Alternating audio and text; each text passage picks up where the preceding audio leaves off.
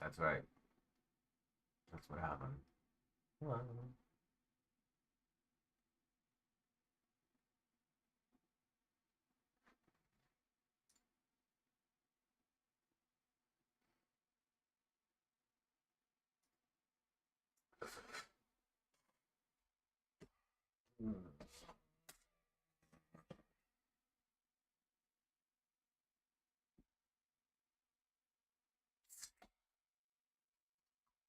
Go ahead and finish my last one.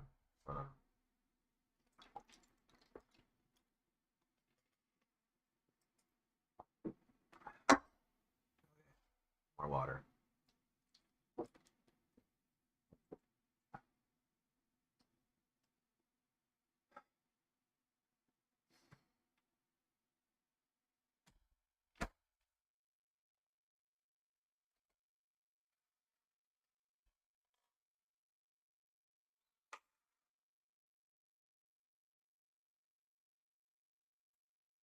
I got a quest to start reading Shakespeare because it's topical on reproductive rights.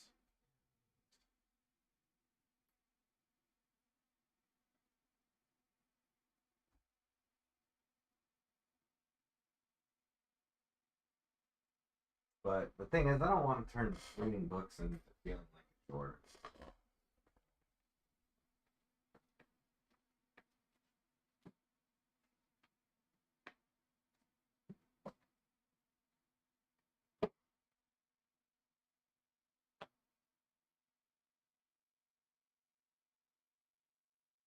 Even though I really do have to read up on Shakespeare and Poe. But I don't have Poe in here. So I just got my small book on Poe.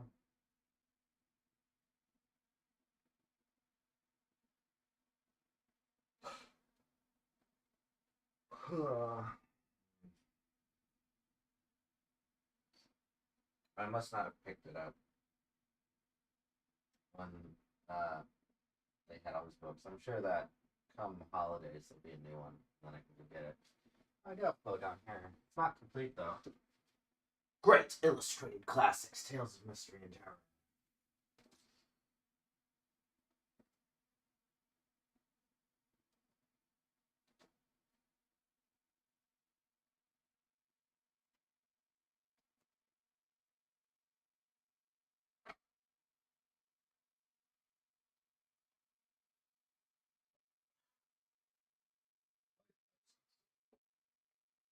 On the floor.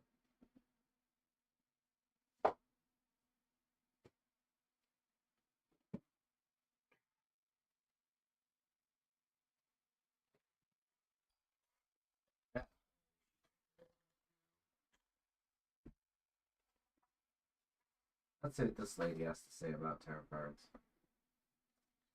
1. Learn what the tarot cards mean. 2. Use the guide and your intuition during readings. 3. It's okay to interpret the cards in your own special way. You're not limited to just the Rider-Waite deck.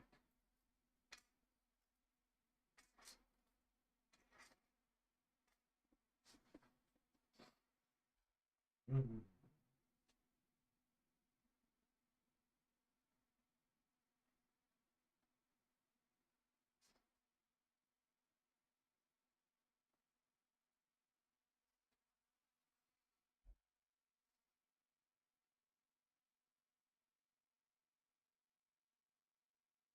There are 2 mistakes one can make along the road to truth. Not going all the way, and not starting. Journey of 1,000 push-ups must begin with a single push.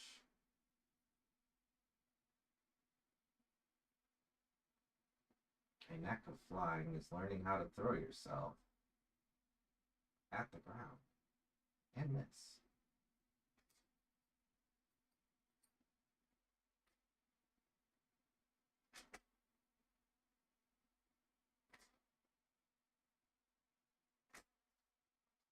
I've been trying to figure out how the numbered cards work.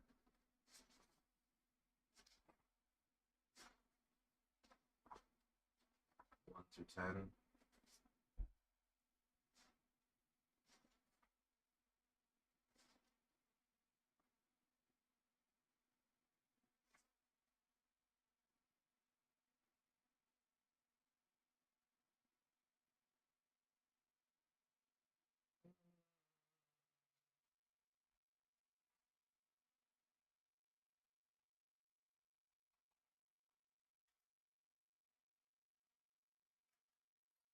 I think the numbers are pretty much the same on each card. I just don't know what they were.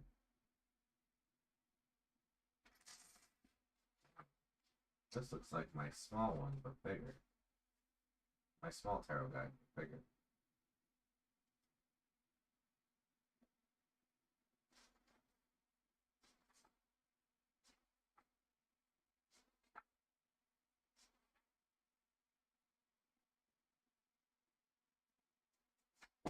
Like the ace is always the start of a new journey, and the 10th is the completion of it. Doesn't matter which.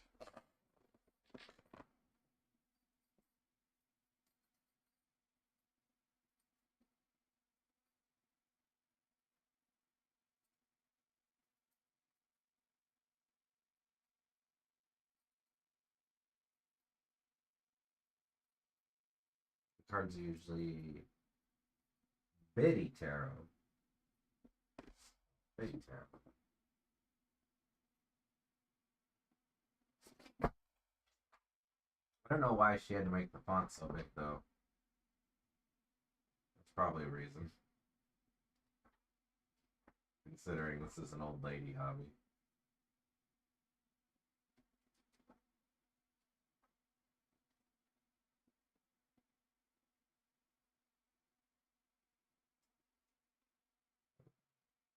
Oh, they did. They put it here. An easy way to get to know the important number of cards of tarot is learn basic numerology. 1. New beginning. 2. Balance. 3. Creativity. 4. Structure. 5. Change. 6. Communication. 7. Reflection. 8. Mastery. 9. Fruition. 10. Completion.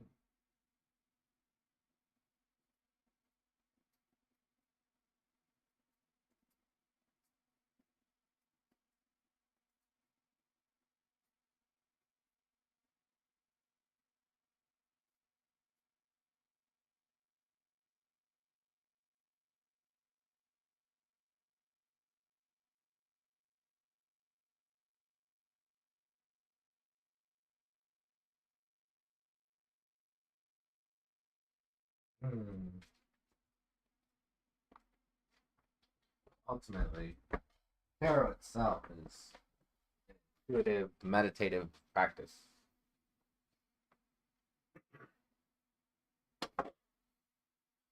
So the rule book is more just like guidelines and how other people interpret it.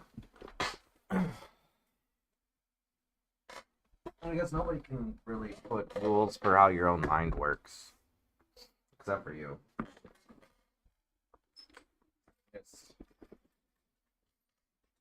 give you pointers on how they dealt with certain situations. I'm not hungry.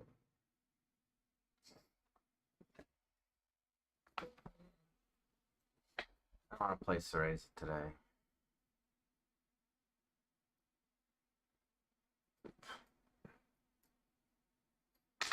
Came down the stairs, walked to the door, and then I forgot what I was going to say.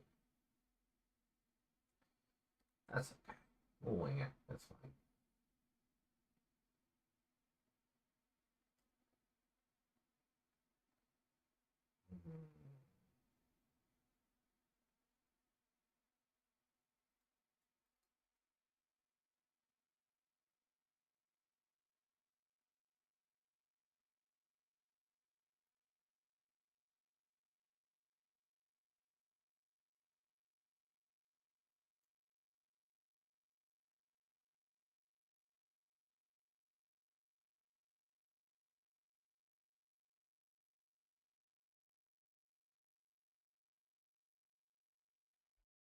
So, in Tennessee,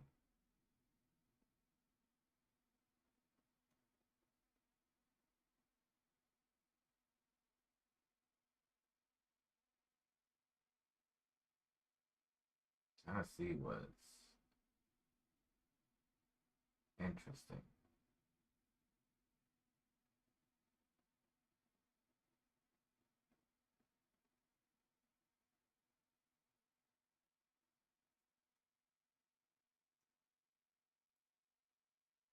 Um,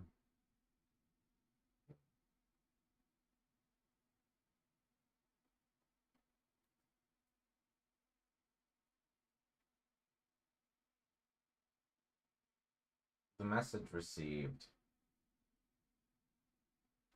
um, from those offices by a lot of people were that the vote doesn't matter. We know better than you. That's what I keep hearing. And it's not a bad interpretation. But let me help to see it from another point of view. And no, you don't have to agree with it. Do not have to agree with it because I personally don't. But I know where they're coming from. See, our Congress, um,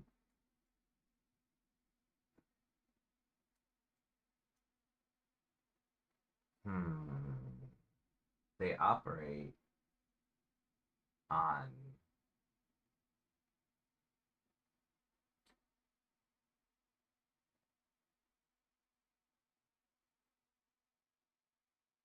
well,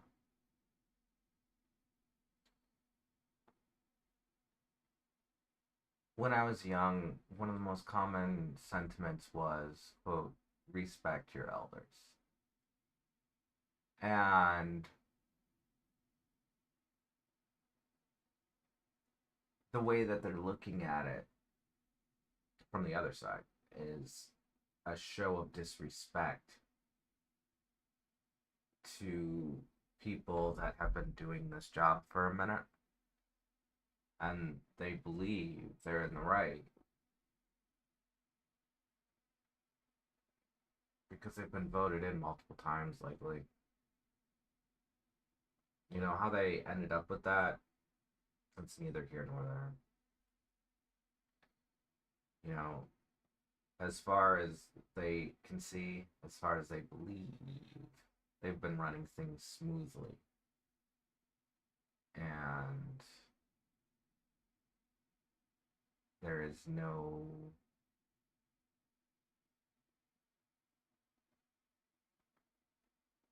um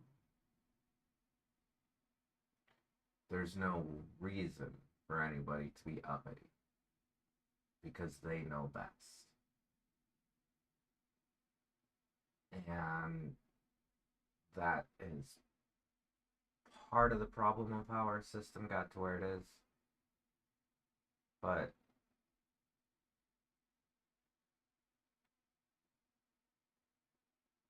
it also illuminates how um, people are really viewing these things. You know, they haven't been challenged this way before. It is, to them, it is absolutely insane. And they're right, it is insane. But you're in politics, you should know what's going on with the world. Right? Like, mm,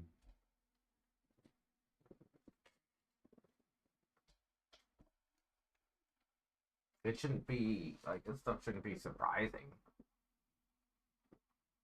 It really shouldn't. But to them, like, they're blindsided. They don't know what to make of it. And they are reacting Well, that's just it. They're just reacting. They're not being proactive or preactive or whatever. They're just reacting to the situation as it unfolds. And it's something that they've never had to do before. As people. Not as a state, but as people that voted into office. You know, they're used to the way things are run a certain way. And you get used to that, and that's what we call complacency. They didn't feel like they needed to change or evolve or upgrade because, as far as they know, constituents constantly chose and selected them to run, and nobody wanted to run against them or was successful running against them or whatever. Here does this like it makes me happy.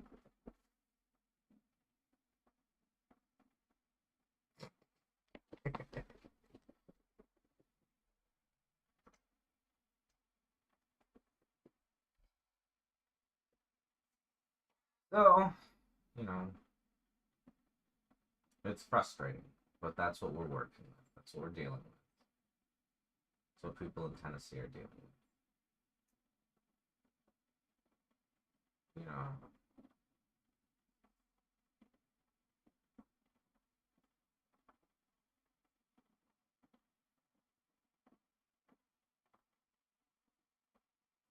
the Tennessee that I know, people check up on their neighbors.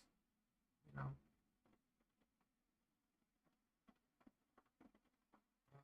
my grandfather, he lives an hour away from Knoxville, maybe both. Nowhere near any town. It's drive an hour to go shopping.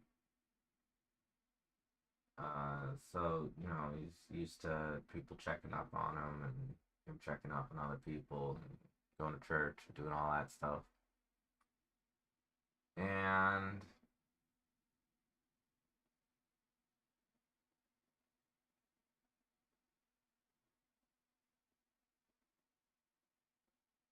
the one where they say, you know, the best neighbors are strong fences. I've never seen that side of Tennessee.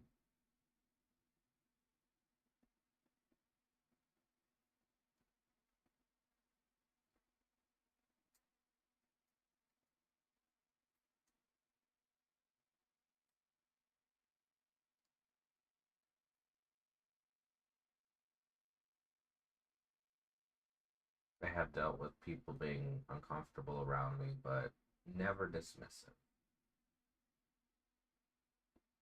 You know,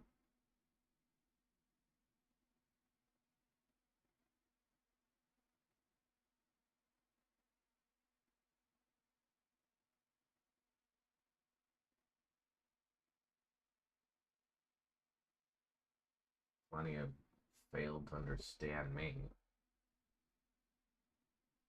That's fine. It's most everybody.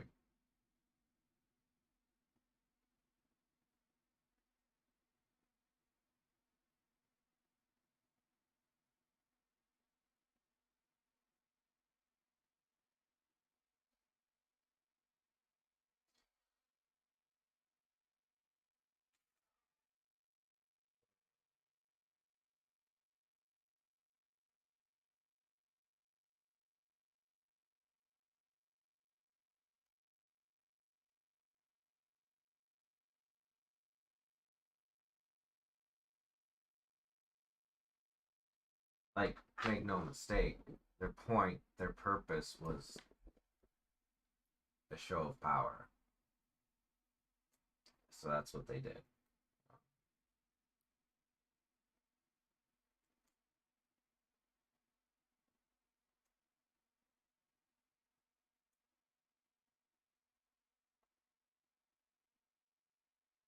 Plenty of people do the same thing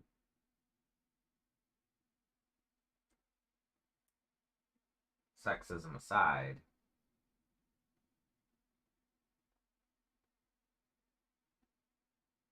yeah, that's not the direction you thought I was going with that.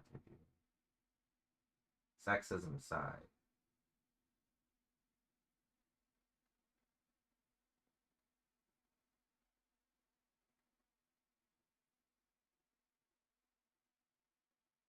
the point was to send a message. And their message was supposed to be one of calm down, let's talk about this rationally. But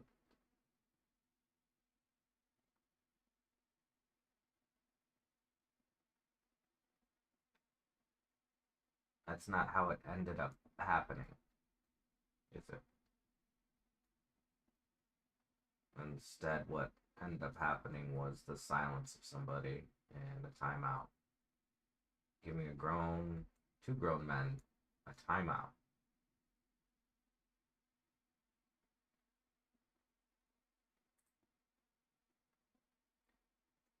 Because they didn't want to deal with the issues that they were presenting. Why they didn't, or how they felt about that, is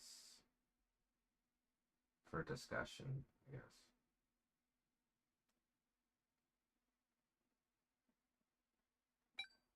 Yep. Some of my food. Starving, I haven't eaten all day.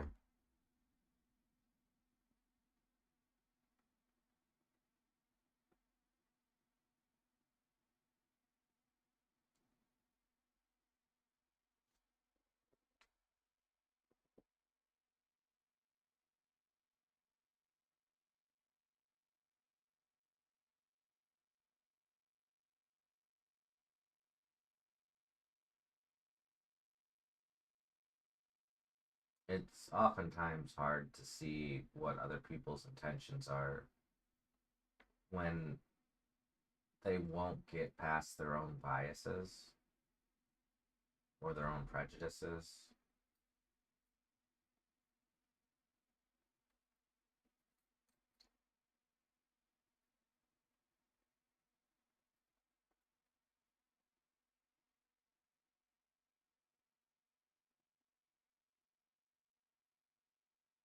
But, you know, from a political position,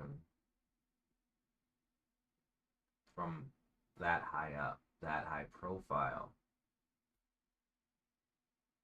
like, you shouldn't be pissing on each other's chairs. Like,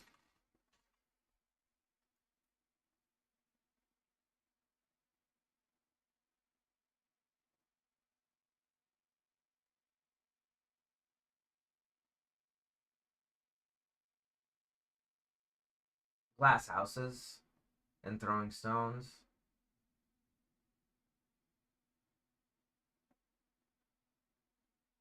If you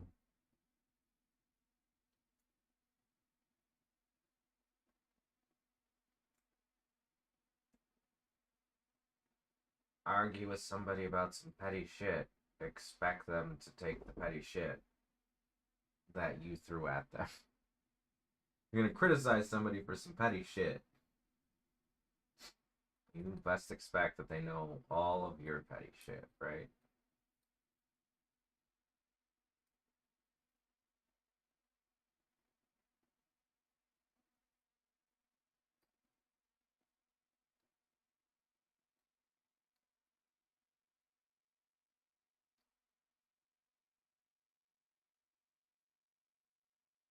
Here's the ultimate line though.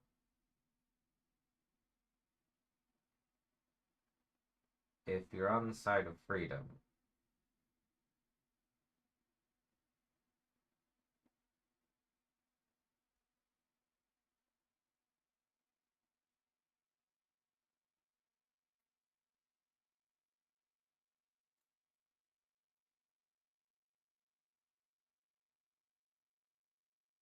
you're on the side of rights, personal rights, individual rights. I'm not talking about rights to control how other people or maybe even your children live. I'm talking about yourself. Individual rights. You're on that side. And you're on the winning side. That's all.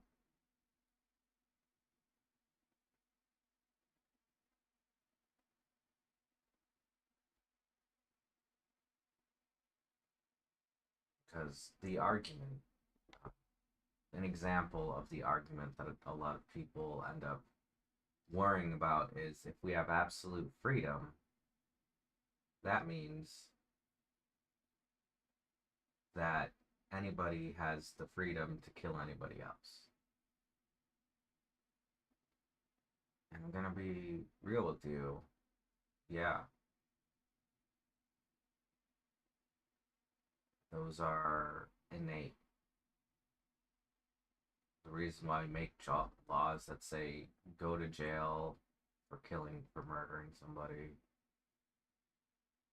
We hold people accountable for their actions of infringing on the freedoms of other people.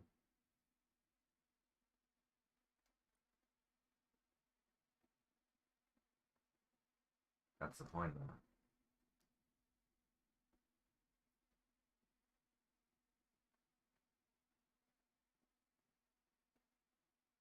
If we lived in a nation where the purge was normal, then people would be shooting their neighbors and coworkers on a daily basis. But we don't live in that nation. I don't think we live in that world. I don't think there is a single person in the entire world that is just like, oh, I'm just gonna go around murdering people. I mean, yeah, there's probably a psychopath or two. That's how they get their jollies off and they haven't been caught yet, but they will be caught. Because that kind of disruption isn't worth it. My food! My food? Or is it almost my food? Almost my food. Not my food. Yeah, I got McDonald's again. Sue me.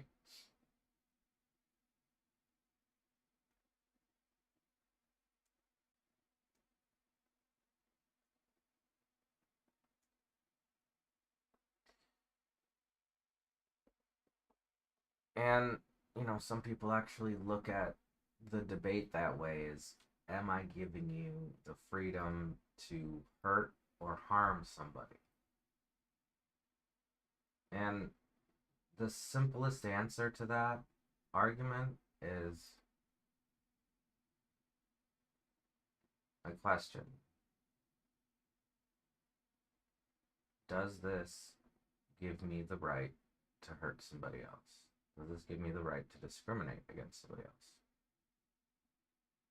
If so, maybe that shouldn't be on law in the books.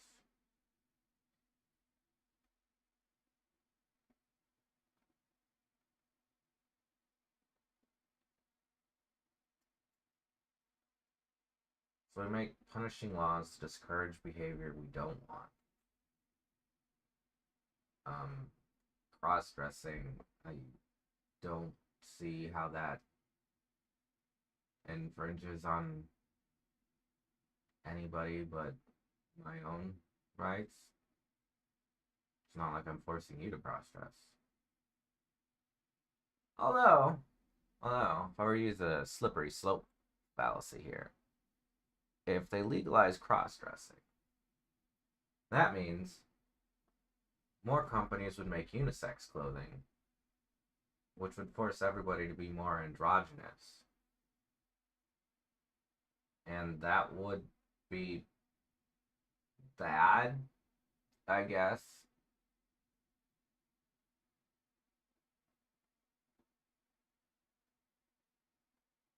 I'm sorry, I didn't read the verse in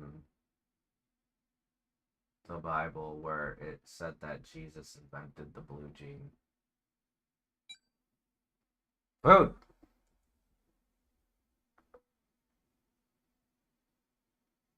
Now, if Jesus invented the blue jean, it's like, no, only penises are allowed to wear the blue jean because God said so. That would be a different story, wouldn't it? Wouldn't it? And that would actually infringe on individual rights. But a larger selection of clothing options, not a bad thing, I don't think. I'll be RP.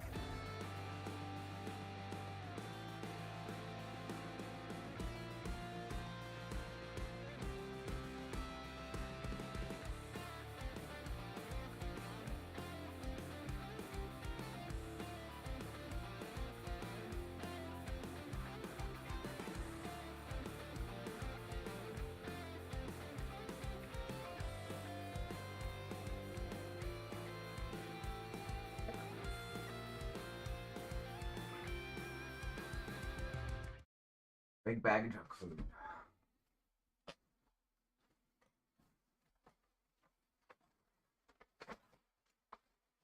Yes, I eat a lot of fast food. And yes, it is not good for me. Especially not these large coats. But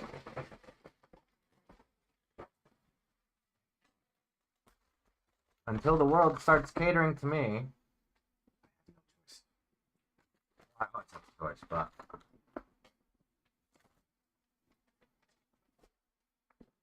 my choice is to eat deep fried potato sticks with arbitrary amounts of salt.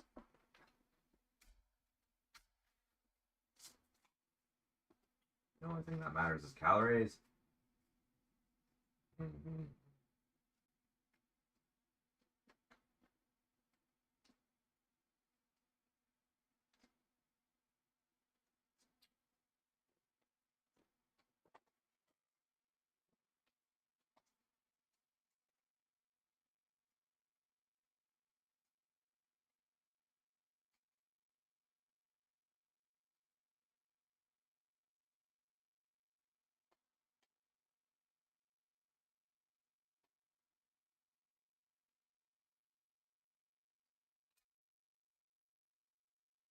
See, what y'all don't understand, or maybe you forgot.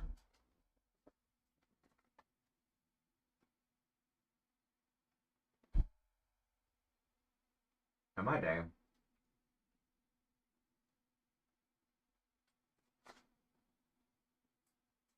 conservatives were angry about people telling them that they should probably smoke outside so they don't get smoke in the upholstery.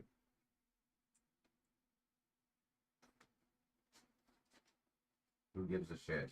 Everybody smokes everywhere. Yeah, but you don't have to smell it. You know?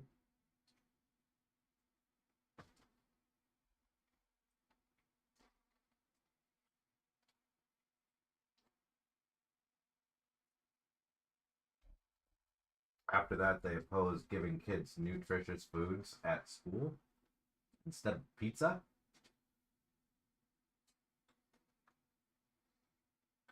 I don't know how that one got out. That one wasn't just like a lobbying effort either. I know people who were really behind that. Nobody ever explained what they were fighting against, though. Like, they're just like, fuck healthy food. I want my kids This is beside completely on Coca-Cola products and fried potato sticks and greasy school pizza.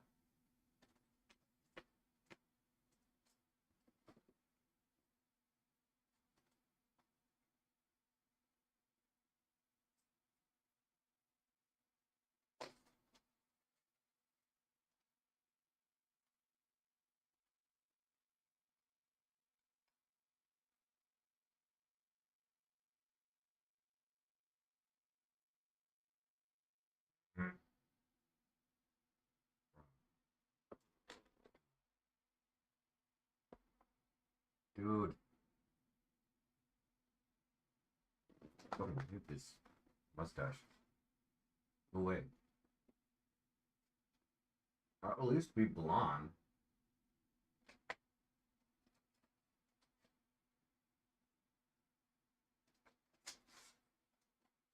We don't have to look at it. Gee.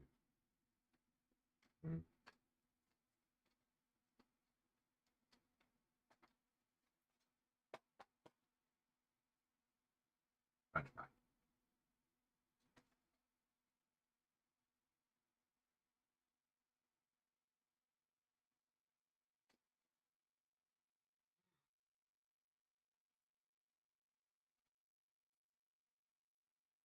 I think it's weird that I don't really want to use my computer anymore unless I'm on the camera.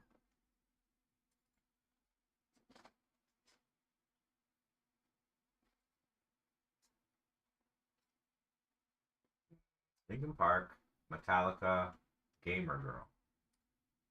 Those are some strange trendings.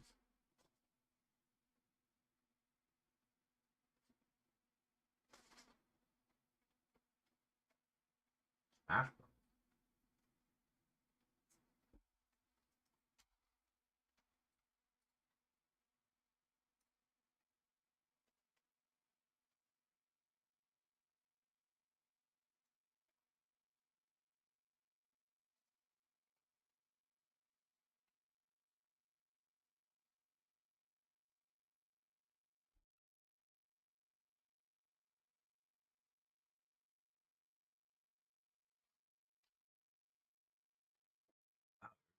All these VTubers.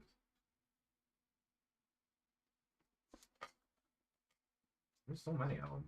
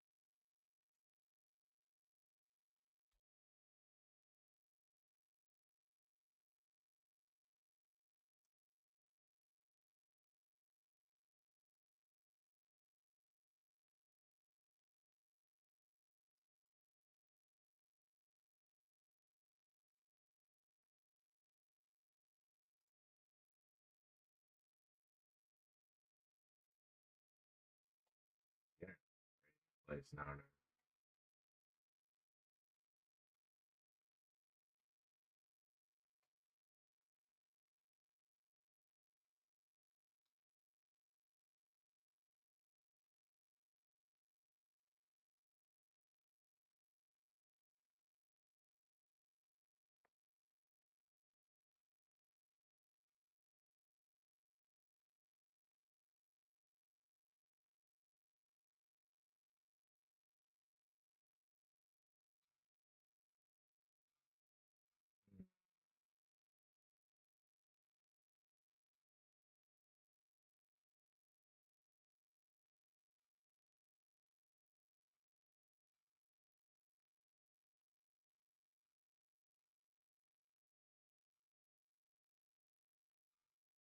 There are so many VTubers. Holy shit.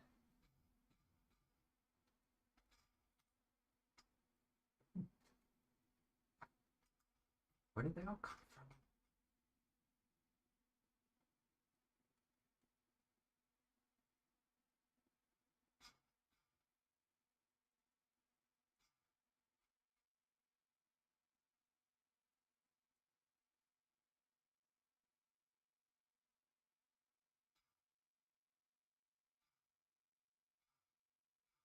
I don't know. Seeing them all makes me happy because some of these are like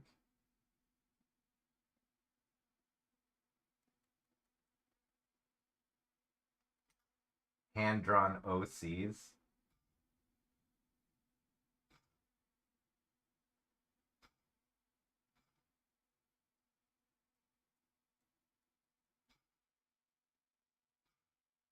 You can tell because they're cliche and tropey as hell.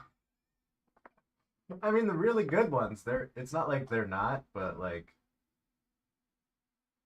there's a clear difference when you know what you're looking at.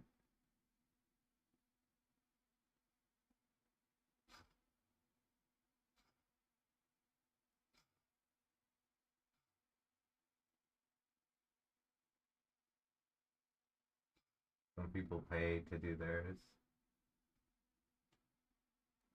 Some people draw their own.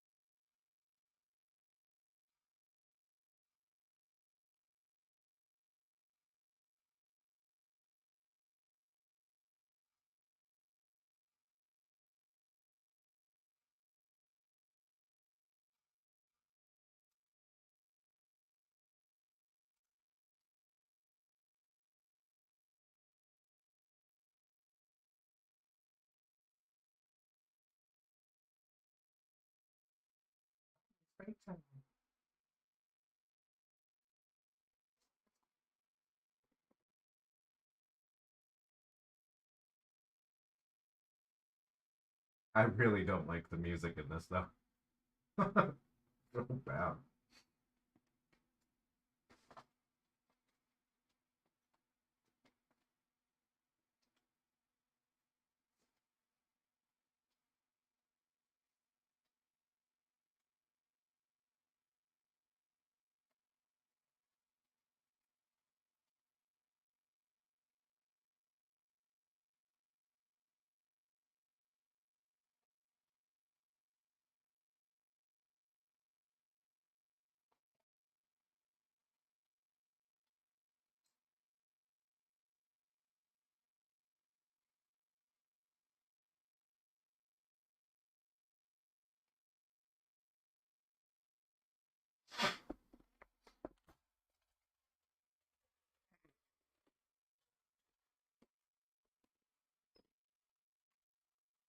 Also, the poses that they decide to do whenever you know which character is speaking is so bad.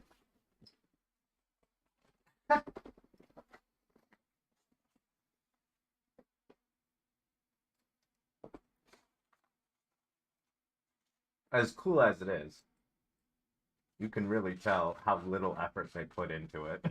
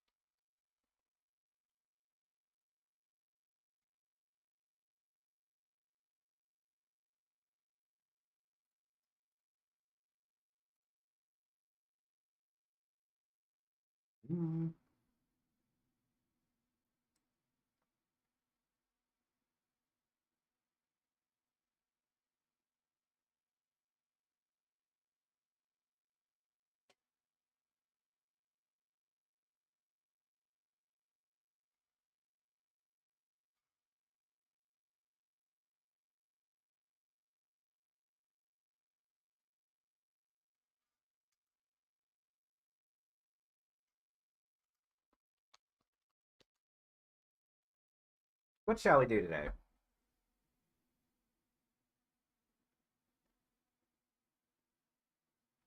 We could just keep scrolling through videos like I do, but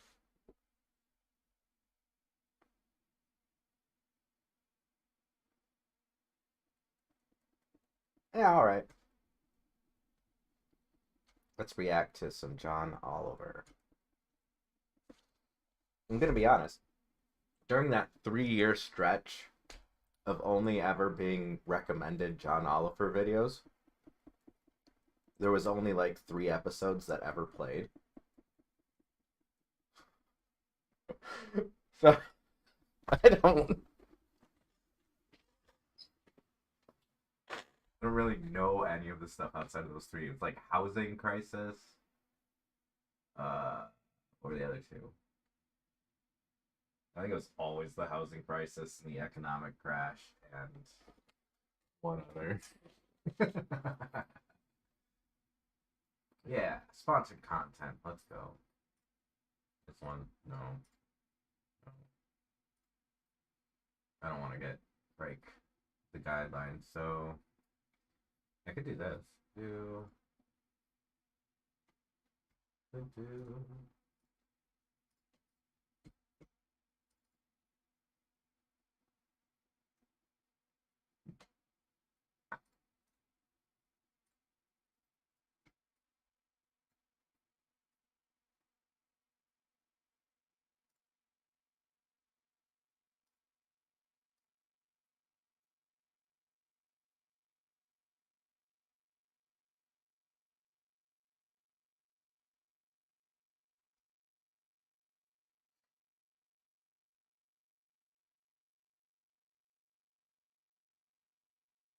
All right, let's talk about currency, Bill.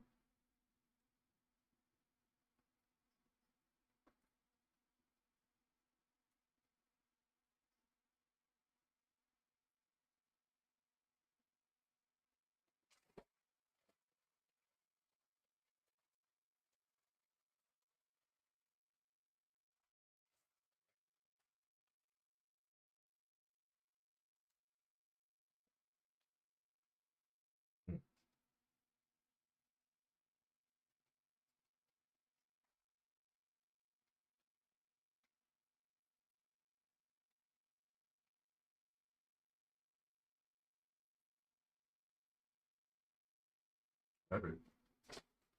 And now.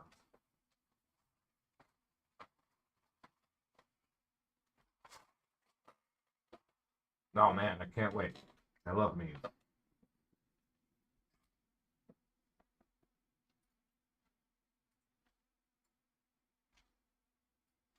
Now.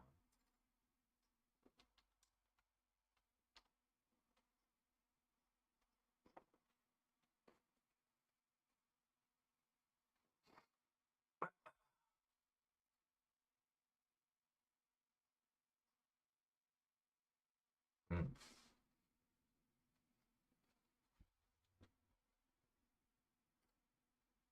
It's not a digital. What's this coin? To meet demand for coin fairly and equitably across all depository institutions, Federal Reserve banks return to allocation of DAI coins orders beginning May 3rd, 2021.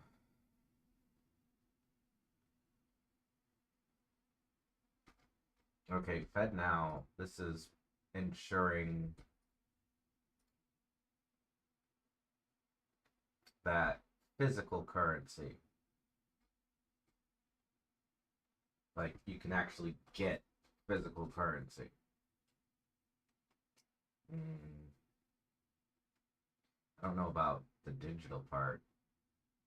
It might be like a system to replace the credit card system. It's a credit card system. It's fucking bogus, dude.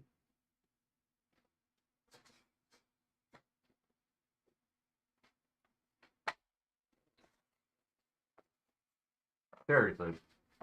IMO, that's something the post office should handle for free. Y'all don't even know. In Michigan, they charge you to use a credit card so that the store doesn't have to pay it, because there is a fee for every transaction you make when you use a credit card. Debit card, it's a little different. But on credit,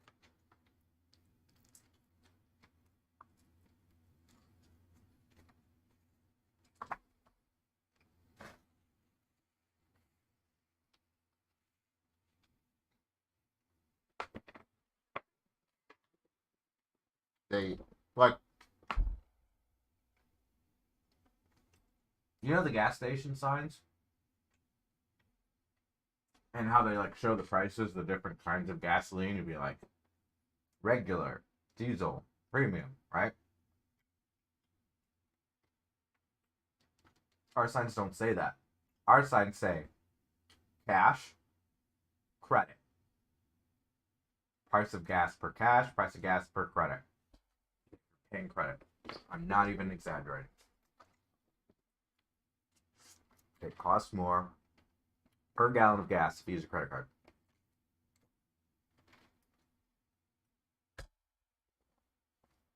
The credit card system is bunk. And it's slow as fuck.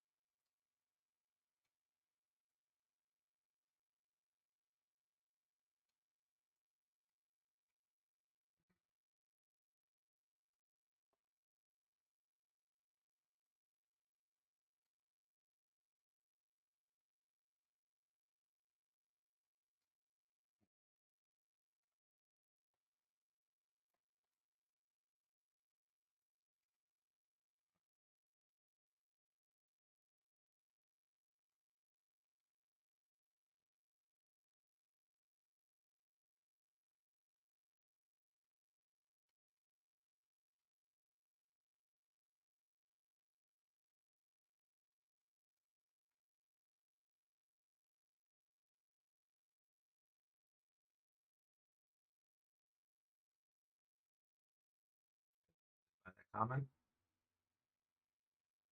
It's not directed towards me, but I'm still offended by it.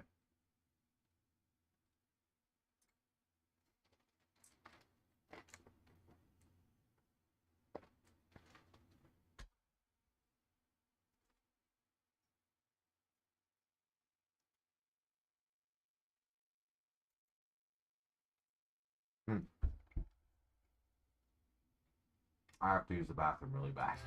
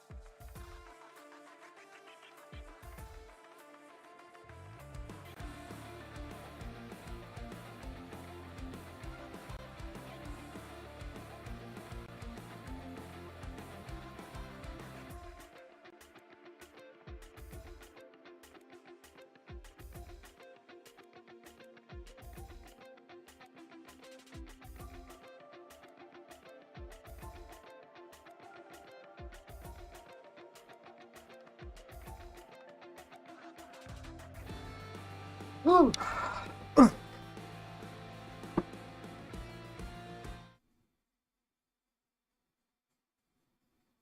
That was the fastest shit I've ever taken.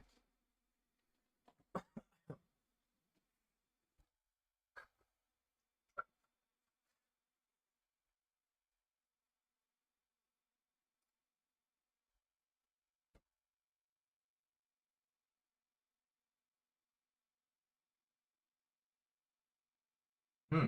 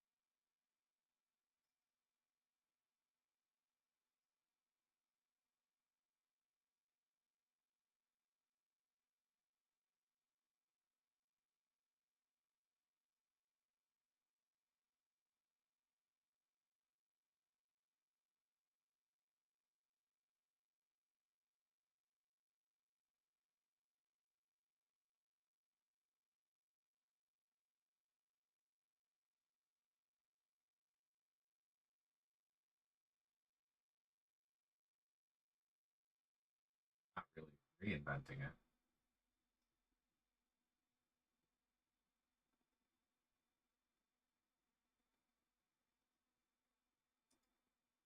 He's right though. It's just a new front end for PayPal. Front end. I have to correct him on his reinvention because it's not like you're reinventing the wheel here. Uh,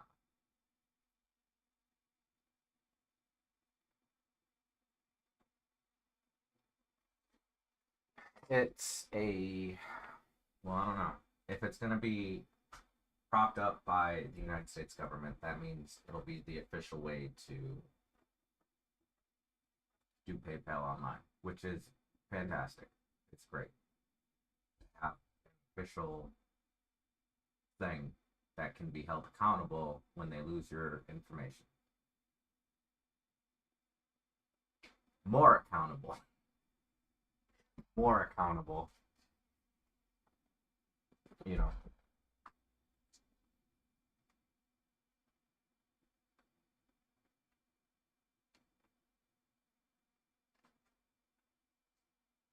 What? It says July launch for FedNow.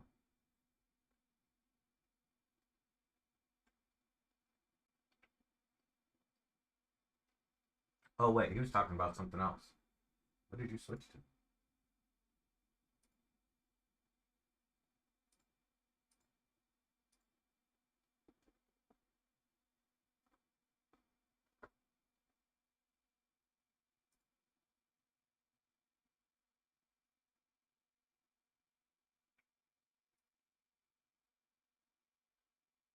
Hmm. Mm-hmm.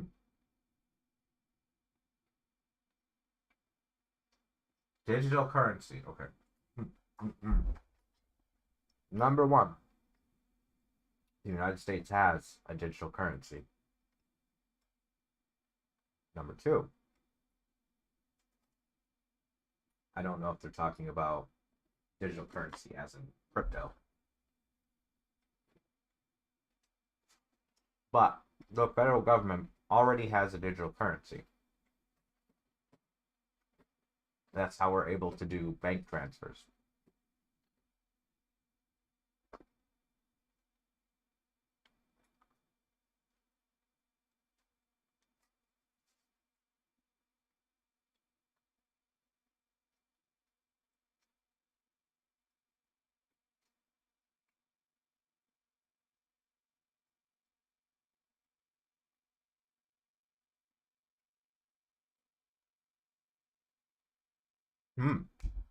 Reminded of something.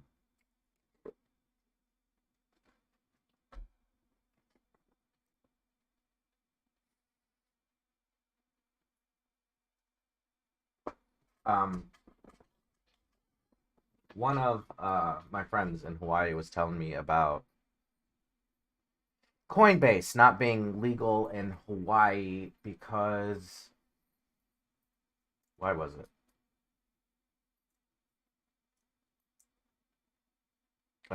They weren't allowed to declare that they had a certain amount of assets if they didn't have physical assets backing it up. So they couldn't say that we had this much money available to Hawaii without actually having cash to back it up. Because, according to the federal law, there can be no currency in the United States except the US dollar.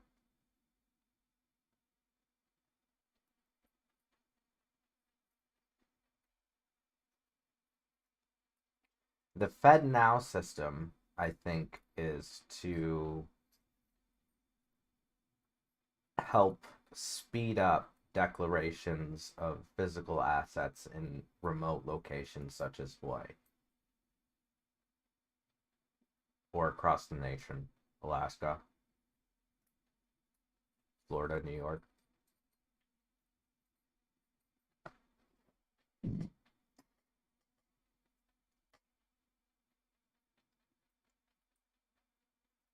And that's because digital currency, as far as it is currently being utilized, not crypto, digital currency, a completely different thing. Along with physical dollars, banks are allowed to have a certain amount of virtual dollars, digital dollars, in their accounting system per federal law. So digital currency already exists. The point of Bitcoin was to decentralize currency and destabilize it. And it did a good job of doing that, that's for sure.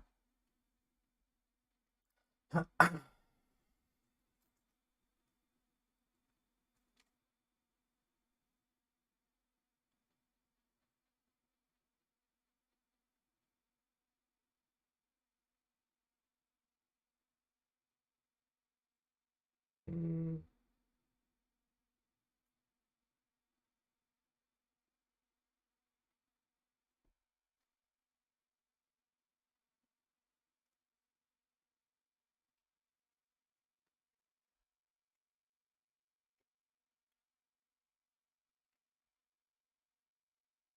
I'm starting to realize just how intricate this problem is.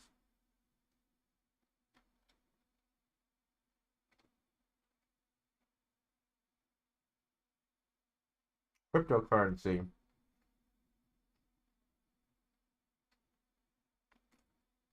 nearly destabilized the world government.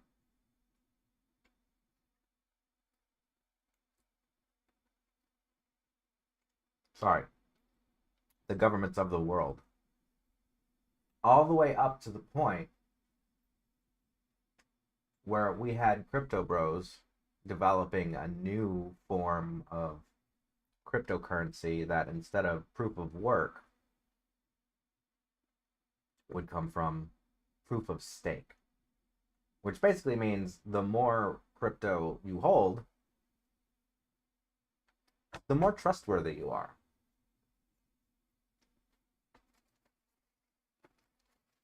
The point of making that system wasn't to continue destabilizing the world economy. Did a good job of it. Don't get me wrong, there's other stuff that is wrong with the global economy and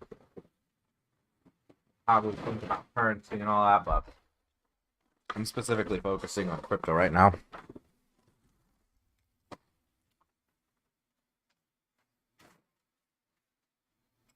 These aren't people that made that system. And in order to like control the world, it just kind of started happening that way. Because what they figured out was the proof of work.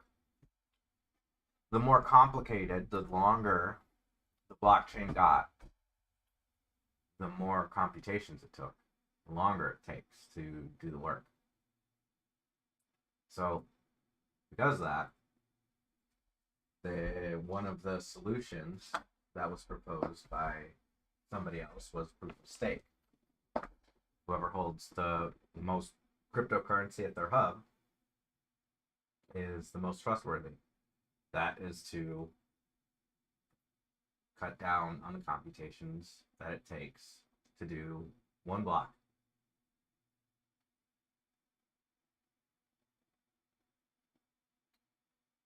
That wasn't a solution that we should have came up with.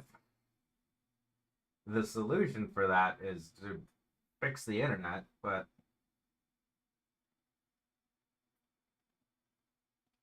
crypto bros, man, they cared more about their investment than the actual technology behind it.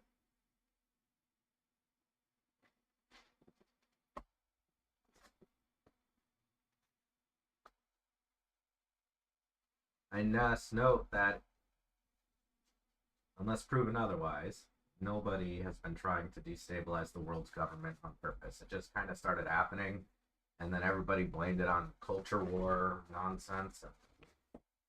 I mean, everybody. It's not an American thing. Like, y'all don't realize, a lot of the time, you're talking with people from other countries online. A lot. And it's funny because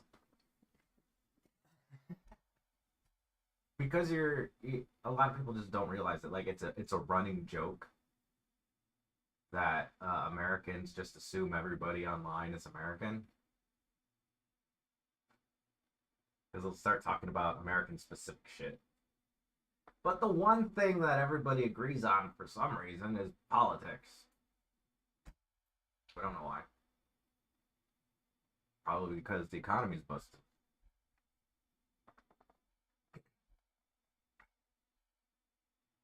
Sorry, Bo. Got my tangent.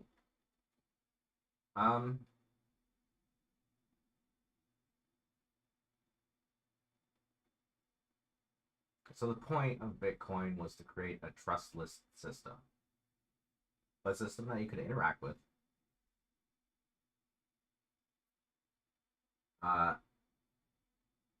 That somebody could pay you, and you could be certain that you got paid. Well, transferred to Bitcoin. Anyway.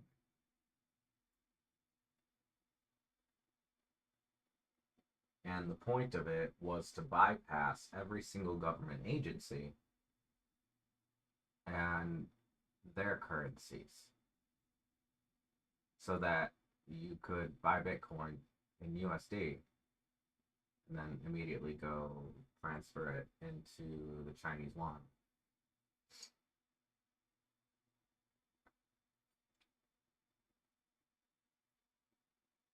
And what broke the trustless system was the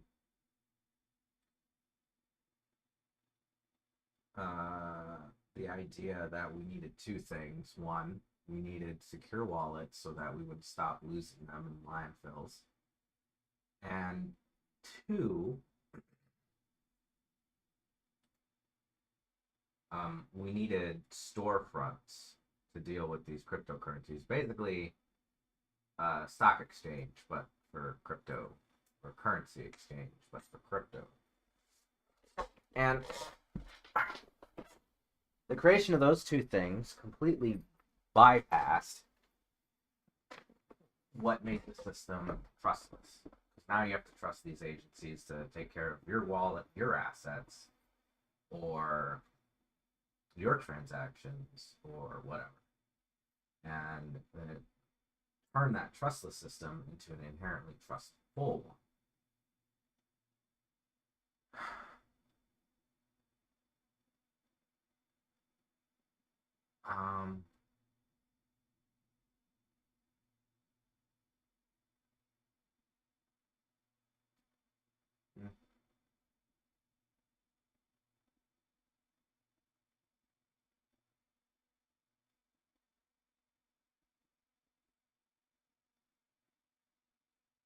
That's why China had to pull, or tell its banks to pull a lot of money out of crypto,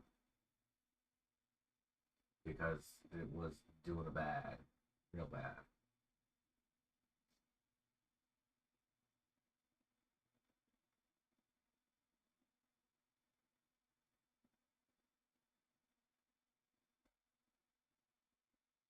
Um,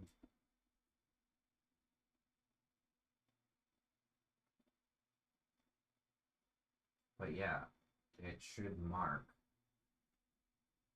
Bitcoin should mark the end of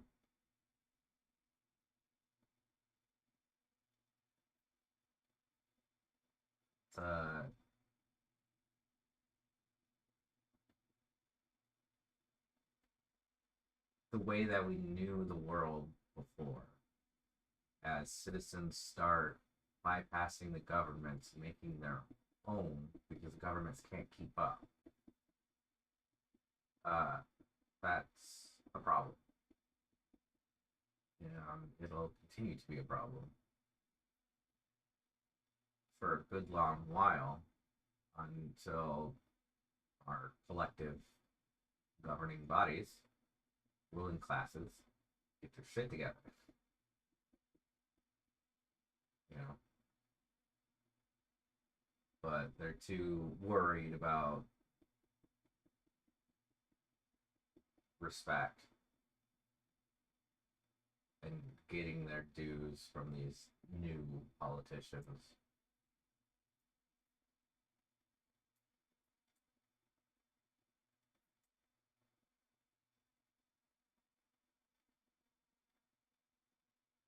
Mm.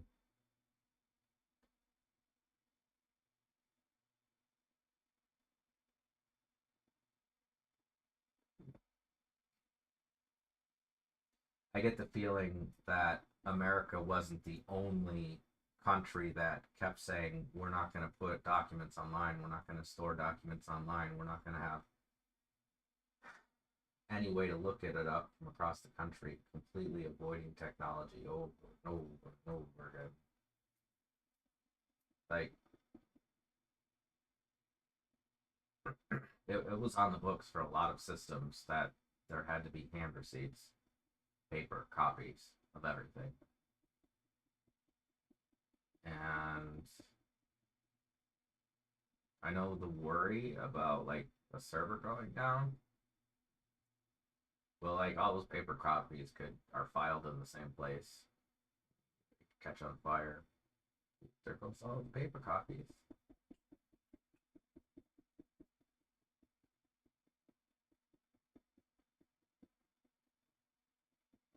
Just a lot of places in America for a lot of different systems. Seriously.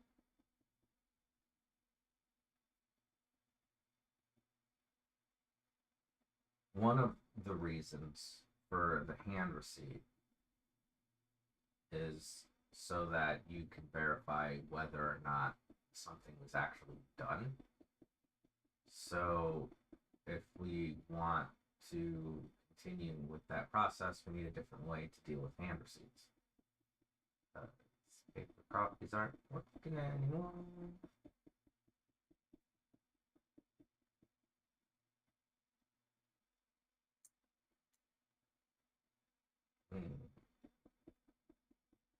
A digital currency, though.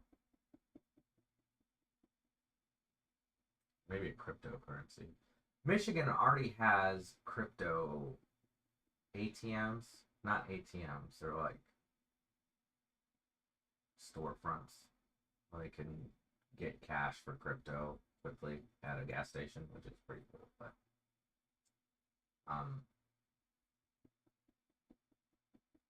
my state's already set up for crypto, I guess. That's cool. I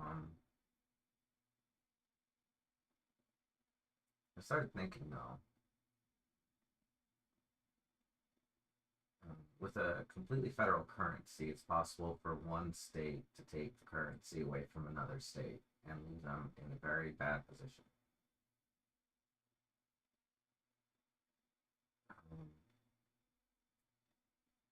And I've been trying to think of things to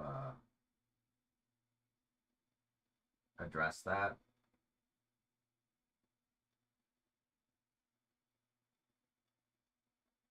one way is to have a central collection point for all taxes so that people aren't taxed twice.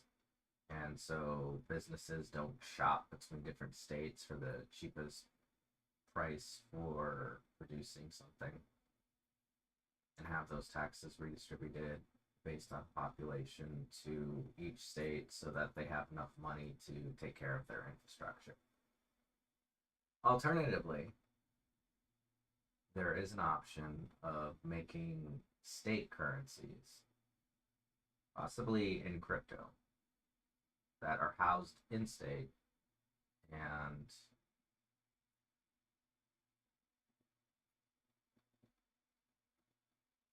are taxed by the state, since it's a state currency and not a federal currency.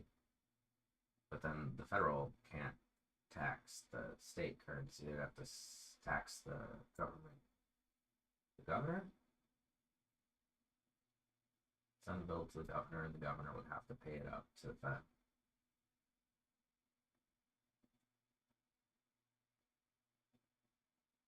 Or also have a federal currency, which you can transfer your local state currency into. It'd be very quick with, how crypto exchanges work these days. But at the moment, unless we fix the way that crypto works, speed it up maybe, like, we might just have to use a different system.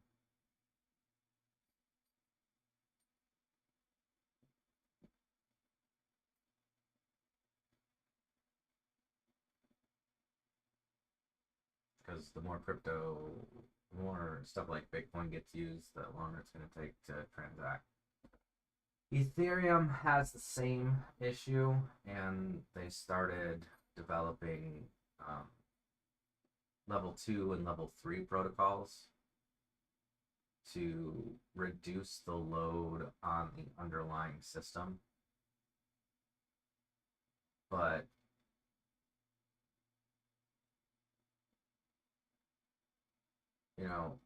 that can only go so far until we're, level 4, level 5 protocols. As the system gets heavier use, more complicated it's going to get, unless our internet technology starts to keep up, or our computing technology speeds up. But it's not, so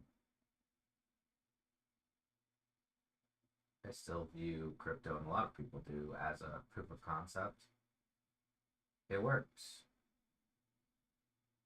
But at the scale that it's at right now, it's not working well.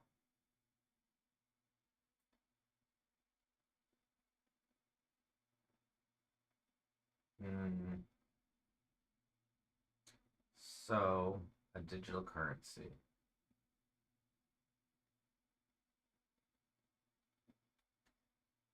A trustless system is the one way to ensure that funds aren't stolen.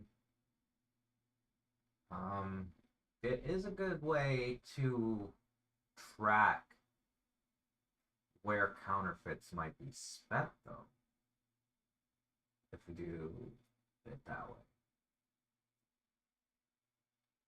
Because you can't really steal a state currency and then go spend it in another state without somebody raising an eyebrow. Why didn't you just transfer it to the local currency when you got here? Or the federal one, where you still use in Michigan. So it's traceable. It's good.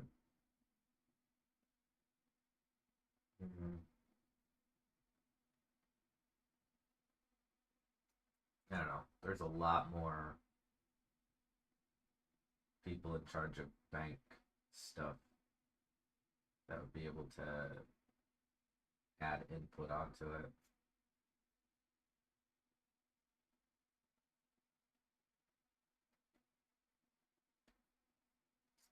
Many early adopters declared their intent to begin using the service in July.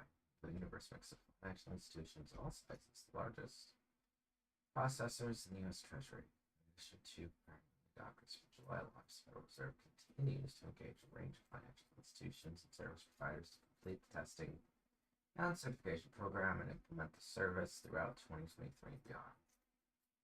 The government noted that availability of service is just beginning, and growing network and participating financial institutions will be key to increasing the availability of instant payments for consumers and businesses across the country. FedNow service will launch with a robust set of core, clearing, and settlement functionality and value-added features. More features and enhancements will be added to future releases to continue supporting safety, resiliency, and innovation in the industry as the FedNow network expands in the coming years. With the FedNow service, the Federal Reserve is creating a leading-edge payment system that is resilient, adaptive, and accessible, said Tom Barkin, President of the Federal Reserve Bank, Richmond, and FedNow program executive sponsor.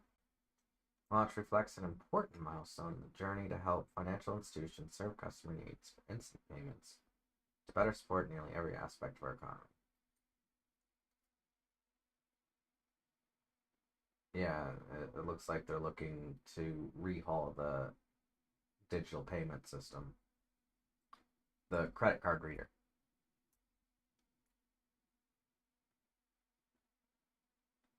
Which every financial institution should get behind, because then they wouldn't have to pay per swipe. I don't know. Maybe I'm getting it wrong. I'm probably getting it wrong.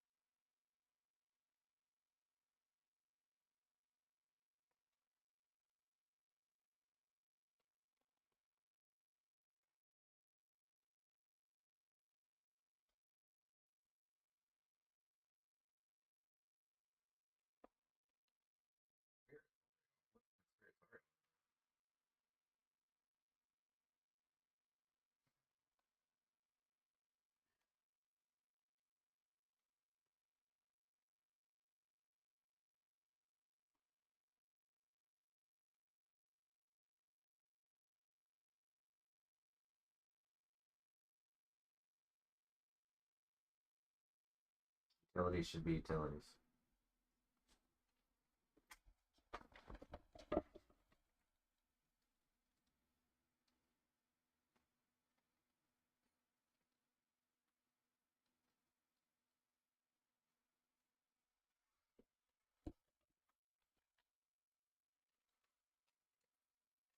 I made one disappear.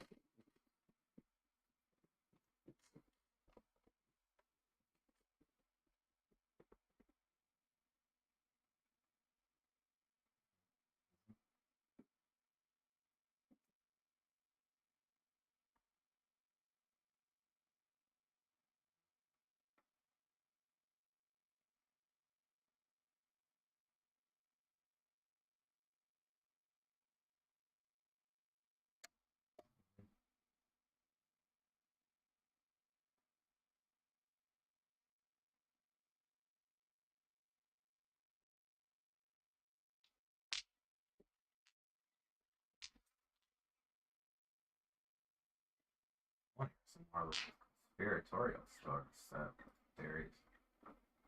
I like conspiracies. Let's see.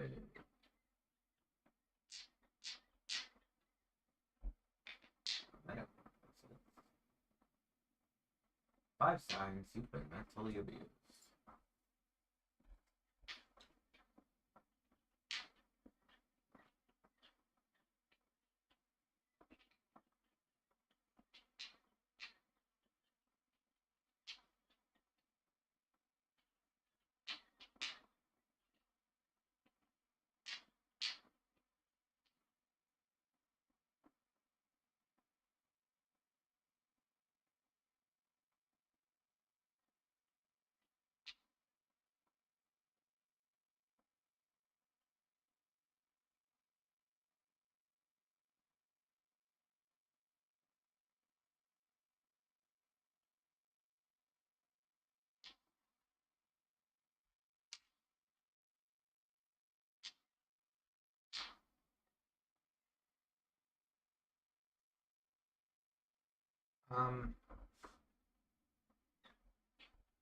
So there is a common trope among teenagers about rebellious attitude and never smiling, being kind of dicks, and it's like a stereotype. Like all teenagers act that way, right? But because of that stereotype, some parents and other authority figures, they can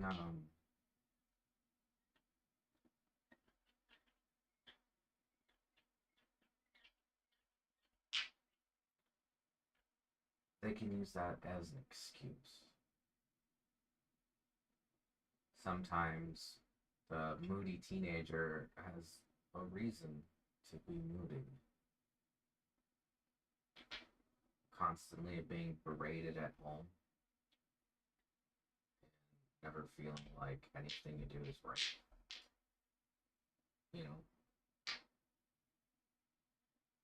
And not only that, not knowing what to do about it. That is where it starts for a lot of people. It can even start even younger. Children should be seen and not heard. I used to say that about women involved to children. And that beratement starts young sometimes. Those kinds of mental abuse.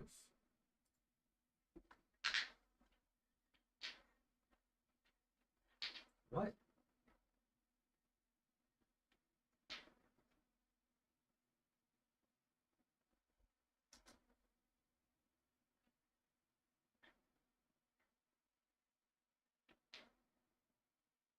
Well, I guess if you don't have a frame of reference, or you're just used to taking it all the time, then it just becomes the normal way of things.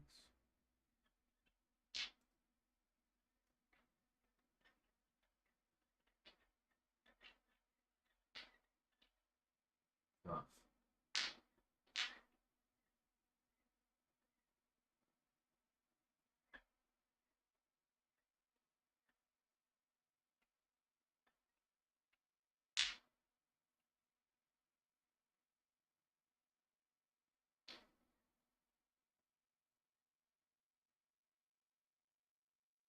Empathy.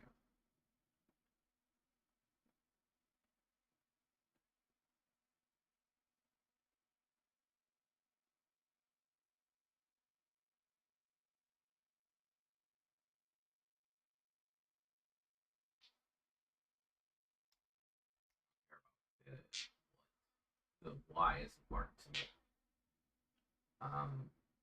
They get used to misinterpreting emotions. the emotions that they are used to seeing on people's faces don't line up with what is typical. And that unconscious processing, not being able to tell how people are feeling, is literally just never having been taught correctly how to interpret those emotions. Most of us, I've had to tell people before that most people wear their emotions on their sleeves. Like, you can see when somebody's feeling low energy, sad, happy, angry, frustrated, all by looking on the outside. But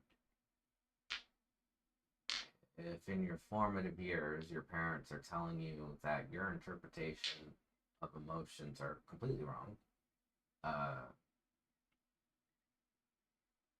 happiness can turn to anger,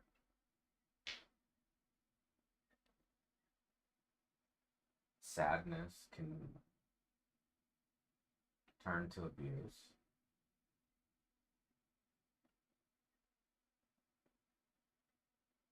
All of those ways that are typical for people to interpret emotions gets turned on its head. And you know, mentally abused people, they start worrying about what secret emotion is lying behind the facade.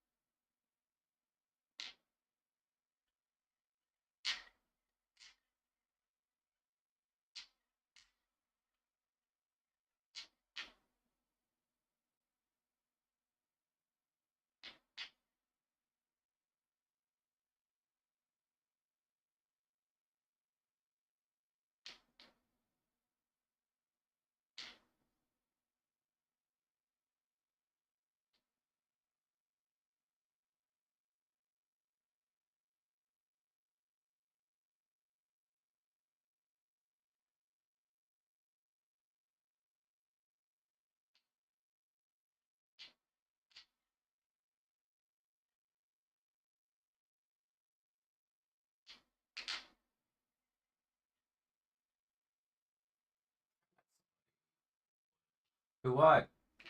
I met somebody who would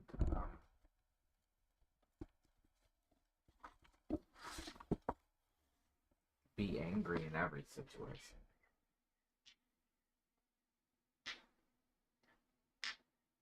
would just bait an answer. It doesn't matter which answer. That answer, no matter which one was, would be the wrong one. And they were there to set you straight.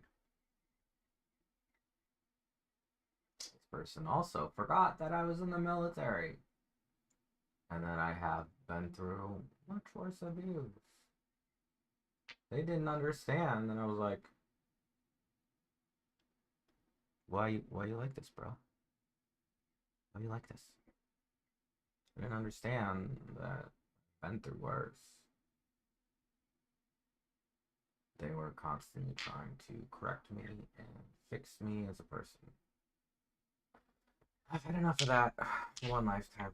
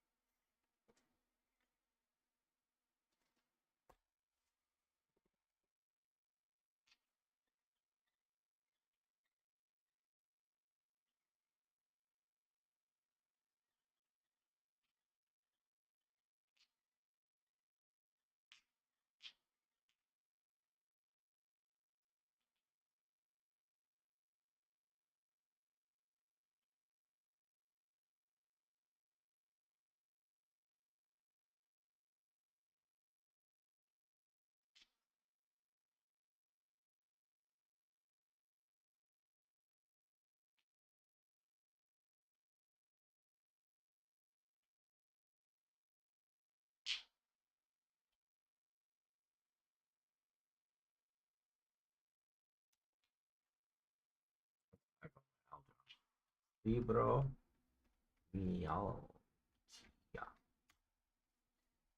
It's a condition that causes pain all over the body, also referred as widespread pain, sleep problems, fatigue, and often emotional and mental distress. People with fibromyalgia may be more sensitive to pain than people without fibromyalgia.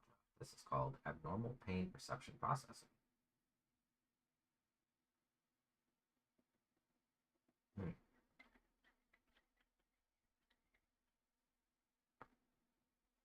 Bruh.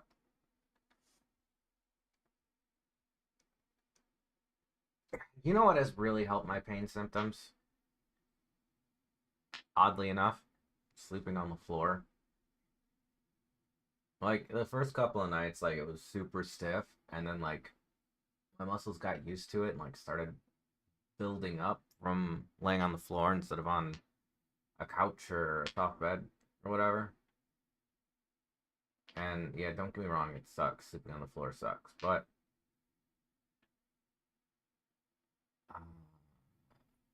some of the pains and aches that I was dealing with before that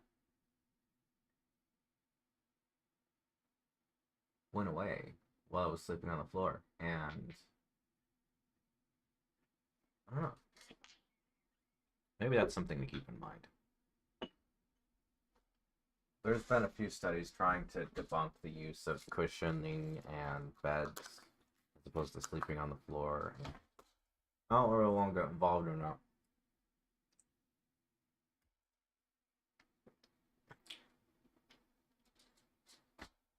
But I do know that sitting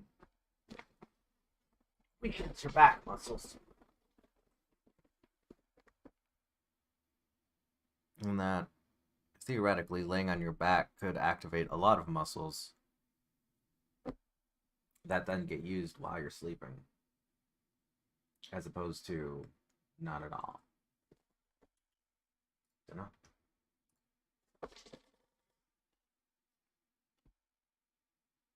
My hair makes me happy, okay?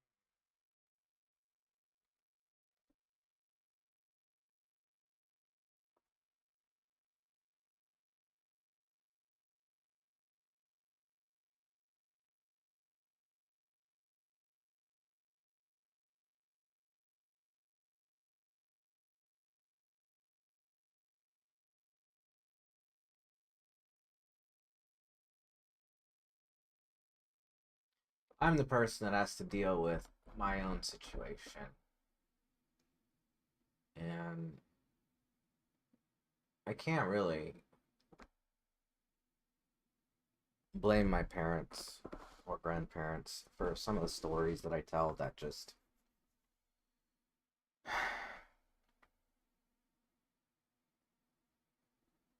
suck.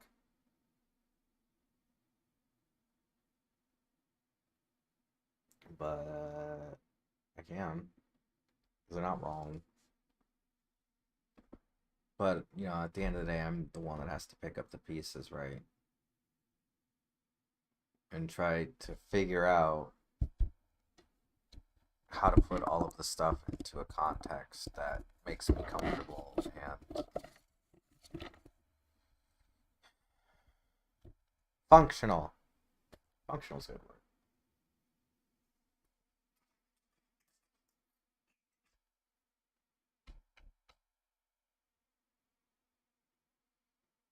There's a lot of things that I'm doing right now where I'm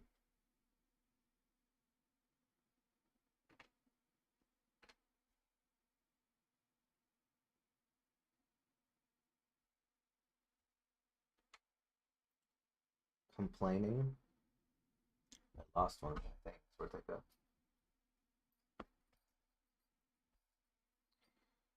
Complaining. Um,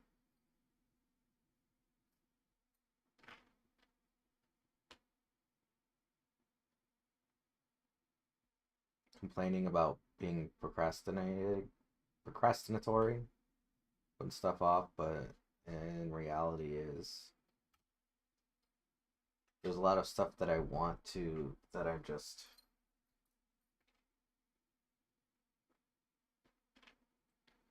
I have the motivation and the inspiration and all that jazz, but the thing that I'm missing now is I don't know.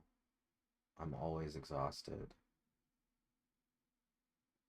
always tired, always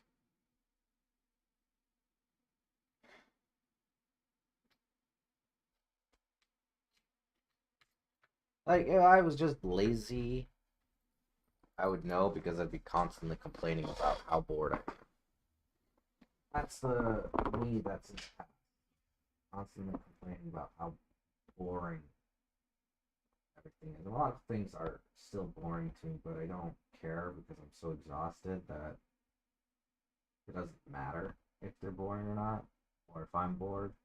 It's kind of stuck. I feel like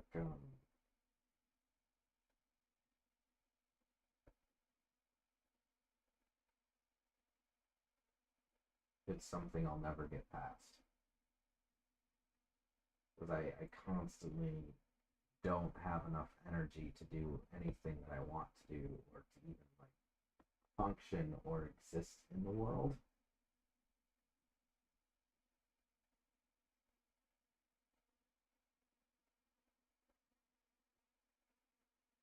And that's not something I know what to do with. I think the only thing that you can do in that situation is to keep going to therapy and hope that one day it just kind of works itself out. Great.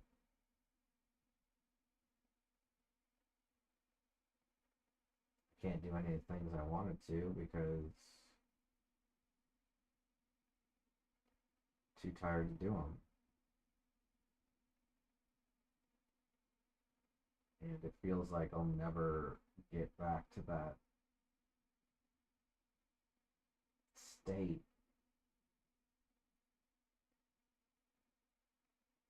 where I'm comfortable enough and relaxed enough to do all the things I want to do.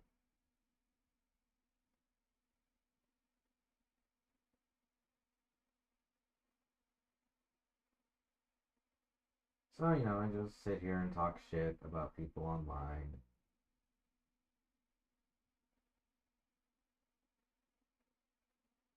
Suggest governmental fixes.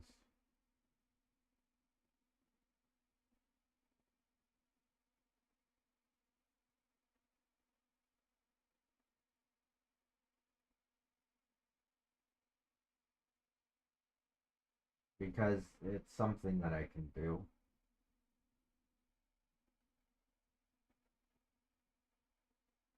And it's better than doing nothing.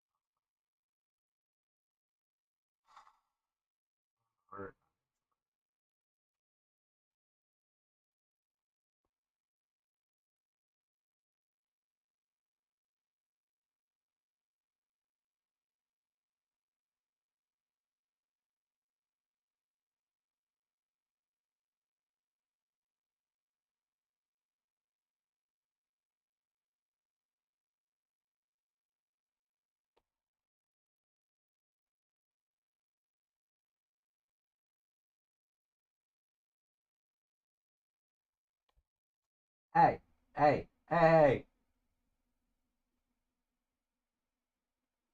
Okay, he was filling in his blanks. Okay, let's keep going.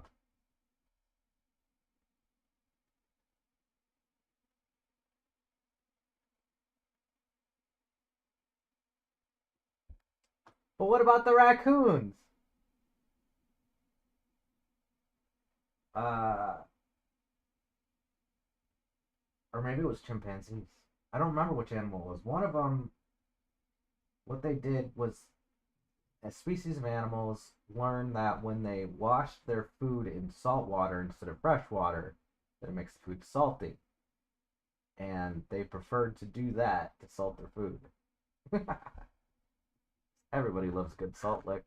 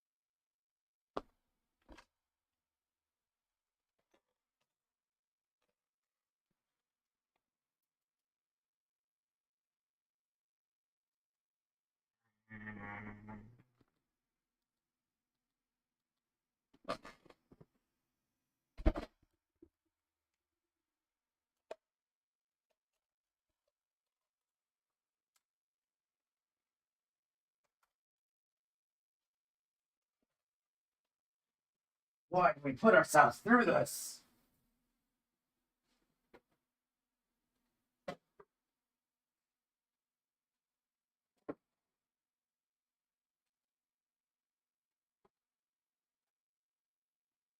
Jesus Christ.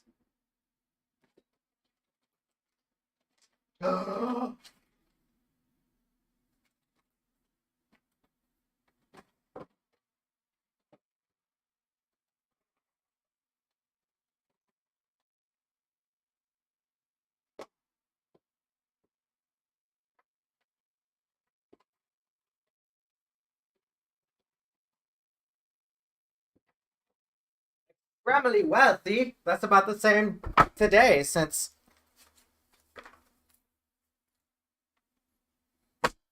I don't know what to do with those. I've had them for a long time, and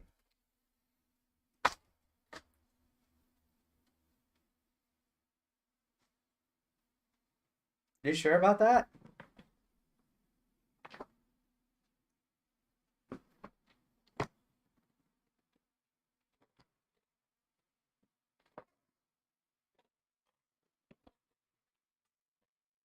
Hmm.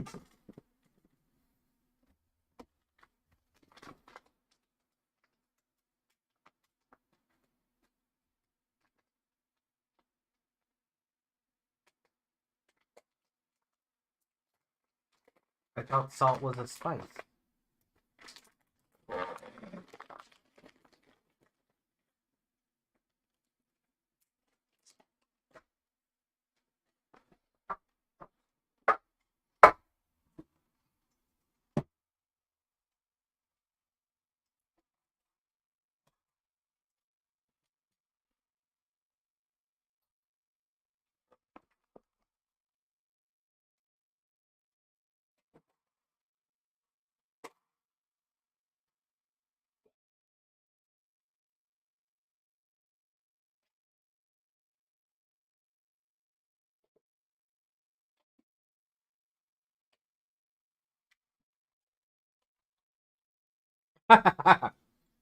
Give me a good turkey leg, dude.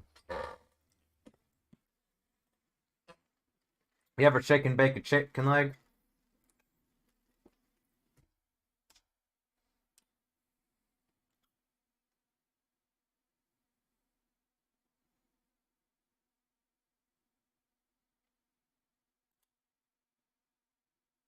Ugh. They're stale and gross. I don't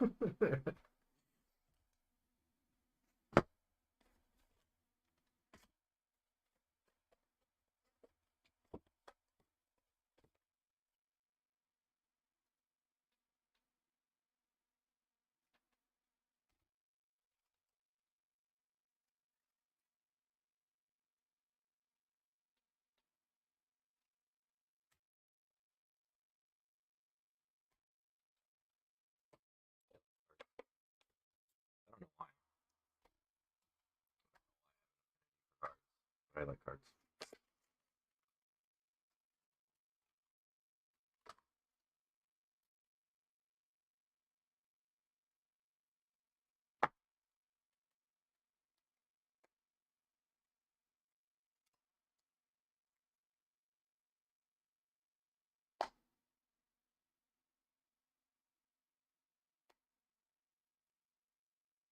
Yeah, I got a lot of tarot decks. You don't take me as a witch.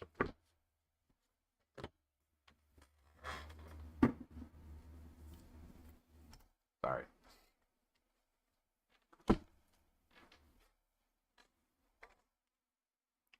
Plastic.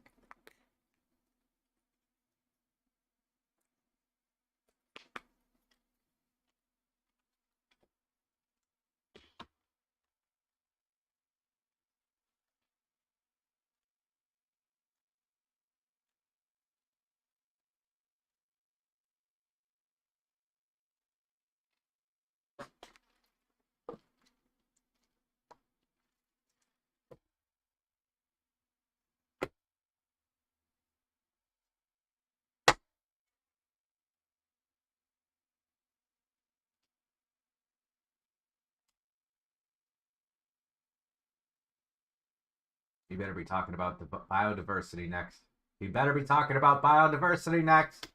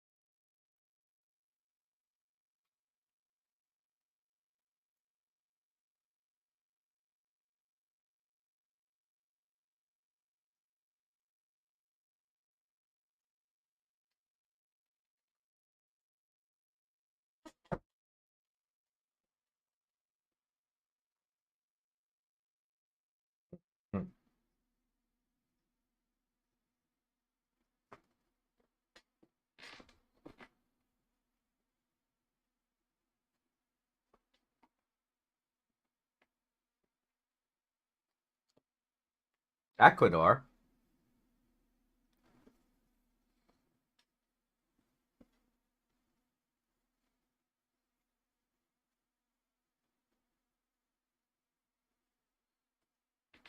You didn't say biodiversity. That is a good reason to keep using spices, but I think another one that is commonly overlooked, not his fault, is something that I learned the other day when I was researching farming techniques is biodiversity.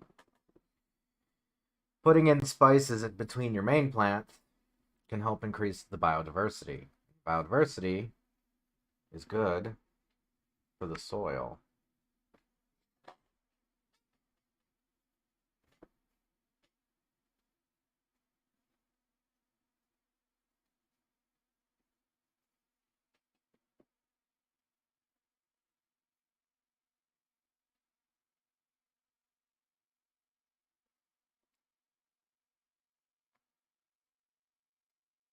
That's why it tastes like so. Sorry.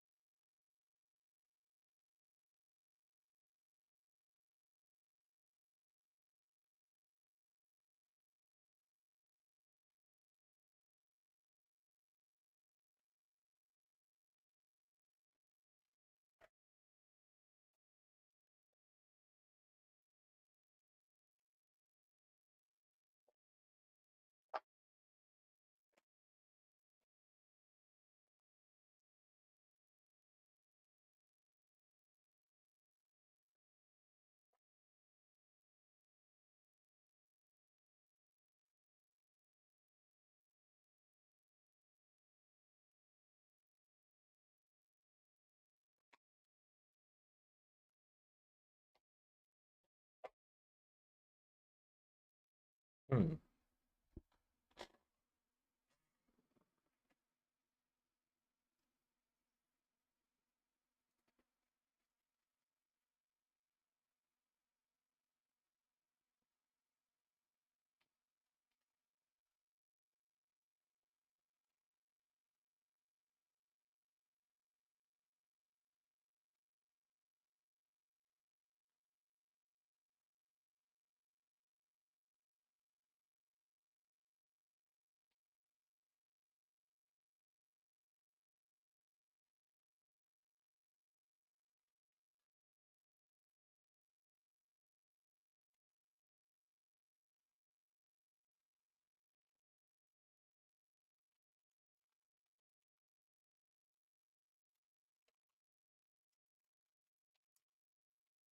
Hmm.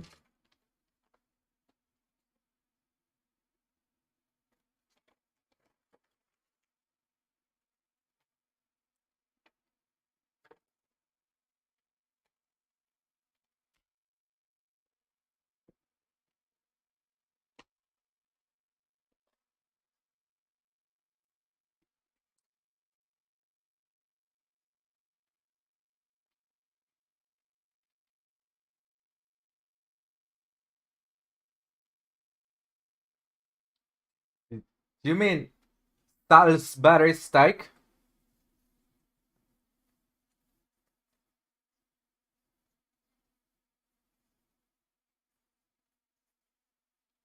You better go to Ireland if you don't know what a potato is.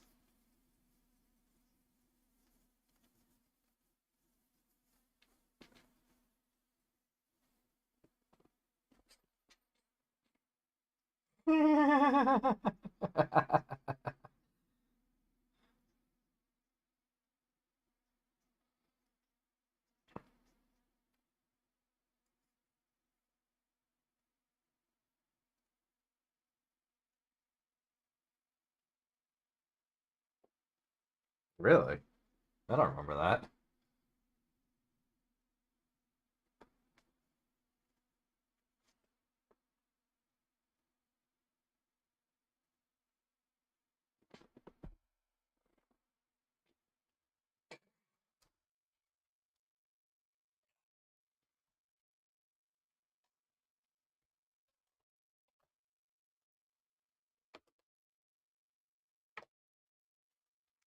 It's so shiny.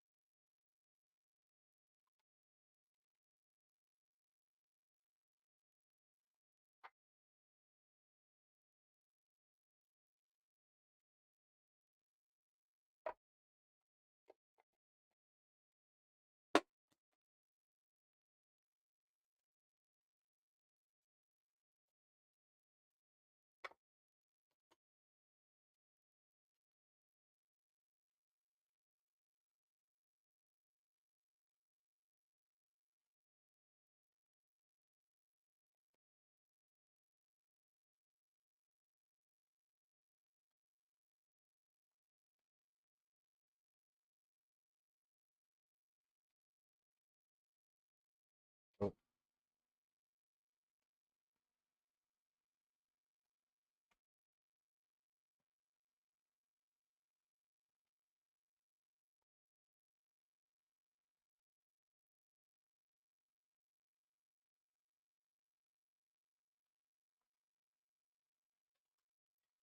Actually, not bad.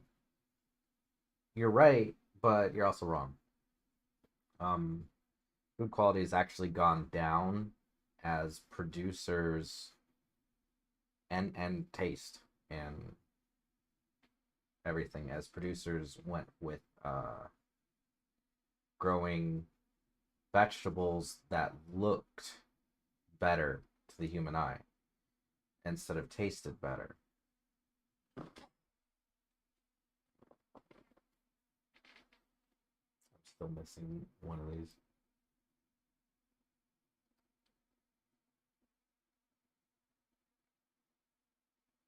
No, wait.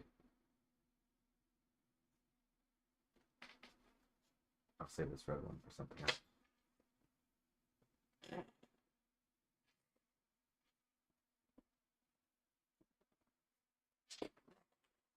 This is definitely a bland, great deck.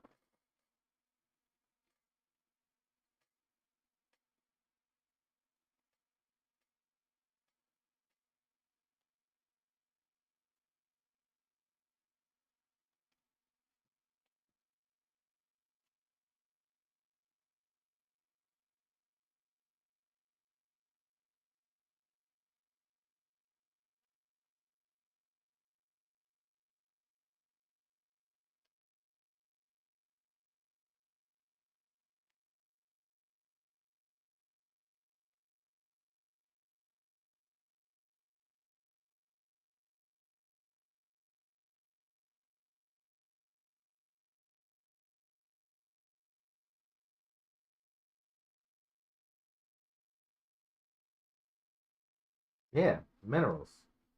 We got mineral water today, right?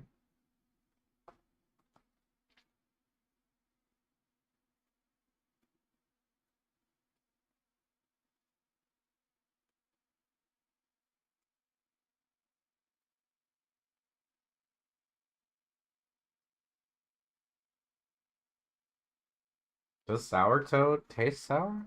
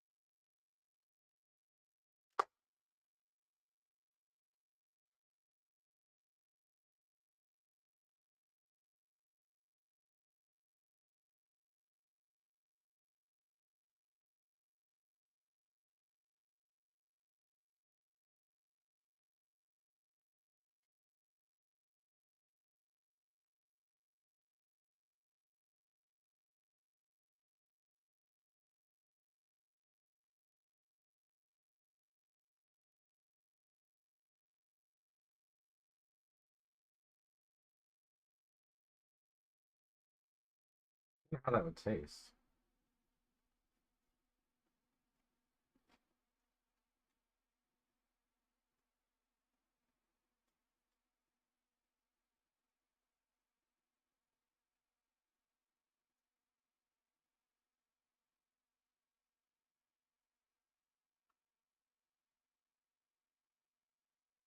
Andy?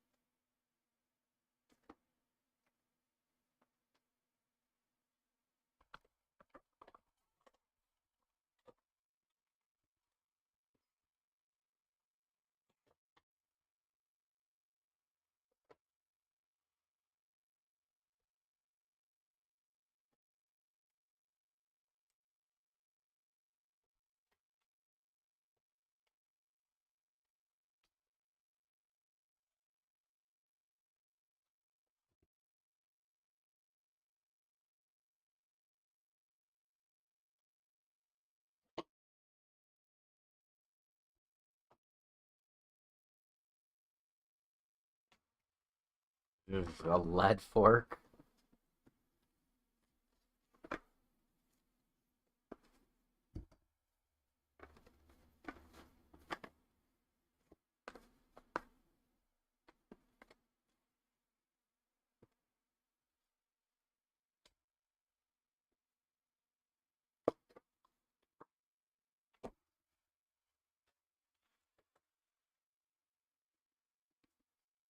Dubious.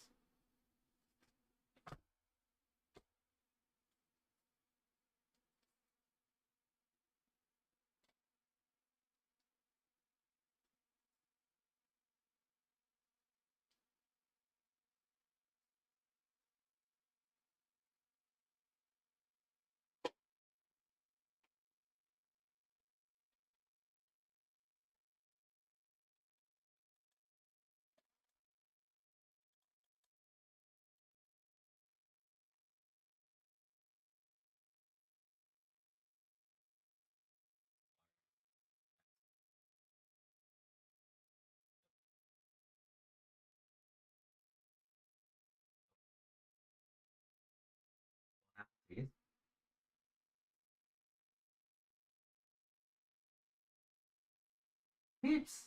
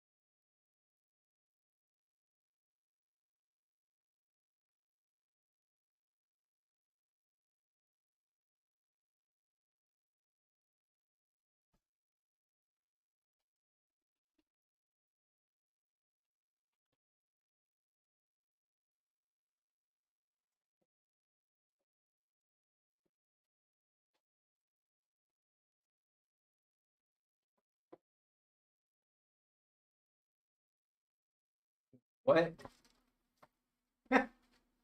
What? Ah!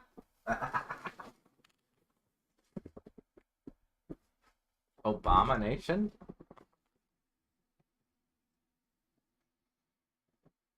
Ew.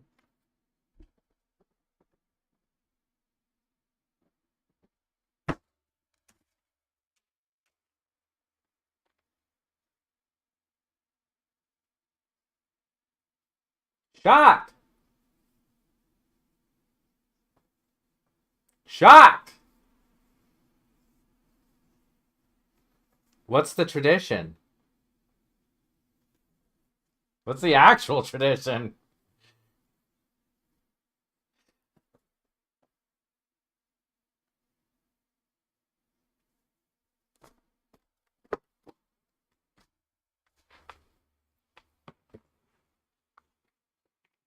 I love stale peeps.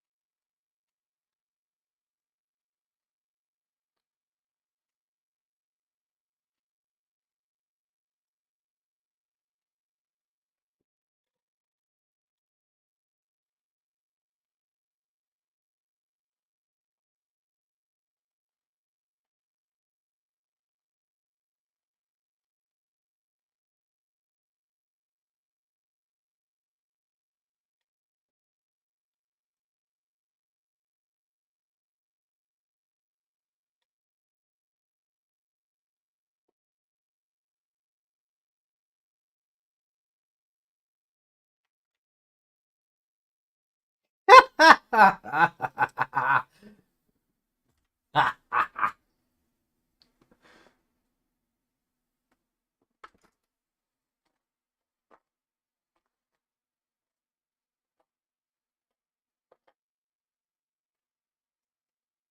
what? Ugh. Is that real? It's gross. A sand.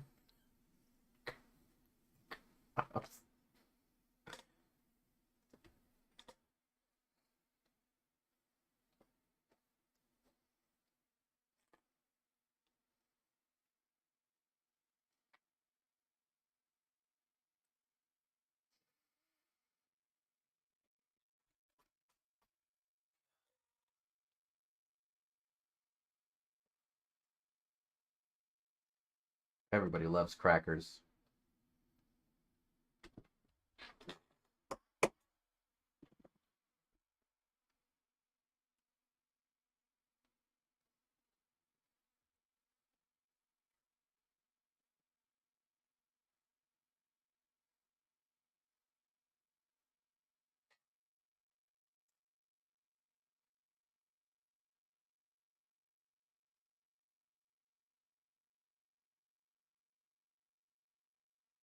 What the fuck?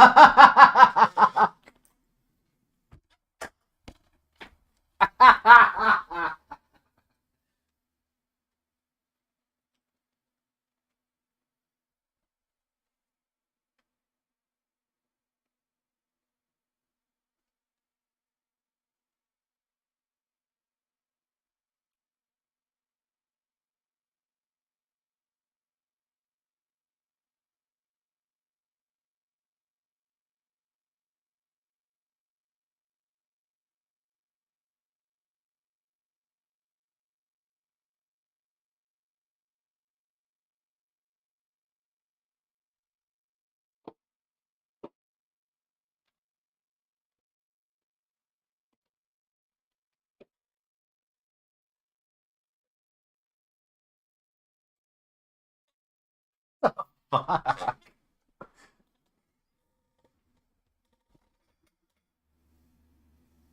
That was certainly an episode. Oh, thanks. Not that I have anything against Jim Gaffigan. I just don't want to watch Jim Gaffigan. Mm. Mm.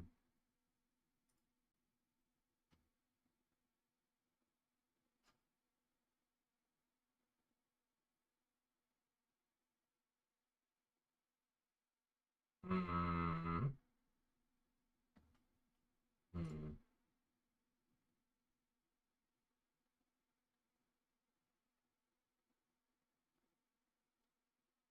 I think I've run out of things to watch.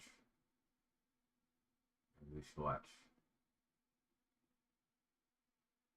anime.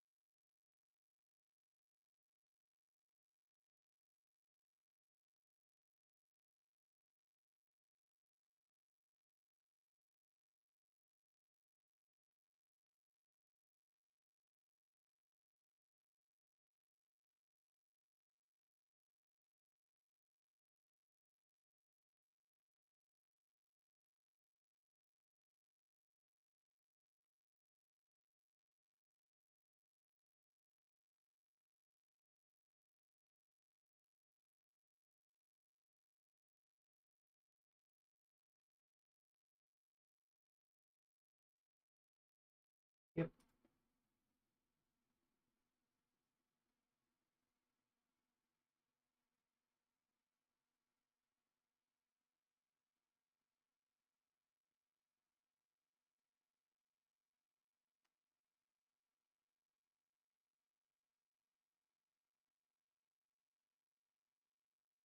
Is she epileptic?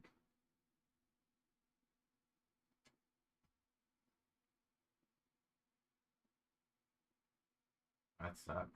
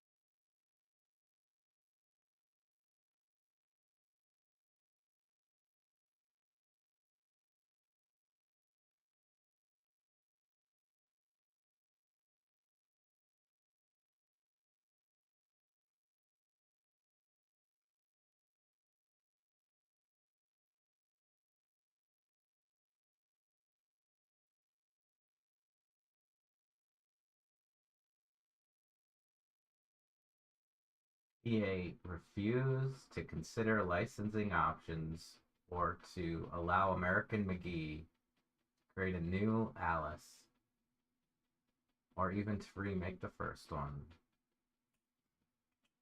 That's sad.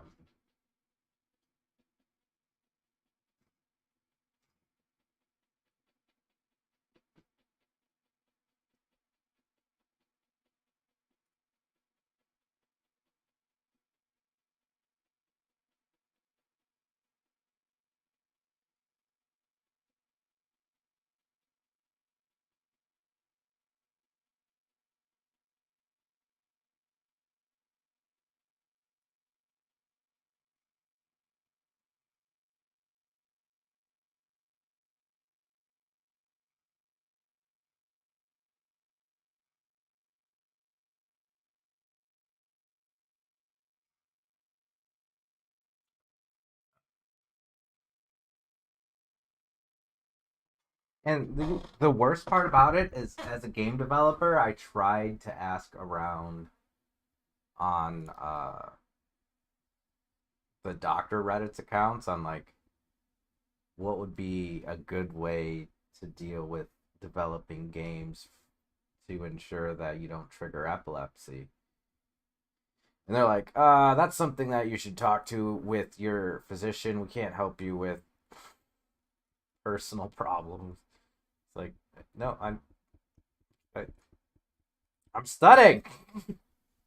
Give me answer.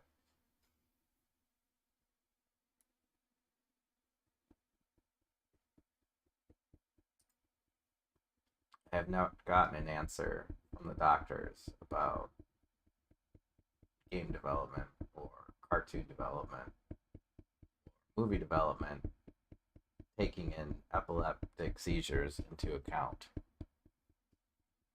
And that bothers me. I can't find any information about it online. It's really something that we should really, as developers, should be looking into. It's not to say like you can't make things that don't cause epileptic seizures. I'm just saying you need to be aware of what causes it so that you can put up the appropriate warnings, or possibly even an epilepsy option which will calm it down.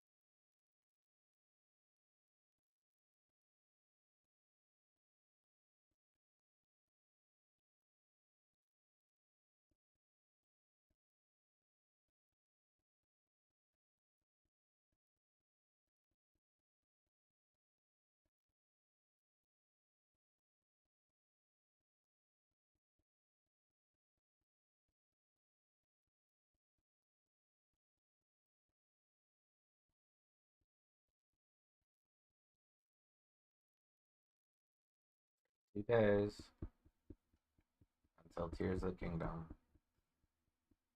I only have a few days to beat it.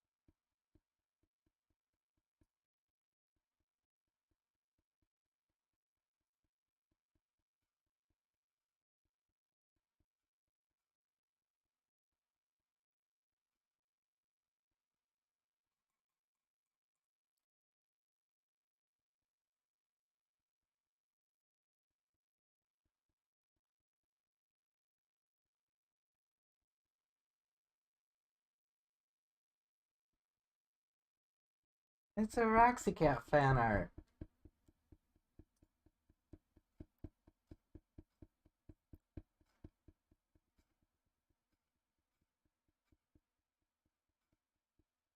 The only reason I know is because of the patterns and the markings.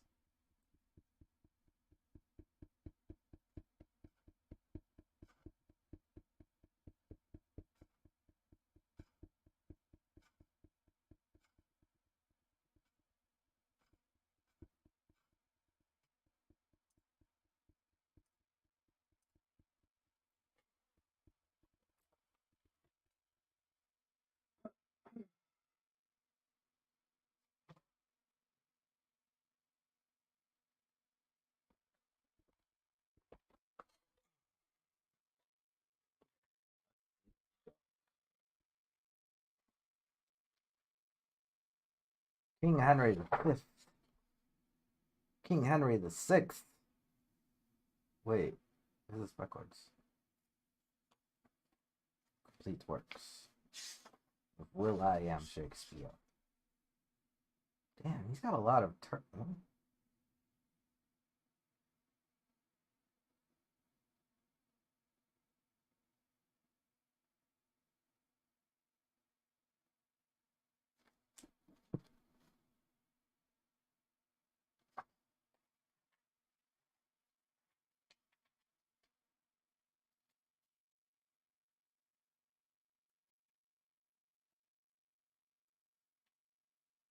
The Phoenix and Turtle.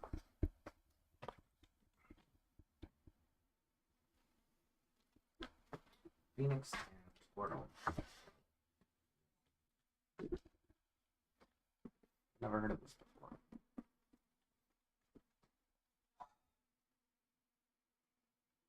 Let the bird of loudest lay on the sole Arabian tree, herald sad and trumpet be, to whose sound chaste wings obey. But thou shrieking harbinger foul, procure of the fiend, augur of the fever's end, to this troop come thou not near. From the session interdict every fowl of tyrant wing, save the eagle, feathered king. Keep the obsequies so strict. Let the priest in surplice white, that defunctive music can be the death diving swan, lest the requiem lacked his right. And thou treble dated crow, that they sable gender makest, with the breath thou givest and takest. Mongst our mourners shalt thou go. Here the anthem doth commence. Love and constancy is dead. Phoenix and the turtle fled in a mutual flame from hence. So they loved as love and twain had the essence but in one. Two distincts, division none. Number there and love was slain. Hearts romanced, remote, yet not asunder. Distance and no space was seen twixt the turtle and his queen. But in them it were a wonder, so between them love did shine, that the turtle saw his right, flaming in the phoenix's sight. Either was the other's mind. Property was thus appalled, that the self was not the same, single nature's double name, neither two nor one was called, reason in itself confounded. saw division grow together to themselves, yet either neither. Simple were so well compounded that it cried, how true a twain seemeth this concordant one. Love hath reason, reason none, if what parts can so remain. Whereupon it made this threne to the phoenix and the dove, co-supremes and stars of love, as chorus to their tragic scene. Theranos. Beauty, truth, and rarity, grace and all simplicity, here enclosed in cinders life, death is now the phoenix nest, and the turtle's loyal breast to eternity doth rest. Leaving no posterity, 'twas not their infirmity, it was married chastity. Truth may seem, but cannot be, beauty brag, but 'tis not she, truth and beauty buried be. To this urn let those repair that are either true or fair, for these dead birds sigh a prayer.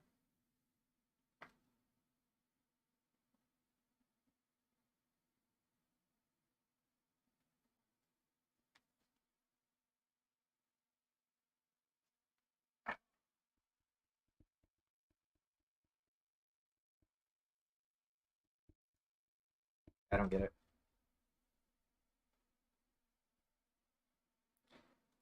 I'm going to read it again. Let's see if I can get it this time.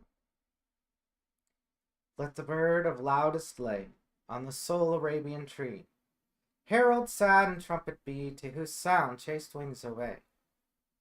But thou shrieking harbinger, foul procurer of the fiend, augur of the fever's end, to this troop come thou not near. For this session interdict every fowl of tyrant ring, save the eagle, feathered king, keep the obsequy so strict. Let the priest in surplice white, that defunctive music can be the death divining swan, lest the requiem lack his right. And thou treble-dated crow, that they sable gender makest, with the breath thou givest and takest, mongst our mourners shalt thou go. Here the anthem doth commence, love and constancy instead. Phoenix and the turtle fled in a mutual flame from hence. So they loved as love and twain had the essence but in one, two distincts, division none, numbered there in love was slain. Hearts remote, yet not asunder. Distance, and no space was seen, twixt the turtle and his queen. But in them it were a wonder, so between them love did shine, that the turtle saw his right flaming in the phoenix's sight, either was the other's mine. Property was thus appalled, that the self was not the same, single nature's double name, neither two nor one was called. Reason, in itself confounded, saw division grow together, to themselves yet either neither, simple were so well compounded, that it cried, how true a twain seemeth this concordant one. Love hath reason, reason none, if what parts can so remain, whereupon it made this threne to the phoenix and the dove, co-supremes and stars of love, as chorus to their tragic scene. Theranos. Beauty, truth, and rarity, grace and all simplicity, here enclosed in cinders lie. Death is now the phoenix's nest. Death is now the phoenix nest, and the turtle's loyal breast to eternity doth rest. Leaving no posterity, 'twas not their infirmity, it was married chastity. Truth may seem, but cannot be, beauty brag, but 'tis not she. Truth and beauty buried be, to this urn let those repair that are either true or fair, for these dead birds sigh a prayer. Turtle dove, phoenix and turtle dove.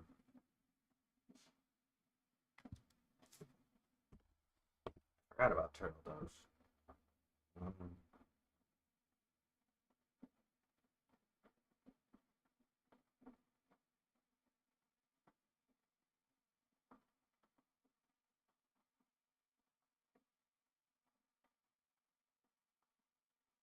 I think it's supposed to be sad.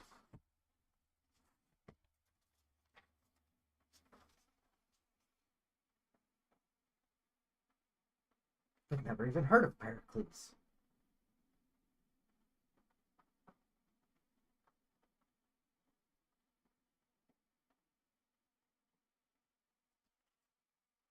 Romeo and Juliet is only 34 pages long. Can you believe that?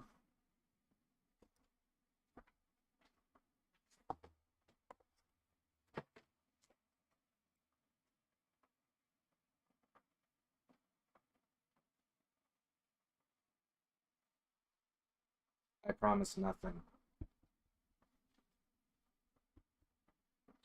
Two households, both alike in dignity, in fair Verona, where we lay our scene, from ancient grudge break to new mutiny, where civil blood makes civil hands unclean. From forth the fatal loins of these two foes, a pair of star-crossed lovers take their life, whose misadventure Piteus overthrows. Doth with their death bury their parents' strife, the fearful passage of their death-marked love, and the continuance of their parents' rage, which, but their children's end, not could read, is now the 2 hours traffic of our stage.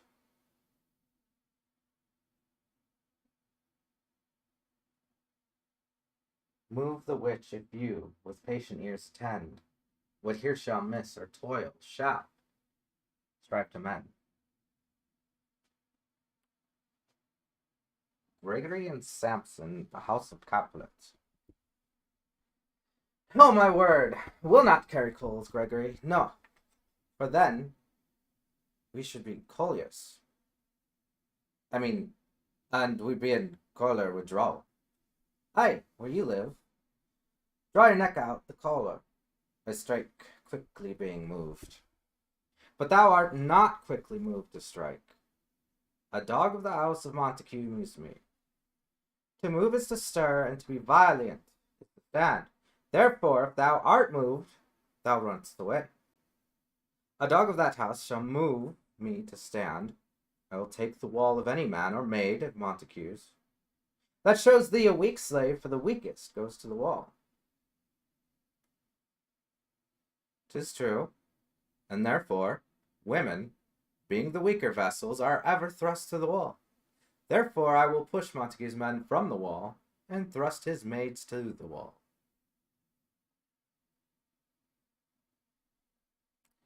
This quarrel is between our masters and us their men. 'Tis all one. I will show myself a tyrant when I have fought with the men. I will be cruel with the maids and cut off their heads. The heads of maids? Aye, the heads of the maids, or their maiden heads. Take it in what sense thou wilt. You must take it in a sense that feel it.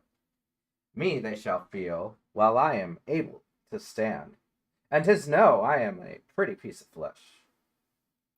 'Tis well thou art not fish. If thou hadst been poor John. Draw thy tool. Here come two of the house of the Montague. He literally just told this guy to put his dick away?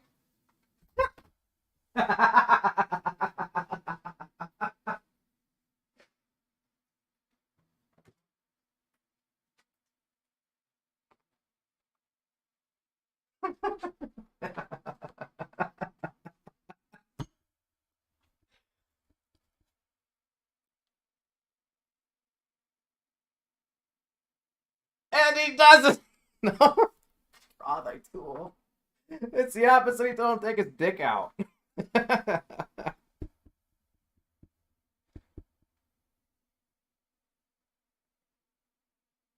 Are they sword fighting? Is that what's going?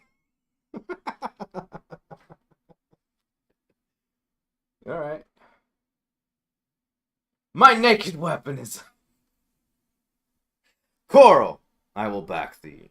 How? Turn thy back and run. Fear me not. No, Mary, I fear thee. Let us take the law of our sides. Let them begin.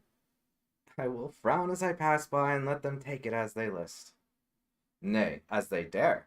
I will bite my thumb at them, which is a disgrace to them if they bear it.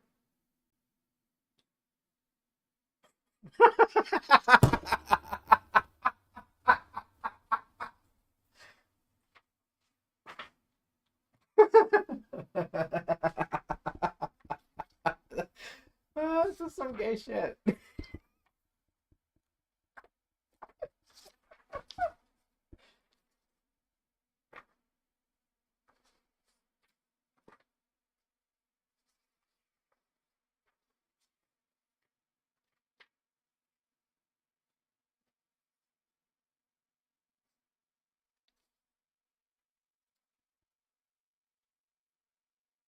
Do you bite your thumb at us, sir?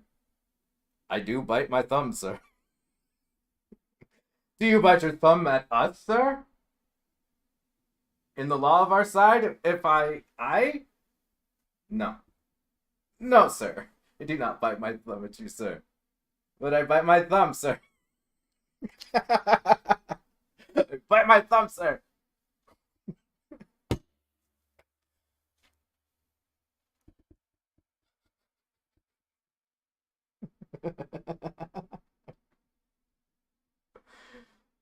Do you quarrel, sir? Quarrel, sir? No, sir. If you do, sir, I am for you. I serve as good a man as you. No better. Well, sir.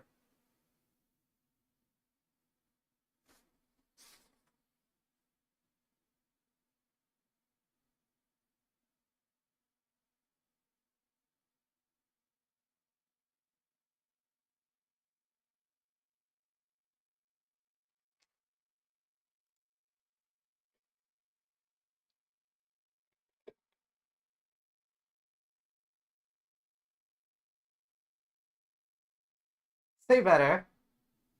Here comes one of my master's kinsmen. Yes, better, sir. You lie. Draw. If you be men, Gregory, remember thy swashing blow. They fight.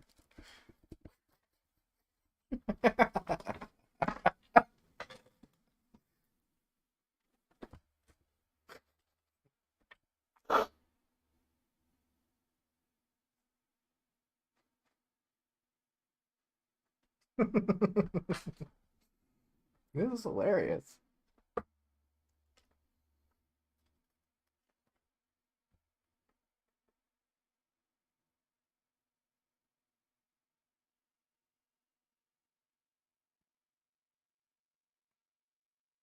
Enter Benvolio. Benvolio. Part, fools!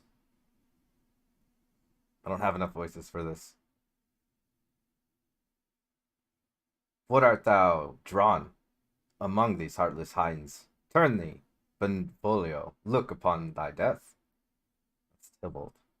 Benvolio. I do, but keep the peace, put up thy sword, or I manage it to part these men with me. What drawn and talk of peace? I hate the word, as I hate hell. All Montagues and thee. Have at thee, coward. They fight. Why is everybody fighting? Clubs, bills, and partisans strike, beat them down. Down with the Capulets, down with the Monte... Enter old Capulet in his gown, and Lady Capulet. Capulet. What noise is this? Oh. What noise is this? Give me my long sword. Oh. A crutch. A crutch. Why call you for a sword? Oh, wait, I got it backwards. What noise is this? Give me my long sword. Oh! A crutch, a crutch. Why call you for a sword? My sword, I say. Old Montague has come, and flourishes his blade in spite of me. Montague. Thou villain Capulet, hold me not, let me go. Lady Montague. Thou shalt not stir 1 foot to seek a foe. Prince Aeschylus enters. Rebellious subjects, enemies to peace, profaners of this neighbor, stained steel. Will they not hear? What ho, you men, you beasts. that quench the fire of your pernicious rage with purple fountains issuing from your veins on pain of torture from those bloody hands. Throw your mistempered weapons to the ground and hear the sentence of your moved prince. 3 civil brawls, bred of an airy word by thee, old Capulet and Montague, have thrice disturbed the quiet of our streets and made Verona's ancient citizens cast by their grave beseeming ornaments. To wield old partisans in hands as old, cankered with peace, part your cankered hate. If ever you disturb our street again, you shall pay the forfeit of the peace. For this time, all the rest depart away. You, Capulet, shall go along with me. And Montague, come you this afternoon to know our further pleasure in this case. To old Freetown, our common judgment place. Once more, on pain of death, all men depart.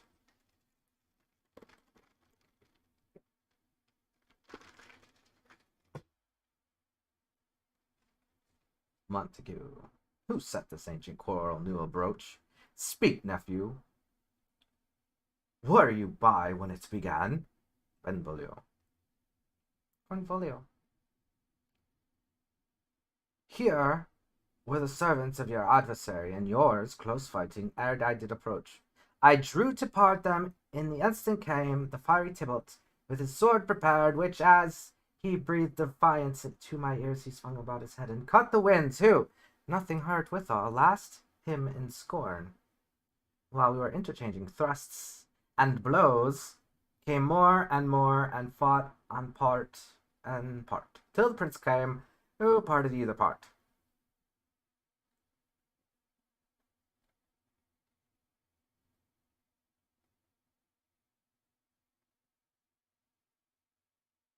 Oh, where is Romeo? Montague, lady. Saw you him today? Right glad am I he was not at his fray.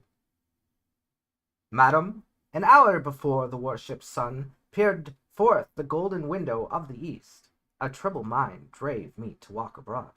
Where? Underneath the grove of sycamore that westward rooteth from the city's side.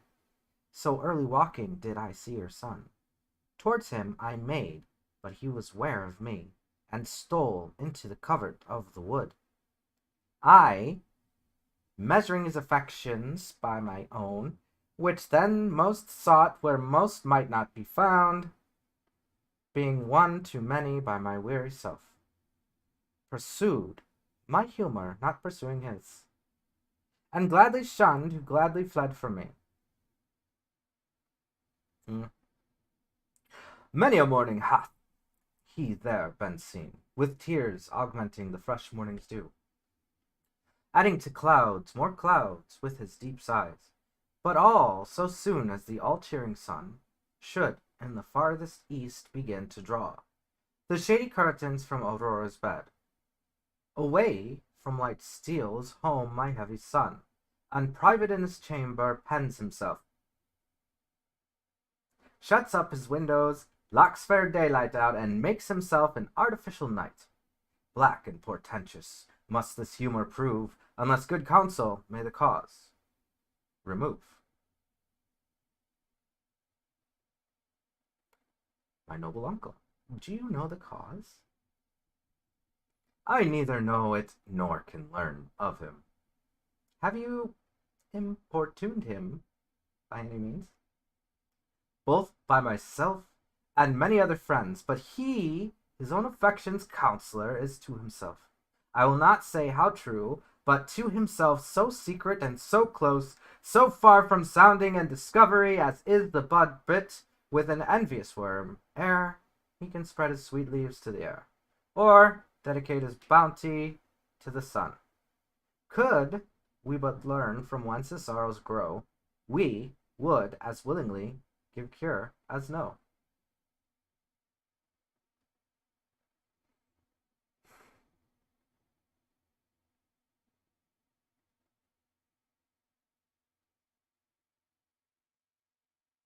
Enter Romeo. Benvolio. See, when he comes, so please you step outside. I'll know his grievance, or be much denied.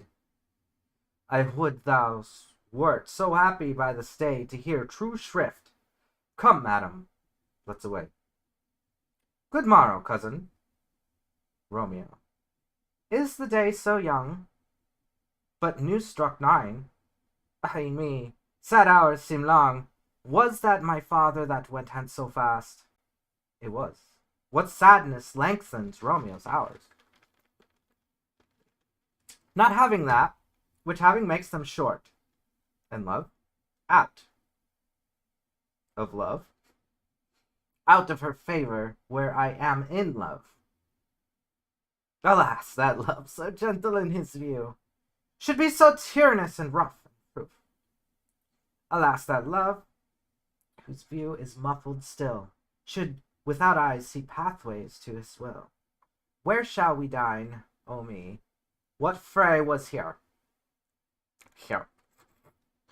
Yet tell me not, for I fear I have heard it all. Here's much to do with hate, but more love. Why then, O brawling love, O loving hate, O anything of nothing first create, O heavy lightness, serious vanity, misshapen chaos of well-seeming forms, feather of lead, bright smoke, cold fire, sick health. Still, waking sleep, that is not what it is.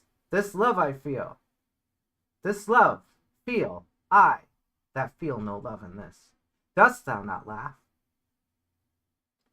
No, cause I rather weep.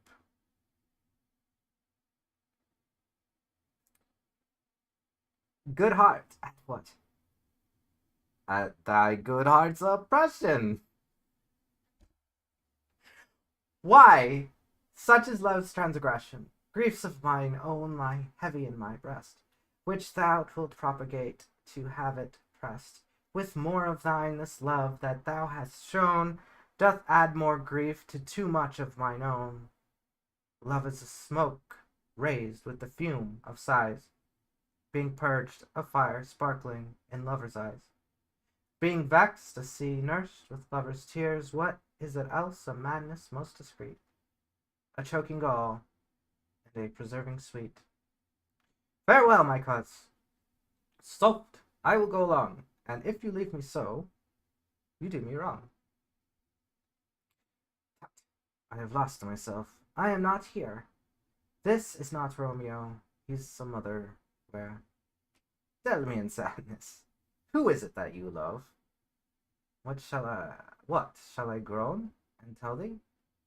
Groan? Why no, but sadly, tell me who. Bit a sick man. Bid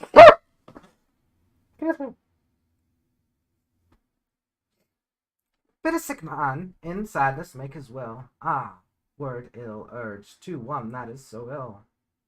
In sadness, cousin, I do love a woman. I aim so near, when I supposed you loved. Ah, right, good mark, man. And she's fair, I love.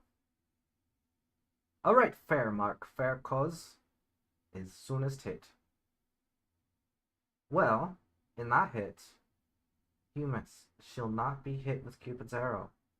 She hath Dian's wit, and, in strong proof of chastity well armed, from love's weak childish bow, she lives unharmed. She will not stay the siege of loving terms, nor bide the encounter of its sailing eyes, nor overlap to saint seducing gold. Oh, she is rich in beauty, only poor, that when she dies, with beauty dies her store. Then she hath sworn that she will still live chaste. She hath, and in that sparing makes huge waste. For beauty, starved with her severity, cuts beauty off from all posterity. She is too fair, too wise, wisely, too fair, to merit bliss by making me despair. She hath forsworn to love, and, in that vow, do I live dead, that live to tell it now. Be ruled by me, forget to think of her. Oh, teach me how I should forget to think. By giving liberty unto thine eyes, examine other beauties. 'Tis the way, to call hers exquisite and question more. These happy masks that kiss fair ladies' brows, being black, put us in mind they hide the fair. He that is struck and blind cannot forget the precious treasure of his eyesight lost. Show me a mistress that is passing fair. What doth her beauty serve but as a note, where I may read who passed that passing fair? Farewell. Thou canst not teach me to forget. I'll pay that doctrine, or else I'll die in debt.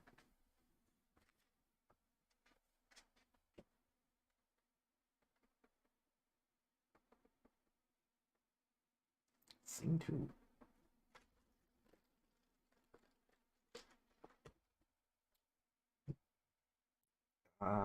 What voice did I give to Capulet?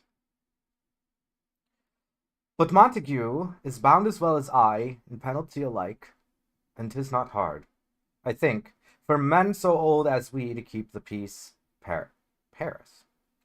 Of honourable recking are you both, and pity 'tis you lived at Lauds so long. But now, my lord, what say you to my suit? But saying o'er what I have said before, my child is yet a stranger to the world. She hath not seen the change of 14 years. Let 2 more summers wither in their pride, ere we may think her ripe to be a bride. Jesus fucking seriously? 14 years old?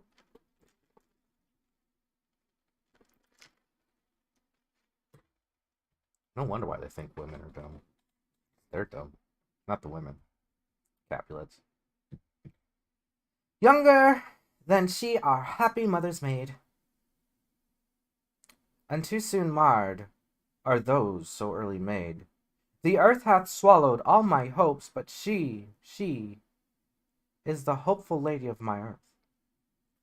But woo her, gentle Paris, get her heart.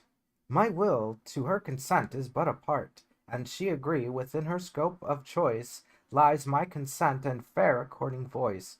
This night I hold an old accustomed feast, whereto I have invited many a guest. Feast? Fest?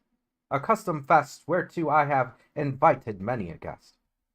Such as I love, and you, among the store, one more most welcome makes my number more. At my poor house look to behold this night earth-treading stars that make dark heaven light.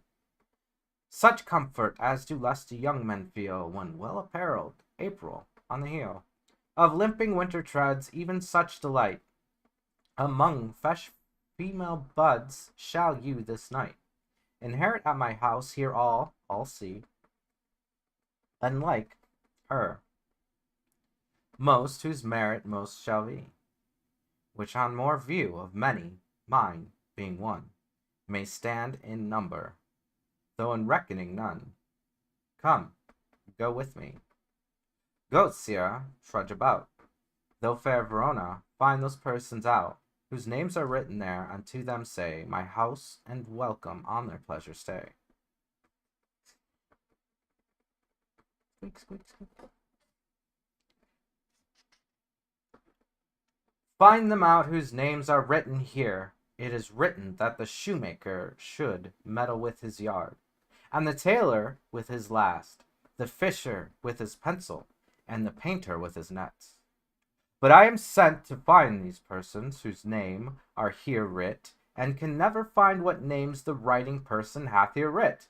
I must to the learned in good time.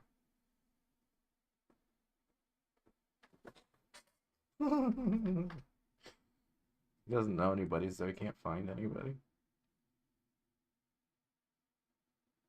Tut, man, Benfolio. One fire burns, out another's burning. One pain is lessened by another's anguish. Turn giddy, and be hope by backward turning. One desperate grief cures with another's languish. Oops, wrong voice. Take thou some new infection to the eye, and the rank poison of the old will die. Your plantain's leaf is excellent for that. For what, I pity? For your broken shin. Broken shin? Why, Romeo, you're not mad. Not mad, but bound, more than a madman is.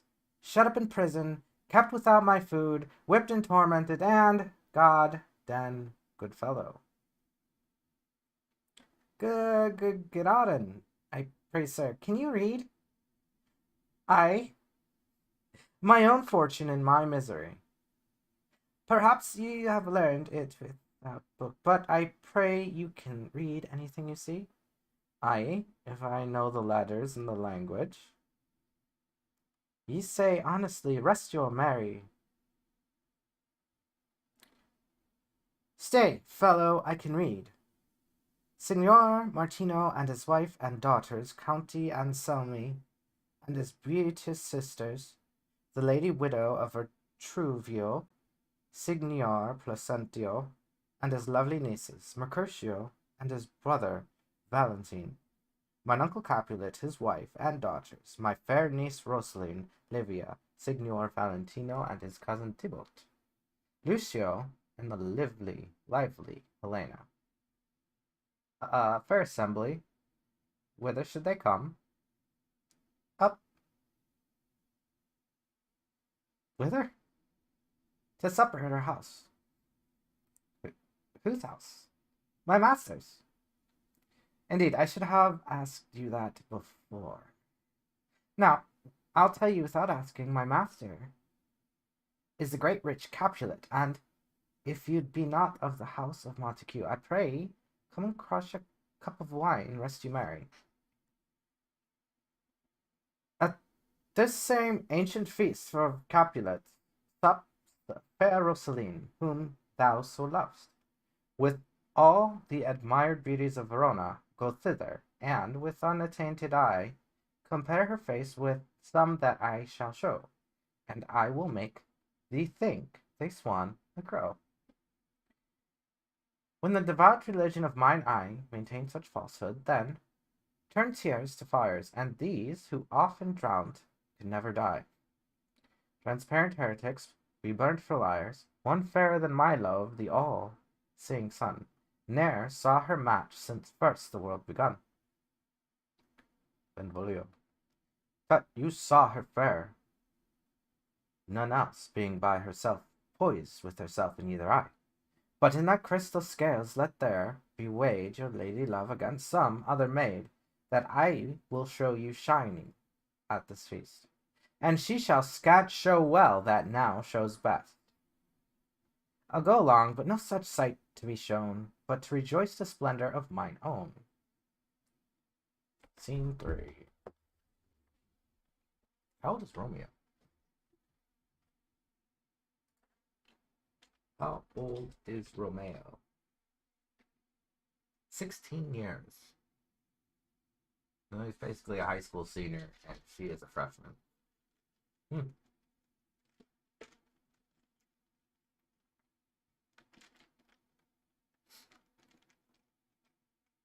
Really? The Montague and Capulet families originating in Divine Comedy.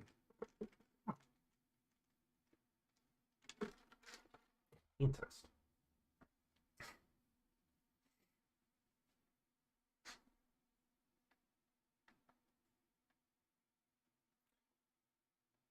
Lady Capulet and Nurse. Nurse! Where's my daughter? Call her forth to me. Now by my maidenhead, at 12 years old, I bade her come. What a lamb! What ladybird, God forbid! Where's this girl? What Juliet? Juliet. How now? Who calls? Your mother. Madam, I am here. What is your will? This is the matter, nurse. Give leave a while. We must talk in secret. Nurse, come back again. I have remembered me. Thou hear our counsel. Thou know'st my daughter of a pretty age. Faith, I can tell her age unto an hour. She's not 14. I'll lay 14 off my teeth, and yet to my teen be it spoken I have but 4. She's not 14. How long is it now to Lammas tide? A fortnight and odd days, even or odd. Of all the days in the year, come Lammas Eve. At night shall she be 14. Susan and she, God rest all the Christian souls, were of an age. Well, Susan is with God. She was too good for me. But as I said, on Lammas Eve at night shall she be 14. 'Tis shall she marry. I remember it well. 'Tis since the earthquake now 11 years. And she was weaned. I never forget. I never shall forget it. Of all the days of the year, upon that day, for I had then laid wormwood to my dug, sitting in the sun under the dove house wall, my lord, and you were then at Mantua.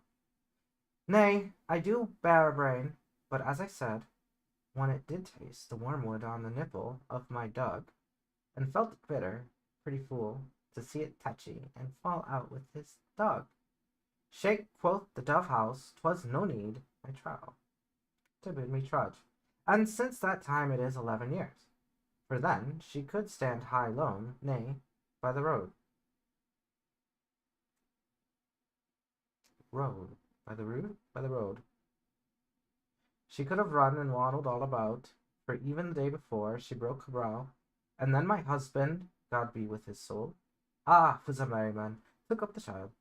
Yea, quoth he, dost thou fall upon thy face? Thou wilt not fall backward when thou hast more wit. Wilt thou not, Julie? And, by my holidame, the pretty wretch left crying and said, Aye. To see now how a jest shall come about, I warrant, and I should live 1,000 years. I never should forget it. Wilt thou not, Jule? Quoth he. And pretty fool it stinted, and said I. Enough of this, I pray thee, hold thy peace.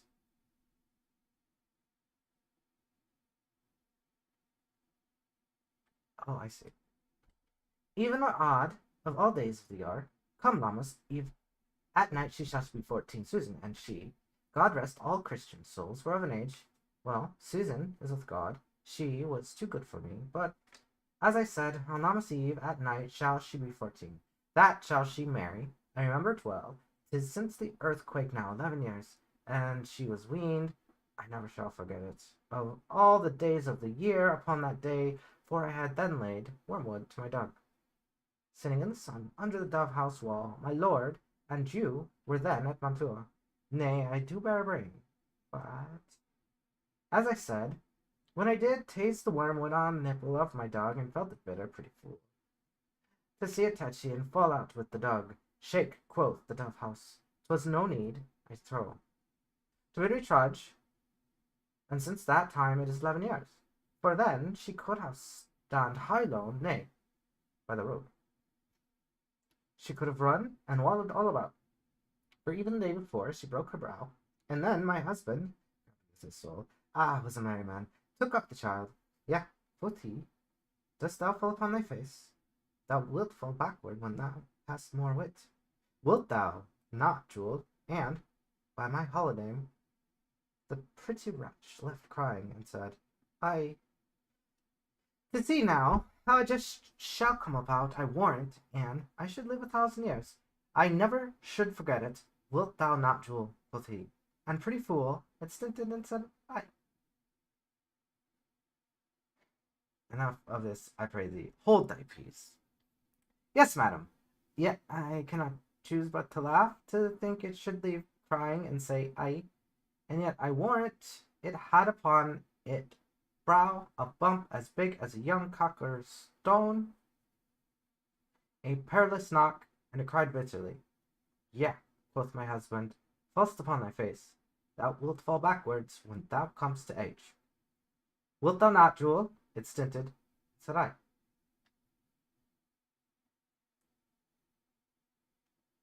Julia. And stint thou too, I pray thee, nurse, I say I.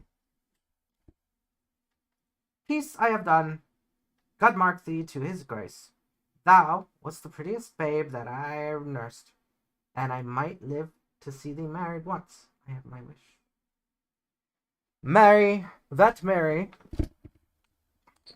is the very theme I came to talk of. Tell me, daughter Juliet, how stands your disposition to be married? It is an honor that I dream not of. An honor Were not I thine only nurse, I would say thou hadst got wisdom from thy. Well, think of marriage now younger than you. Here in Verona, ladies of esteem are made already mothers. By my count, I was your mother much upon these years. That you are now a maid, thus, then, in brief, the valiant Paris seeks you for his love. Man, young lady, such a man as all the world, why, he's a man of wax. Verona's summer hath not such a flower. Nay, he's a flower, in faith, a very flower. What say you? Can you love the gentleman? This night you shall behold him at our feast. Read o'er the volume of young Paris's face, and find delight writ there with beauty's pen. Examine every married lineament, lineament, lineament,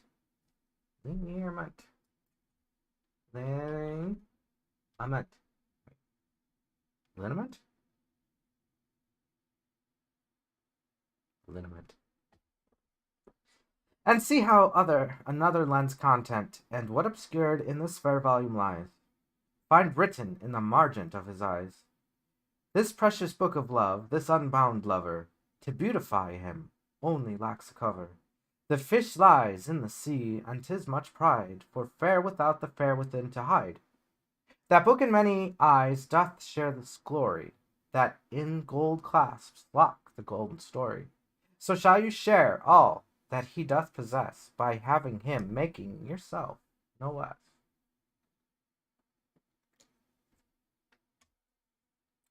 No less, nay, bigger. Women grow by men. Speak briefly. Can you like of Paris's love? I'll look to like, if looking, liking move, but no more deep will I indart mine eye. Then your conquest's consent gives strength to make it fly. Enter a servant. Madam, the guests are come, supper served up. You called my young lady, asked for the nurse, cursed in the pantry, and everything in extremity. I must hence to wait. I beseech you, follow straight. We follow thee. Juliet! The Count he stays. Go, girl, seek happy nights to happy days. Romeo. Benevolo, and more. What shall this speech be spoke for our excuse, or shall we on without apology? The date is out of such prolixity, we'll have no Cupid hoodwinked with a scarf, bearing a Tartar's painted brow of lath, scarring the ladies like a crow-keeper. No, not without the prologue, faintly spoke after the prompter for our entrance. But let them measure us by what they will. We'll measure them a measure, and be gone. Give me a torch. I am not for this ambling. Being but heavy, I will bear the light. Nay, gentle Romeo, we must have you dance. Not I, believe me. You are dancing shoes with nimble soles. I have a soul of lead. So stakes me to the ground, I cannot move. You are a lover, borrow of Cupid's wings, and soar with them above a common bound. I am too sore and pierced with his shaft, to soar with his light feathers. And so bound, I cannot bound a pitch above dull woe. Under love's heavy burden do I sink. And to sink in it, should you burden love, too great oppression for a tender thing? Is love a tender thing? Is it too rough, too rude, too boisterous, and it pricks like thorns? If love be rough with you, be rough with love. Prick love for pricking, and you beat love down. Give me a case to put my visage in. A visor for a visor. What care? I. What curious eye doth quote deformities? Here are the beetle brows shall blush for me. come knock and enter, and no sooner but every man betake him to his legs. A torch for me, let wantons, light of heart, tickle the senseless wretches with their heels. For I am proverbed with the grandsire phrase, I'll be a candle holder and look on. The game was ne'er so fair, and I am done. Tut! Done's the mouse, the cornstable's own word. If thou art done, we'll draw thee from the mire of this Sir Reverend's love, wherein thou stick'st up to the ears. Come, we burn daylight. Oh! Nay, that is not so. I mean, sir, in delay, we waste our lights in vain like lamps by day. Take our good meaning, for our judgment sits 5 times in that, ere once in our 5 wits. And we mean well in going to this mask, but 'tis no wit to go. Why, may one ask? I dreamt a dream tonight. And so did I. Well, what was yours? That dreamers often lie. In bed asleep, well, they do dream things true. Oh, I see, Queen Mab hath been with you. She is the fairy's midwife, and she comes in shape no bigger than an agate stone. On the forefinger of an alderman, draw, with a team of little atomies, athwart men's noses as they lie asleep. Her wagon spoke made of long spinners' legs, the cover of the wings of grasshoppers, the traces, the smallest spider's web, the collars of the moon signs, watery beams, her whip of cricket's bone and lash of film, her wagoner a small gray-coated gnat, not half so big as a round little worm, pricked from the lazy finger of a maid. Her chariot is an empty hazelnut, made by the joiner squirrel or old grub, made by the joiner. Time out. Oh, mind the fairies, coachmakers. And in this state she gallops by night through lovers' brains, and then they dream of love. Or courtiers' knees that dream on courtesies, or lawyers' fingers who straight dream on fees, or ladies' lips who straight on kisses dream, which oft the angry Mab with blistered plagues, because their breasts with sweetmeats tainted. R. Sometimes she gallops o'er the courtier's nose, and then dreams he of smelling out a suit, and sometimes comes she with the tithe pig's tail, tickling a parson's nose as lies asleep, then dreams he of another benefice. Sometimes she driveth o'er a soldier's neck, and then dreams he of cutting foreign throats, of breeches, ambuscados, Spanish blades, of health 5 fandom deep. And then, anon, drums in his ear, and which he starts and wakes. And, being thus frightened, he swears a prayer or two, and sleeps again. This is that very Mab that plats the manes of horses in the night, and bakes the elf locks in foul slut-o'-shares, which once untangled much misfortune bodes.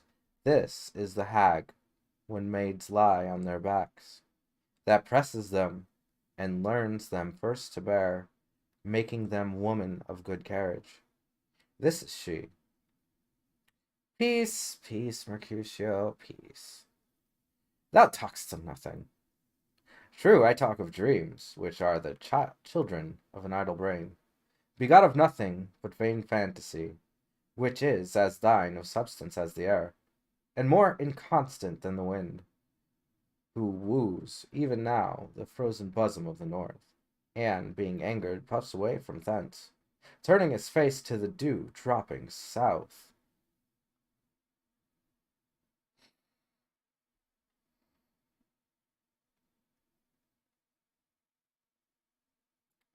This wind you talk of blows us from ourselves. Supper is done, and we shall come too late. I fear too early for my mind misgives some consequence. Yet hanging in the stars shall bitterly begin his fearful date. With this night's reveal and expire the term of a despised love closed in my breast, and some vile forfeit of untimely death. But he that hath the steerage of my course, direct my sail on, lusty gentlemen.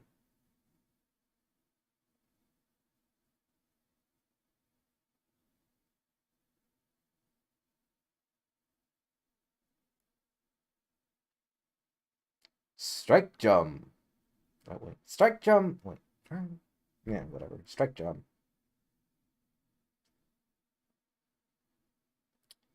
Where's Potpan? That he helps not to take it away. First serving man? Serving man? He shifts a treacher. He scrape a treacher. What good manners shall lie all in one or two men's hands, and they unwashed? 'Tis a foul thing.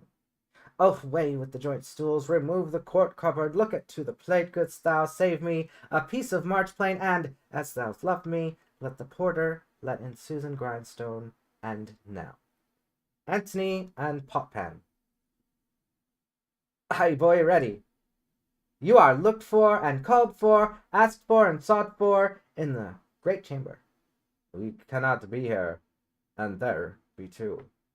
Cheerly, boys, be brisk a while, and the longer liver take up.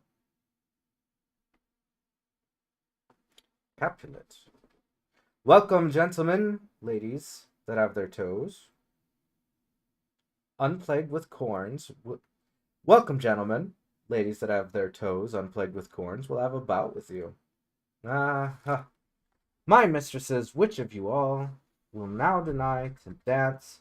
She that makes dainty. She, I swear, hath corns.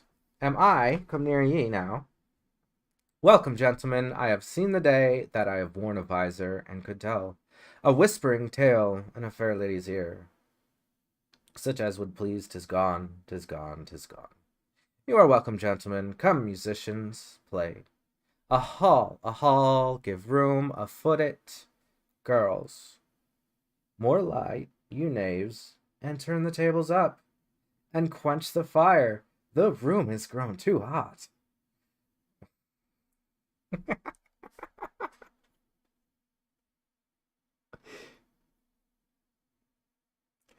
Sarah, this.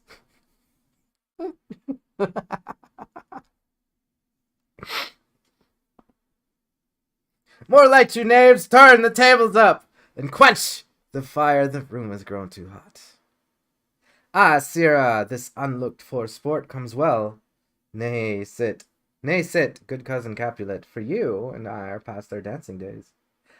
How long is it now since you last yourself and I were in a mask?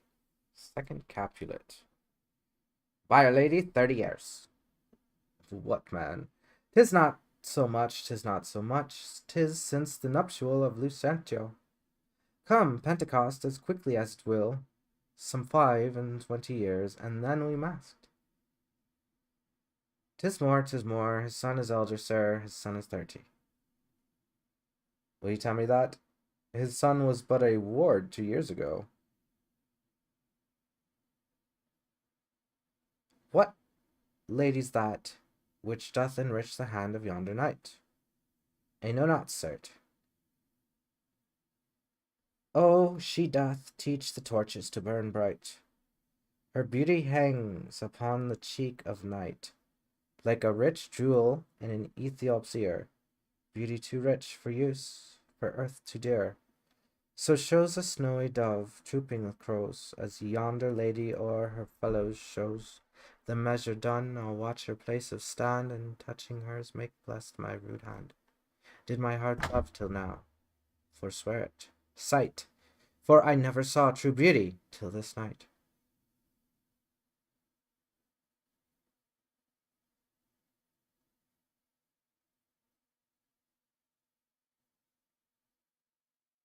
Tybalt. This by his voice should be a Montague. Fetch me my rapier, boy. What dares the slave come hither covered with an antic face, to clear and scorn a dark solemnity? Now, by the stock and honour of my kin, to strike him dead I hold it not a sin. Why, how now, kinsman, wherefore storm you so? Uncle, this is a Montague, our foe, a villain, that is hitcher come in spite, to scorn at our solemnity this night. Young Romeo, is it? 'Tis he, that villain Romeo. Content thee, gentle coz. Leave him alone. He bears him like a portly gentleman, and, to say truth, Verona brags of him, to be a virtuous and well-governed youth. I would not for the wealth of all his own here in my house do him disparagement. Therefore, be patient, take no note of him. It is my will, the which, if thou respect, show a fair presence, and put off these frowns, and ill-beseeming semblance for a feast. It fits when such a villain is a guest. I'll not endure him. He shall be endured. What, good man, boy? I shall. He shall. Go to. Am I the master here, or you? Go to. You'll not endure him. God shall mend my soul. You'll make a mutiny among my guests. You will set a cock-a-hoop. You will be the man. Why, uncle, 'tis a shame. Go to. You are a saucy boy. Isn't it so? Indeed. This trick may chance to scathe you, I know what. You must contrary me. Marry, 'tis time. Well said, my hearts. You are prig-cocks. Go.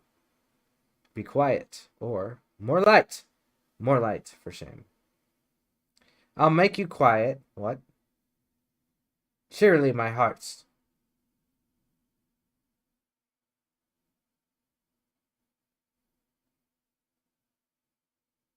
What?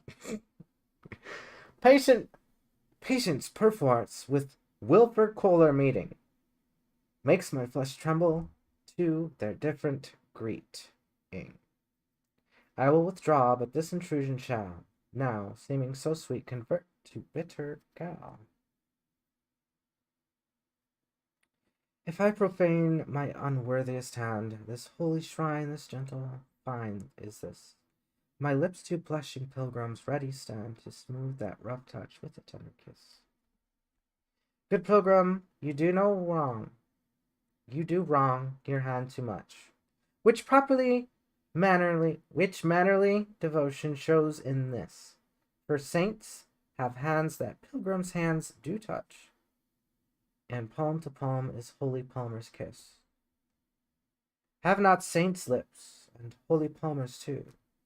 Aye, pilgrim, lips that they must use in prayer.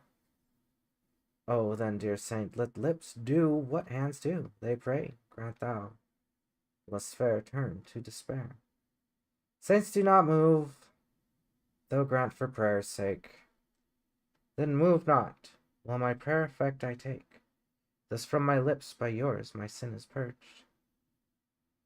Then have my lips the sin that they have took. Sin from my lips, O trespass sweetly urged. Give me my sin again. You kiss by the book.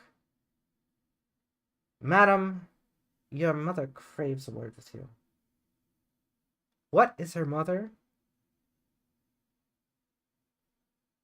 Mary, bachelor, her mother is the lady of the house. A good lady, and all wise and virtuous. I nursed her daughter, that you talked withal. I tell you, he that can lay a hold of her shall have the chinks. Is she a Capulet? No, dear Count, my life is my foe's debt. Away, begons, this sport is at the best. So I fear the more in my unrest. Nay, gentlemen, prepare not to be gone. We have a trifling foolish banquet towards. Is it? Even so, what? Why then, I thank you all. I thank you, honest gentlemen. Good night. More torches here. Come on, then, let's to bed. Ah, sirrah, by my fay, it waxes late. I'll do my rest. Come hither, nurse. What is yon gentleman? The son and heir of old Tiberio. What he that now is going out of door? Marry, that I think be young Petruchio. What's he that follows there, that would not dance? I know not. Go and ask his name, if he be married. My grave is like to my wedding bed. His name is Romeo, and a Montague, the son of your great enemy. My only love sprung from my only hate. Too early seen unknown, and known too late. Prodigious birth of love it is to me, that I must love a loathed enemy. What's this? What's this? A rhyme. I learnt it even now of one I danced withal. Anon, anon. Come, let's away. The strangers are all gone.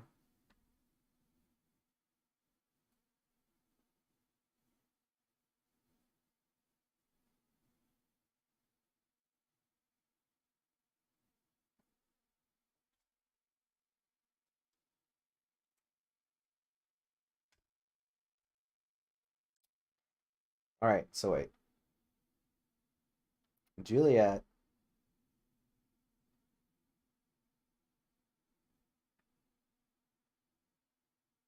is to be married to what's his face?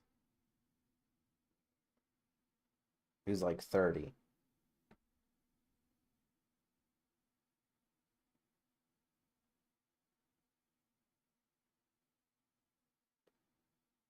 And then Romeo and Juliet are in like super puppy love.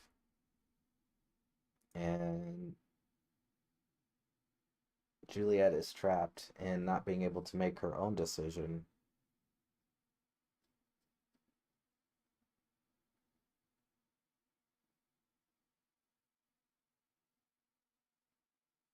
On who she is to love.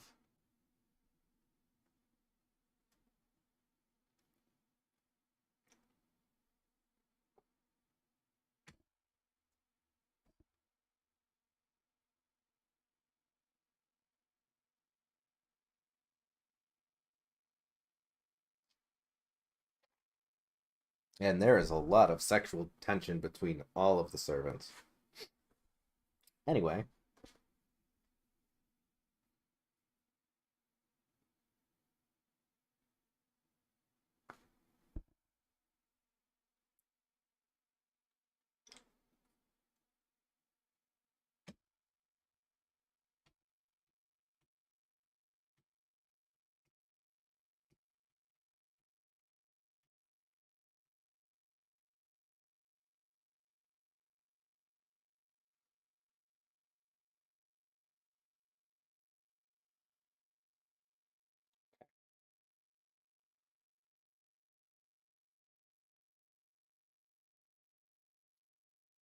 Now, old desire doth in his deathbed lie, and young affection grapes to be his heir. That fair, for which love groaned for, and would die. With tender Juliet mat, it is now not fair. Now Romeo is beloved and loves again, alike bewitched by the charm of looks, but to his foes supposed he must complain, and she steal love's sweet bait from fearful hooks. Being held a foe, he may not have access to breathe such vows as lovers use to swear.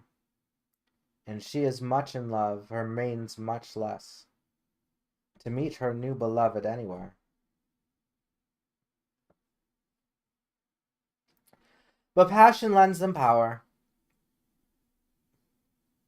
Time means to meet, tempering extremities with extreme sweet.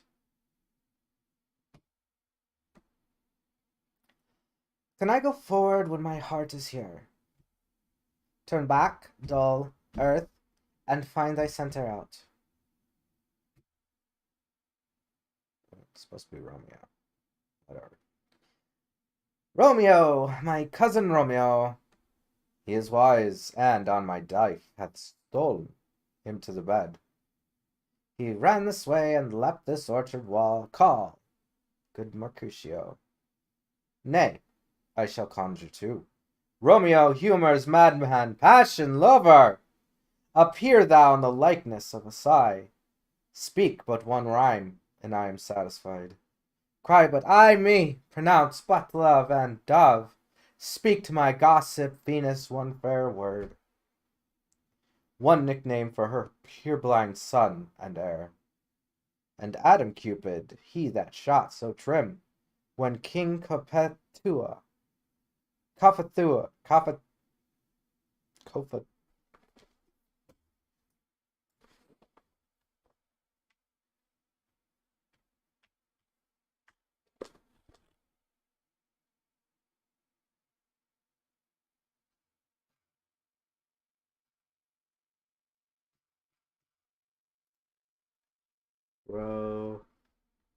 pronunciation.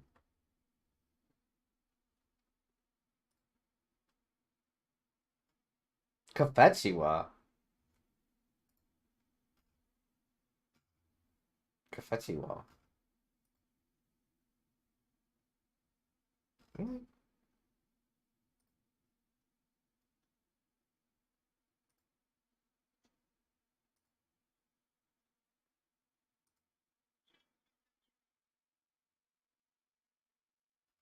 Why are they all downvoted? Cophetua, Cophetua. There's no consensus online about. Maybe this one. Cophetua. Cophetua. Sure.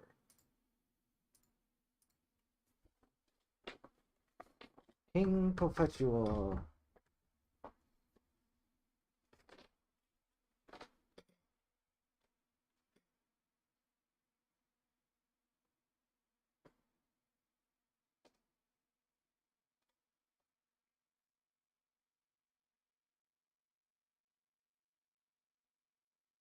When King Cophetua love the beggar maid, he heareth not, he stirreth not, he moveth not. The ape is dead, and I must conjure him.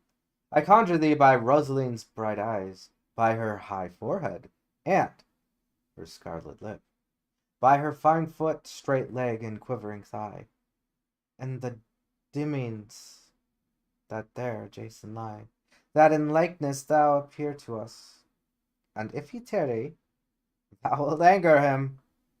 This I cannot anger him. 'Twould anger him to raise a spirit in his mistress's circle, of strange nature, letting it there stand, till she had laid it and conjured it down. That were some spite, my invocation. Is fair and honest, and in his mistress's name I conjure only but to raise him up.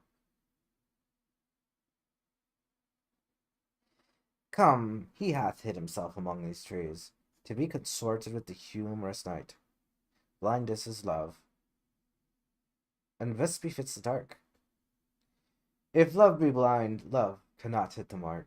Now, will he sit under a medlar tree, and wish his mistresses were that kind of fruit, as maids call medlars when they laugh alone? O Romeo, that she were! Oh, that she were! An open, etc. Thou a properan pair. Romeo, good night, I'll to my truckle bed. This field bed is too cold for me to sleep. Come, shall we go? Go then. For 'tis in vain to seek him here that means nothing to be found. He jests at scars that never felt a wound.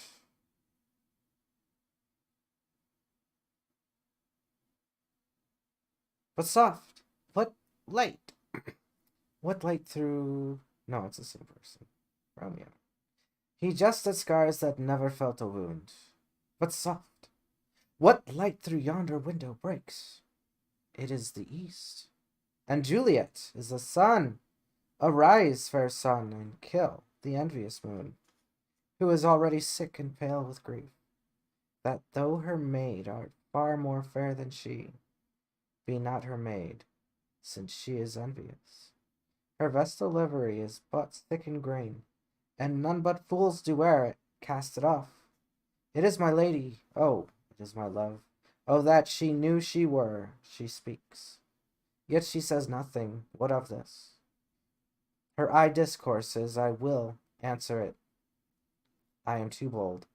'Tis not to me she speaks. Two of the fairest stars in all the heaven, having some business, do entreat her eyes to twinkle in their spheres till they return. What if her eyes were there, they in her head? The brightness of her cheek would shame those stars, as daylight doth a lamp. Her eyes in heaven would through the airy region stream so bright that birds would sing and think it were not night. See how she leans her cheek upon her hand. Oh, that I were a glove upon that hand, that I might touch that cheek. Ay me! She speaks! Oh, speak again, bright angel, for thou art as glorious to this night, being o'er my head as is a winged messenger of heaven, unto the white upturned wondering eyes of mortals that fall back to gaze on him, when he bestrides the lazy pacing clouds, and sails upon the bosom of the air. O Romeo, Romeo, wherefore art thou, Romeo? Deny thy father, and refuse thy name, or if thou wilt not, be but sworn my love, and I'll no longer be a Capulet. Shall I bear more, or shall I speak at this?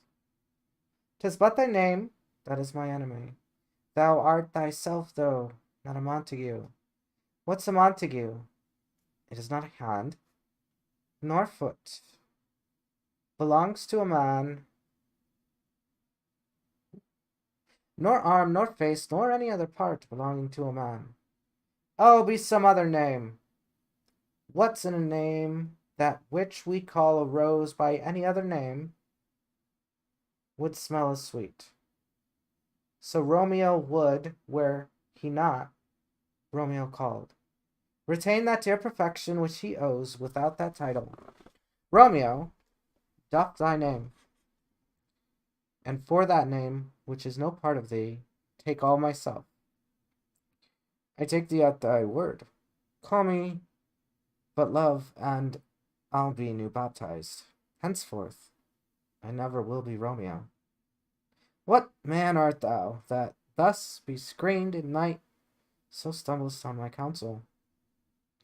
By a name I know not how to tell thee who I am. My dear, dear saint is hateful to myself, because it is an enemy to thee. Had I written, I would tear the word.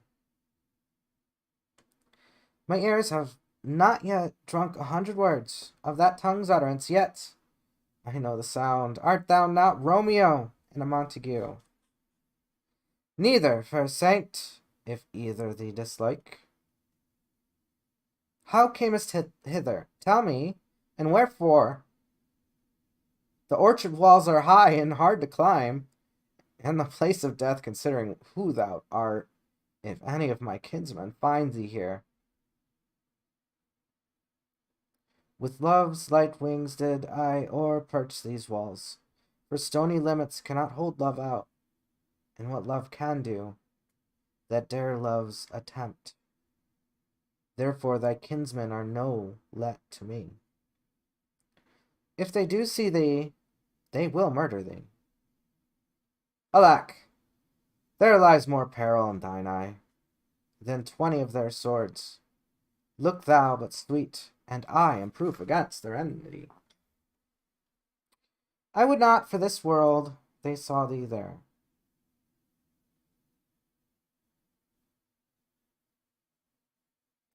I would not for this world that they saw thee here.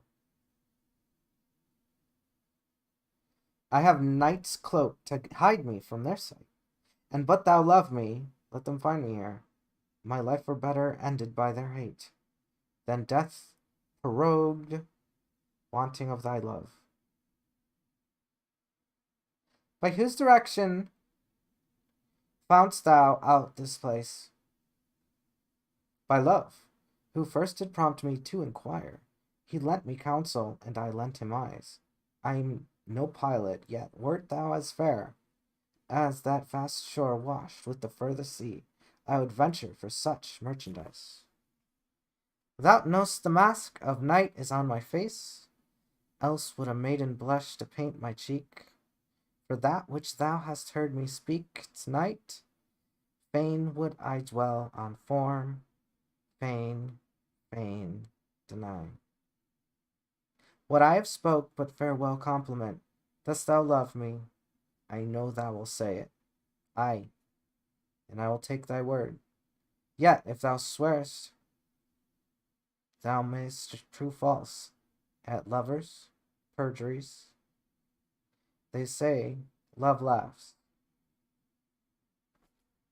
Jove laughs. O gentle Romeo, if thou dost love, pronounce it faithfully.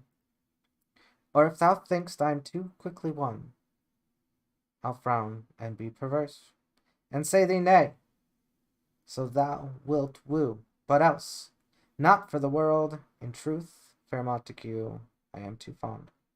And therefore thou mayst think my heavier light, but trust me, gentlemen, I'll prove more true than those that have more cunning to be strange. I should have more strange, I must confess, but that thou overheardest ere I was ware, my true love's passion, therefore pardon me, and not impute this yielding to light love, which the dark night hath so discovered.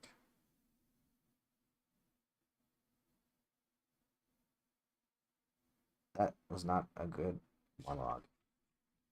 I'll try this again.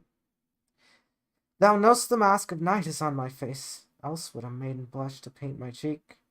For that which thou hast heard me speak tonight, fine would I dwell on form, fine deny. What I have spoke, but farewell compliment. Dost thou love me? I know you will say aye, and I will take thy word. Yet, if thou swearest, thou mayst prove false. At lovers' perjuries, they say Jove laughs. O gentle Romeo, if thou dost love, pronounce it faithfully. Or, if thou thinkst I am too quickly won, I'll be frown and be perverse, and say thee nay, so thou wilt woo, but else not for the world. In truth, fair Montague, I am too fond. And therefore thou mayst think my behaviour light, but trust me, gentlemen, I'll prove more true than those that have more cunning to be strange. I should have been more strange, I must confess, but that thou overheardst ere I was ware. My true love's passion, therefore pardon me, and not impute this yielding light to light love, which the dark night hath so discovered. Lady, by yonder blessed moon I swear, that tips with silver all these fruit tree tops. I'll swear not by the moon, the inconstant moon, that monthly changes in her circled orb, lest they thy prove likewise variable. What shall I swear by? Do not swear at all, or, if thou wilt, swear by thy gracious self, which is the god of my idolatry, and I'll believe thee. If my heart's dear love, well, do not swear, although I joy in thee, I have no joy of this contract tonight. It is too rash, too unadvised, too sudden, too like the lightning, which doth cease to be, ere one can say it lightens. Sweet, good night. This bud of love, by summer's ripening breath, may prove a beauteous flower when next we meet. Good night, good night. as sweet repose and rest come to thy heart as that within my breast. Oh, wilt thou leave me so unsatisfied? What satisfaction canst thou have tonight? The exchange of thy love's faithful vow for mine. I gave thee mine before thou didst request it, and yet I would it were to give again. Wouldst thou withdraw it? For what purpose, love? But to be frank, and give it thee again. And yet I wish but for the thing I have. My bounty is as boundless as the sea. My love is deep, the more I give to thee. The more I have, for both are infinite. I hear some noise within, dear love, adieu. Anon, good nurse, sweet Montague, be true. Stay but a little, I will come again. Oh, anon, good nurse, sweet Montague, be true, but stay a little, I will come again. Oh, blessed, blessed night, I am afeard, being in night, all this but a dream, too flattering sweet to be substantial. 3 words, dear Romeo, and good night indeed. If that thy bent of love be honourable, thy purpose marriage, send me word tomorrow by one that I'll procure to come to thee, where and what time thou wilt perform the rite, and all my fortunes at thy foot I'll lay, and follow thee, my lord, throughout the world. Madam, I come anon. But if thou means not, well, I do beseech thee. Madam, by and by I come, to cease thy suit, and leave me to my grief. Oh, by and by I come, to cease thy suit, and leave me to my grief. Tomorrow will I send. So thrive my soul. 1,000 times good night. 1,000 times the worse to want thy light. Love goes toward love, the schoolboys from their books. But love from love, toward school with heavy looks. Hist, Romeo! Oh, a falconer's voice, to lure this tasseled gentle back again. Bondage is hoarse, and may not speak aloud. Else would I tear the cave where echo lies, and make her airy tongue more hoarse than mine, with repetition of my Romeo's name. Romeo! It is my soul that calls upon my name. How silver sweet sound lovers' tongues by night, like softest music to attending ears. Romeo! My dear, at what o'clock tomorrow shall I send to thee? At the hour of 9. I will not fail. 'Tis 20 years till then. I have forgot why I did call thee back. Let me stand here till thou remember it.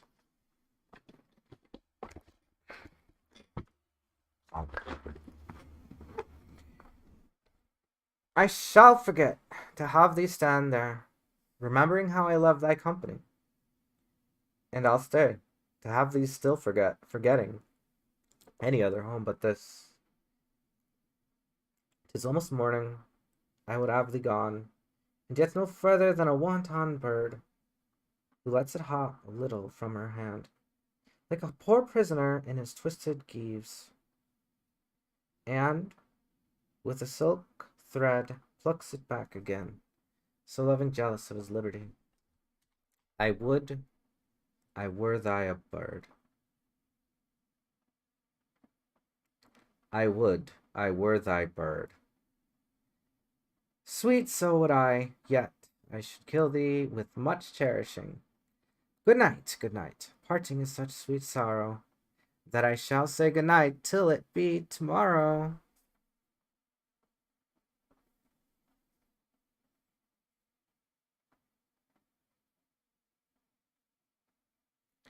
Sleep well upon thine eyes, peace in thy breast. Would I were sleep in peace so sweet to rest. Hence will I to my ghostly father's cell his help to crave, and my dear hap to tell. Friar Lawrence. The grey-eyed morn smiles on the frowning night, checkering the eastern clouds with streaks of light, and flecked darkness, like a drunkard, reels from forth day's path and Titan's fiery wheels. Now, ere the sun advances burning eye, the day to cheer, and night's dank dew to dry, I must upfill this osier cage of ours with baleful weeds and precious juiced flowers. The earth, that nature's mother, is her tomb. What is her bearing grave? That is her womb. And from her womb children of divers kind, we sucking on her natural bosom filled, many, for many virtues excellent, none, but for some, and yet all different. Oh, mickle is the powerful grace that lies in herbs, plants, stones, and their true qualities. For naught so vile that on the earth doth live, but to the earth some special good doth give, nor aught so good, but strained from that fair use, revolts from true birth, stumbling on abuse. Virtue itself turns vice, being misapplied, and vice sometimes by action dignified. Within the infant rind of this small flower, poison hath residence and medicine power. For this, being smelt with that part, cheers each part, being tasted, slays all scenes with the heart. To such opposed kings, encamping them still, in man as well as herb, grace and rude will.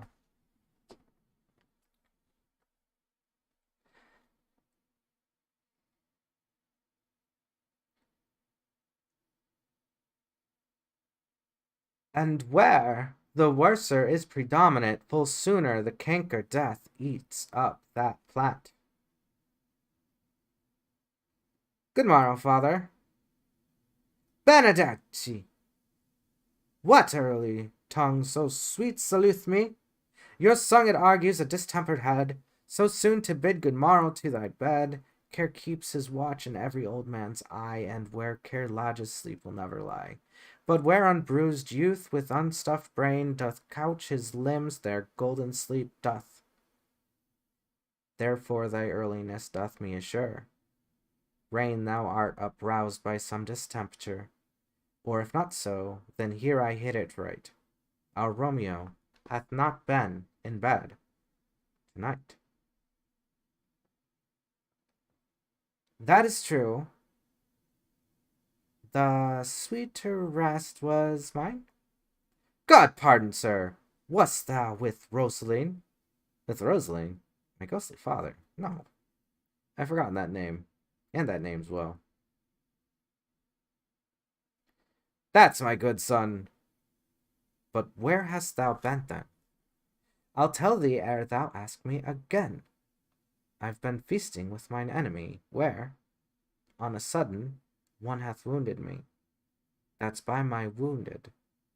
Both are remedies within thy help, and holy physic lies. I bear no hatred, blessed man, for lo, my intercession likewise steads my foe. Be plain, good son, and homely in thy drift. Riddling confession finds but riddling shrift.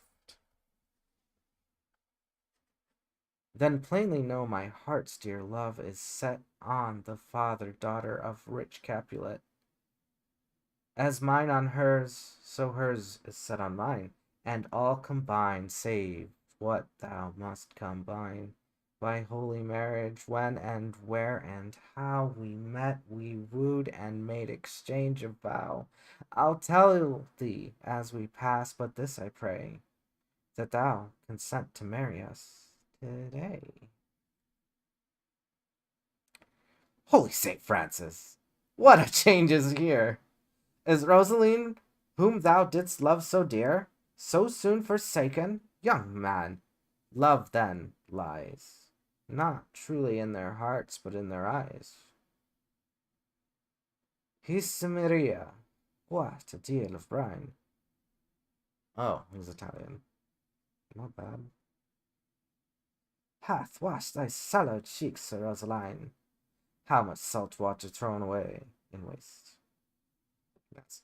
Jesus Marie, what a deal of brine hath washed thy sallow cheeks for Rosaline. How much salt water thrown away in waste, to season love that of it doth not taste.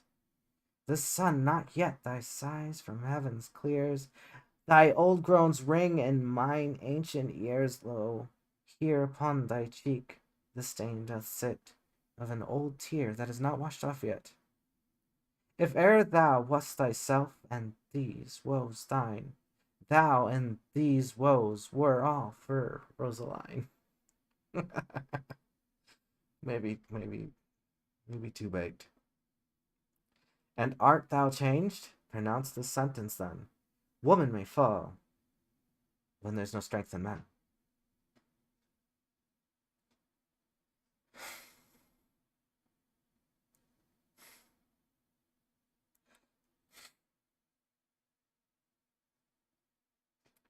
Thou chidst me off for loving Rosaline. For doting, not for loving, pupil of mine. And badst me bury love, not in a grave, to lay one in, another out to have. I pray thee, chide not she whom I love now. Doth grace for grace and love for love allow? The other did not so.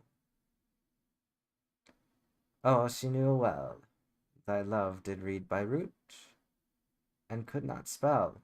But come, young waver, come, go with me. In one respect I'll thy assistant be.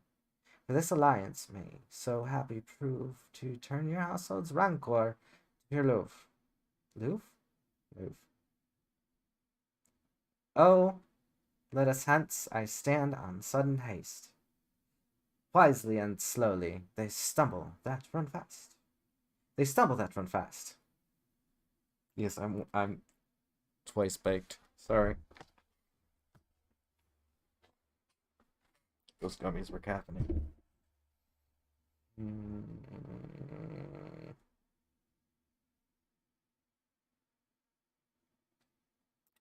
Enter Benvolio and Mercutio.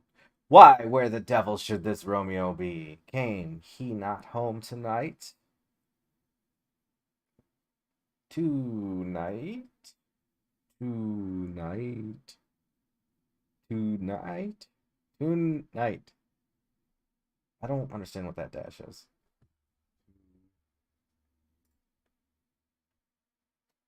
I'll say tonight.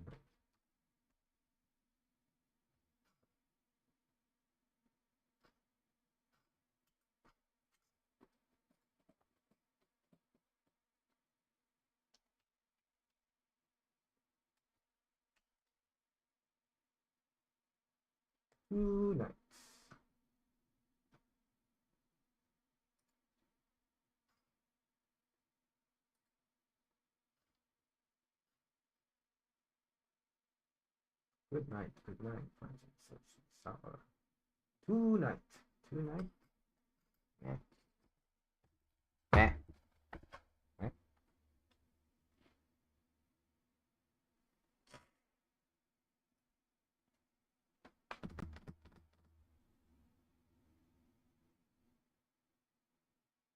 Why, where the devil should this Romeo be? Came he not home tonight? I don't know if that tonight. Not to his father's. I spoke with this man. Ah, that same pale, hard-hearted wench, that Rosaline, torments him so that he will run mad. Tybalt, the kinsman to old Capulet, hath sent a letter to his father's house. A challenge? On my life. Romeo will answer it. Any man that can write may answer a letter. Nay, he will answer the letter's master. How he dares, being dared. Alas, poor Romeo, he is already dead, stabbed with a white wench's black eye, shot through the ear with a love song. that very pin of his heart cleft with the blind bull boy's butt shaft. And is he a man to encounter Tybalt?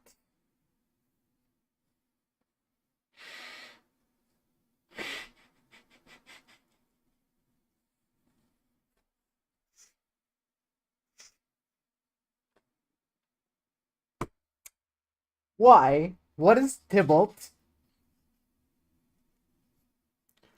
More than Prince of Cats, I can tell you. Oh, he is the courageous captain of compliments. He fights as you sing.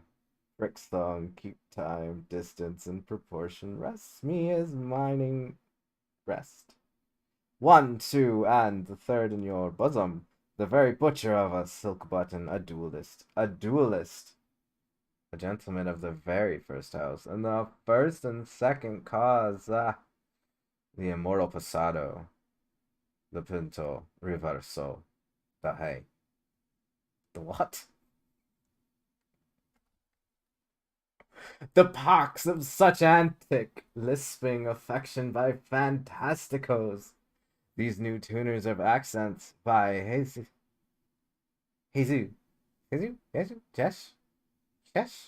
Jesh. By Jesh. A very good blade, a very tall man, a very good whore. Why is not this a lamentable thing, grandsire? What we should be thus afflicted with these strange flies, these fashionmongers, these, pardon-moi, who stand so much on the new form that they cannot sit at ease on the old bench. Oh, their bones! Their bones!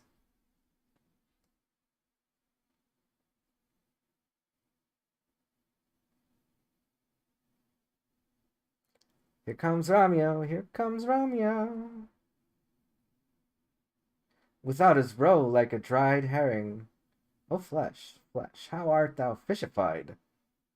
Now, is he for the numbers that Petrarch flowed in? Laura, to his lady, was but a kitchen wench. Mary, she had a better love to be rhyme her. Dido, a dowdy. Cleopatra, a gypsy. Helen, a hero. Buildings and harlots. Thisbe, a grey Iriso, but not to the purpose. Signor Romeo, bonjour. There's a French salutation to your French slop. You gave us the counterfeit fairly last night. Good morrow to you both. What counterfeit did I give you? The slip, sir, the slip. Can you not conceive? Pardon, good Mercutio, my business was great, and in such a case as mine, a man may strain courtesy. That's as much as to say such a case as yours constrains a man to bow in the hams, meaning to curtsy. Thou hast most kindly hit it. A most courteous exposition. Nay, I am the very pink of courtesy. Pink for flower? Fight. Why, then, is my pump well flowered? Well said. Follow me this jest now, till thou hast worn out thy pump, that when the single soul of it is worn, the jest may remain after the wearing solely singular. Oh, single solo jest, solely singular for the singleness. Come between us, good Benfolio, for my wits fail. Switchin' spurs, or I'll cry a match. Nay, if thy wits run the wild goose chase, I have done. For thou hast more of the wild goose chase in one of thy wits than I am sure I have in my whole 5. Was I with you there for the goose?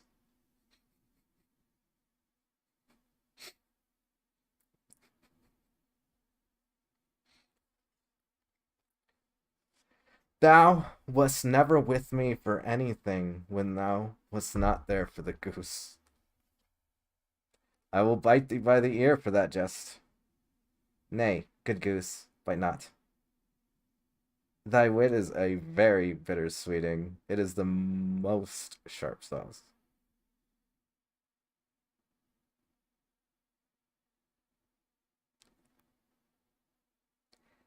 And it is not well served into a sweet goose. Oh, here's a wit of cheveril that stretches from an inch narrow to an ell broad.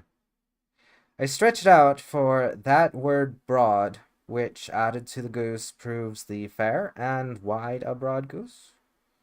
Why is not this better now than groaning for love? Now art thou sociable, now art thou Romeo. Now art thou what thou art, and by art as well as by nature.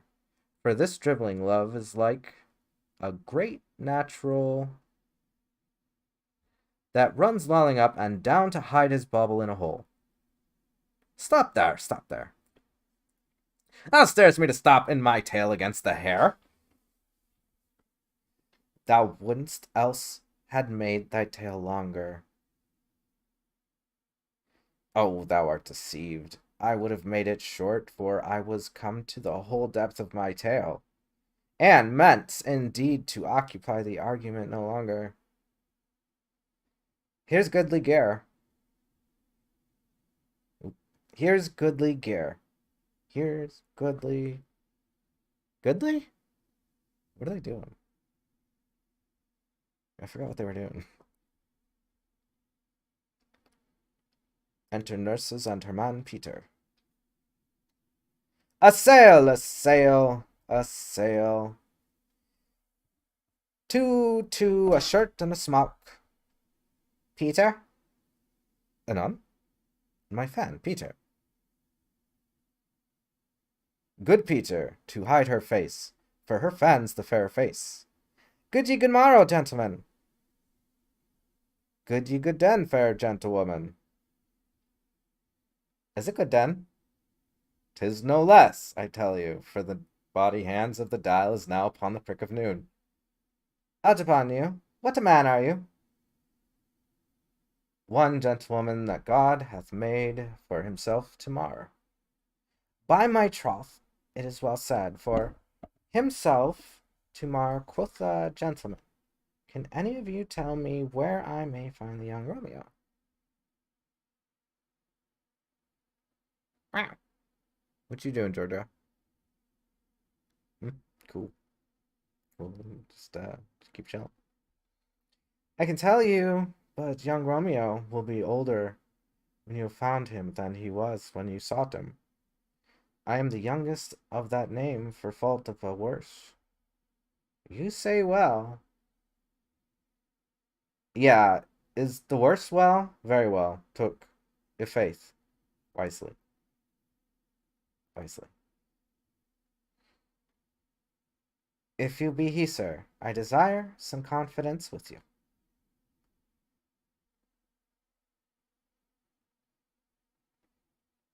She will indict him to some supper. Abod, abod, abod. Soho! What hast thou found? No hare, sir. Unless a hare, sir, in a lantern pie. That is something stale and hoar.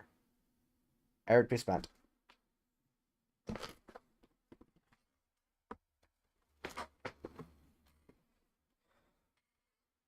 An old hare whore and an old hare whore is very good meat in Lent, but a hare that is whore is too much for a score when it whores ere it be spent. Romeo, will you come to your father's? Will to dinner thither. Don't make fun of me. You're the dork. I will follow you. Farewell, ancient lady. Farewell. Lady. Lady. Lady. Marry farewell, I pray you, sir. What saucy merchant was this that was so full of his ropery?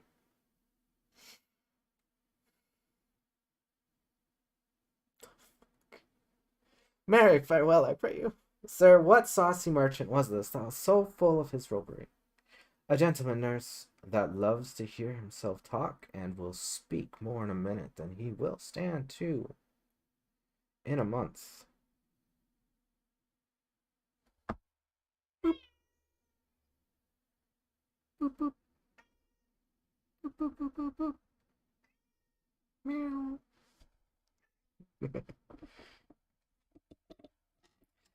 A gentleman, nurse, that loves to hear himself talk, and will speak more in a minute than he will stand to in a month. And speak anything against me, I'll take him down, and I were lustier than he is, and 20 such jacks. And if I cannot, I'll find those that shall. Scurvy knave, I am none of his flirt gills, I am none of his skeins mates, and thou, she turns to Peter, her man, must stand too, and suffer every knave to use me at his pleasure. I saw no man use you at his pleasure. If I had, my weapon should quickly have been drawn out. I warrant you, I dare draw as soon as another man. If I see occasion in a good quarrel, and the law on my side. Now, afore God, I am so vexed. What every part about me quivers. Scurvy knave, pray you, sir, a word, and, as I've told you, my young lady bade me inquire you out.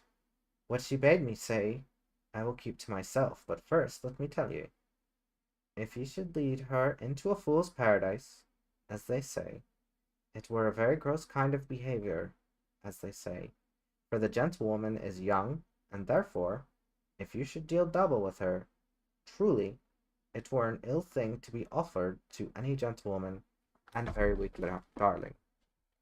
Nurse, commend me to thy lady and mistress, I protest unto thee.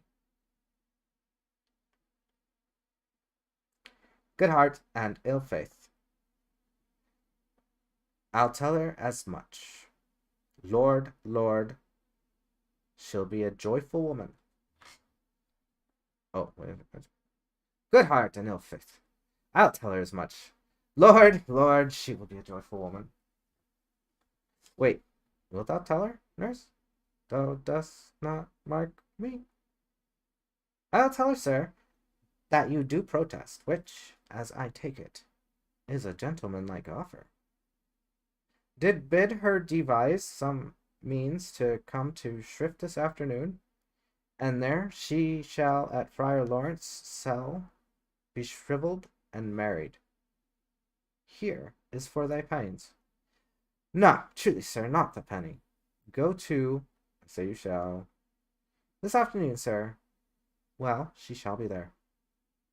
And stay, good nurse, behind the abbey wall, within this hour, my man shall be with thee, and bring thee cords made like a tackled star, which is the high top gallant of my joy, must be my convoy in the secret night.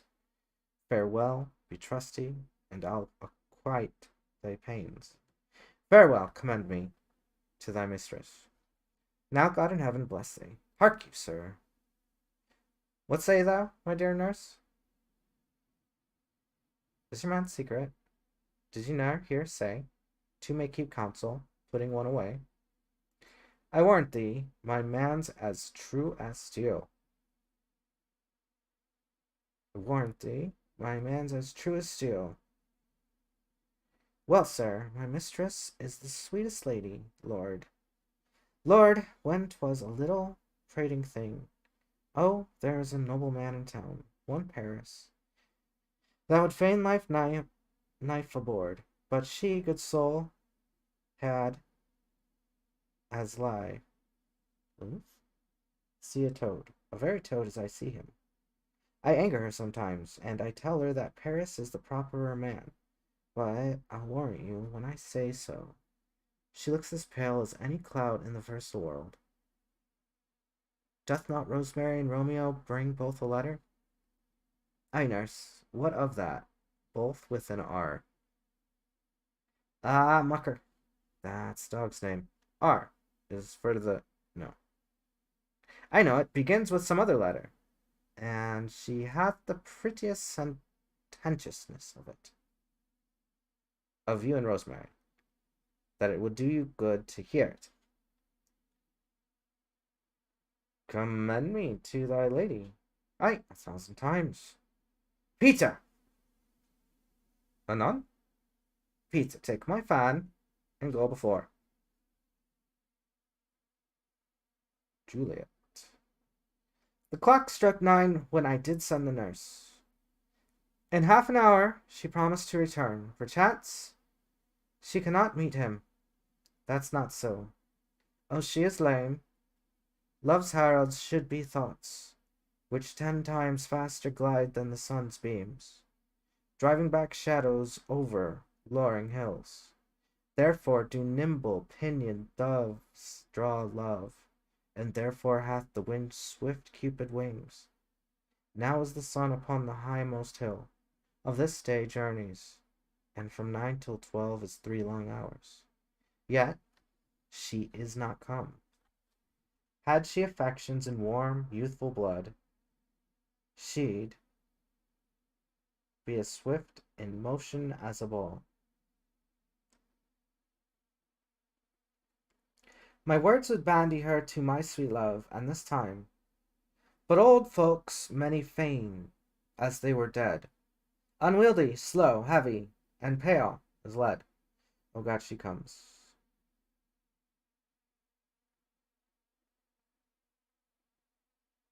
The clock struck 9 when I did send the nurse. In half an hour she promised to return. Perchance she cannot meet him. That's not so. Oh, she is lame. Love's heralds should be thoughts, which 10 times faster glide than the sun's beams, driving back shadowies over luring hills. Therefore do nimble pinioned doves draw love, and therefore hath the wind swift Cupid wings. Now's the sun upon the highmost hill of this day's journey, and from 9 to 12 is 3 long hours, yet she is not come. Had she affections in warm youthful blood, she'd be as swift in motion as a ball. My words would be her to my sweet love, and his to me. But old folks may feign as they were dead, unwieldy, slowly, heavy, and pale as lead. Oh God, here she comes. Oh, honey nurse, what news? Hast thou met with him? Send thy man away. Pete, stay at the gate. Now, sweet nurse, O Lord, why look'st thou sad? Thou news be sad, yet tell them merrily. If good, thou shamest the music of sweet news by playing it to me with no such sour face. I am aweary. Give me leave a while. Fee, how my bones ache. What a jaunt I've had. What a jaunt have I had. I would thou hadst my bones, and I thy news. Nay, come, I pray thee, speak. Good, good nurse, speak. Yes. What haste? Can you not stay a while? Do you not see that I am out of breath?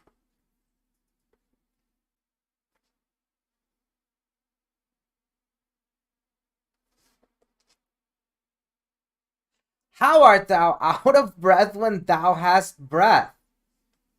To say to me that thou art out of breath?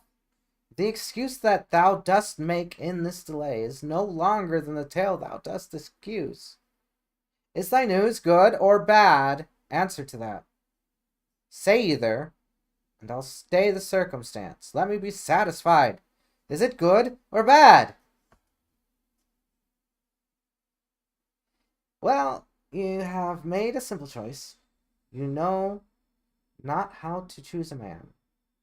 Romeo, no, not he, though.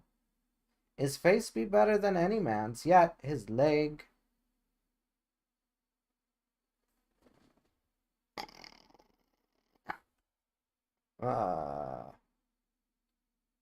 is all a leg Excelsior? The hell? If it is, I think that's a typo.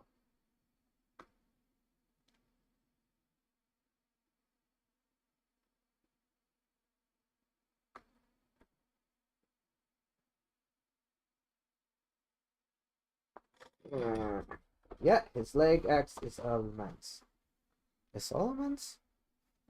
Ailments?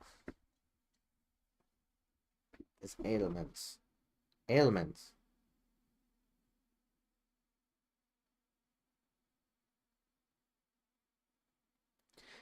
And for the hand, and a foot, and a body, though they may be not to talked on, yet they are past compare. He is not the flower of courtesy, but I'll warrant him as gentle as a lamb. Go thy ways, wench, serve God. What have you dined at home? What? Have you dined at home? No, but all this did I know before. What says he of our marriage? What of that? Lord, how my head aches. What a head have I. It beats as it would fall in 20 pieces. My back or the other side. Ah, my back. Beshrew your heart for sending me about to catch my death with jouncing up and down. Faith, I am sorry that thou art not well. Love, sweet nurse. Tell me what says my love. Oh. Why did they write it like that? Your love says, like an honest gentleman, and a courteous, and a kind, and a handsome, and I warrant a virtuous, where's your mother? Where's my mother? Wait, she is within. Where should she be? How oddly thou repliest. Your love says, like an honest gentleman, where is your mother? Oh God, ladies dear. Are you so hot? Mary, come up, I trow. Is this the poultice for my aching bones? Henceforth, do your messages yourself. He's such a coil. Come, what says Romeo? Have you got leave to go to shrift today? I have. Then he you hence to Friar Lawrence's cell. There stays a husband to make you a wife. Now comes the wanton blood up to your cheeks. They'll be in the scarlet strait at any news. Hie you to church, I must another way, to fetch a ladder, by the which your love must climb a bird's nest soon when it is dark. I am the drudge, and in toil and your delight, but you shall bear the burden soon at night. Go, out to dinner, hie you to the cell. Hie to high fortune, honest nurse. Farewell.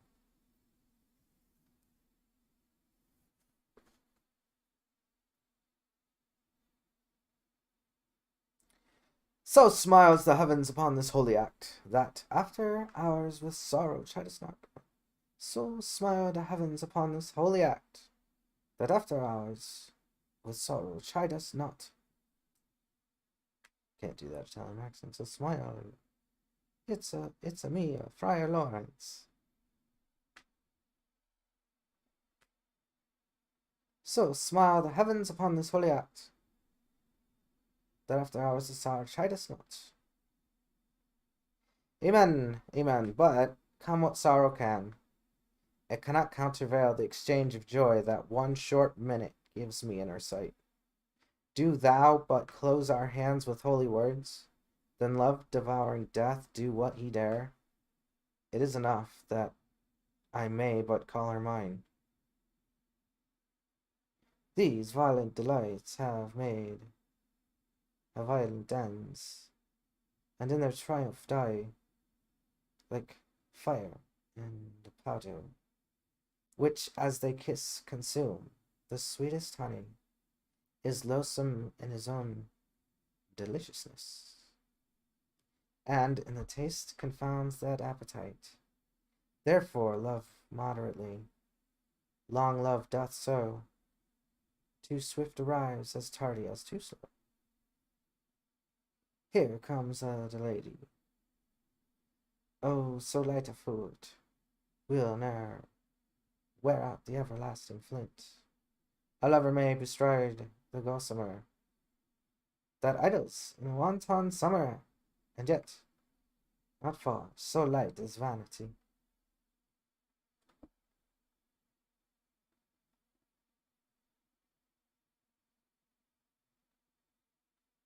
Good evening to my ghostly confessor.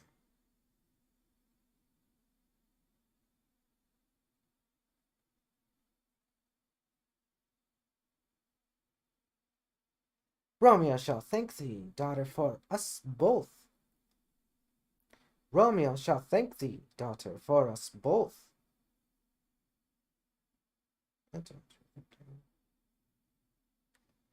As much to him, else is his thanks too much. Ah, Juliet, if the measure of thy love be heaped like mine, and that thy skill be more to blazon it, then sweeten with thy breath this neighbor air, and let rich music's tongue unfold the imagined happiness that both receive in either by this dear encounter. Conceit, more rich in matter than in words, brags of his substance, not of ornament, but they are but beggars that can count their worth. But my true love is grown to such excess, I cannot sum up some of half my wealth. Come, come with me, and we will make short work. For by your leaves you shall not stay alone, till Holy Church incorporate two in one.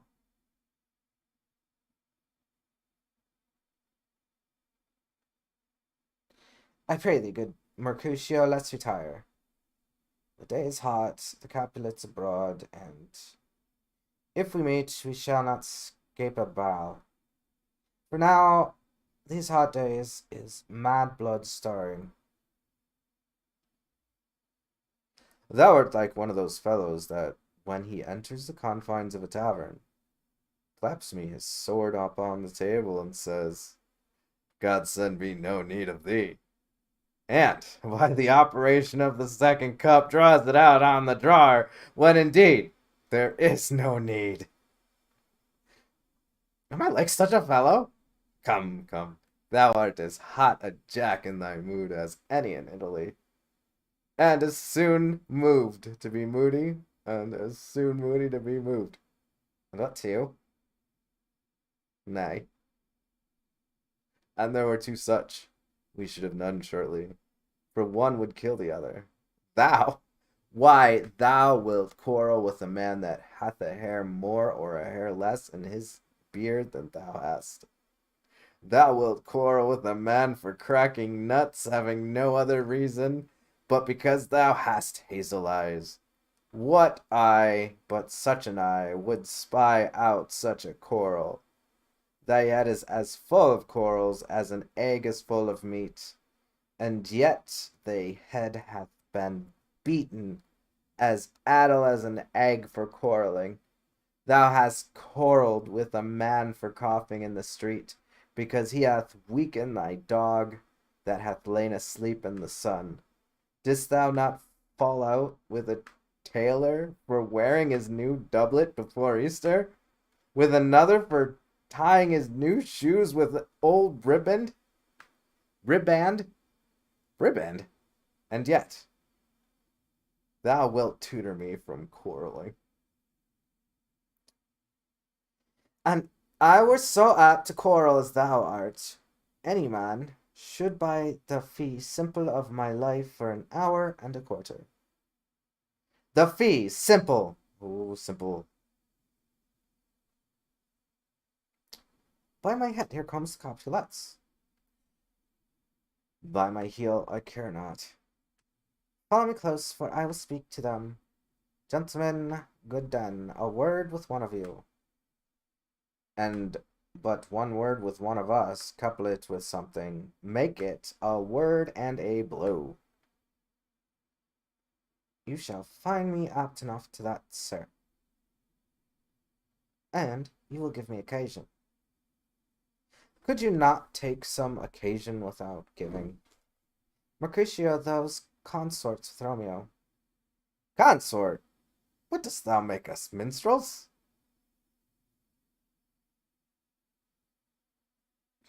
Consort? What? Dost thou make us minstrels?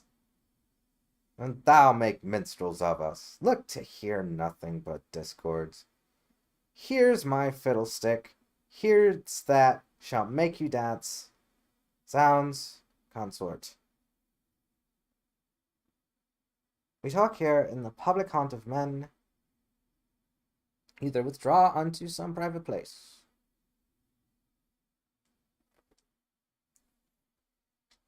And I reason coldly of your grievances, or else depart here. All eyes gaze on us. Men's eyes were made to look, and let them gaze. I will not budge for no man's pleasure. Wait, the first?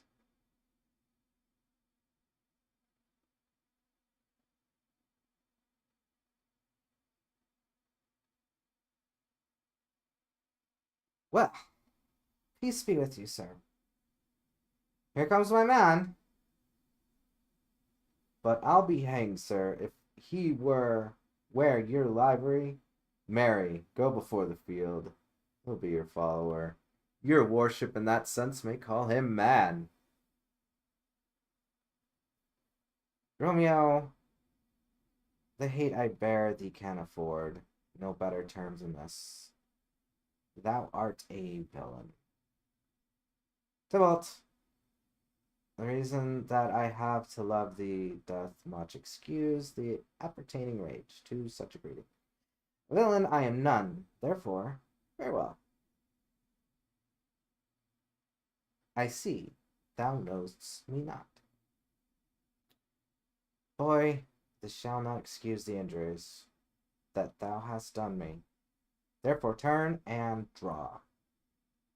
I do protest I never injured thee, but love thee better than thou canst devise, till thou shalt know the reason of my love. And so, good Capulet, which name I tender as dearly as my own, be satisfied. Oh, calm, dishonorable, vile submission! Alice Stoccata carries it away. Tybalt, you rat catcher, will you walk?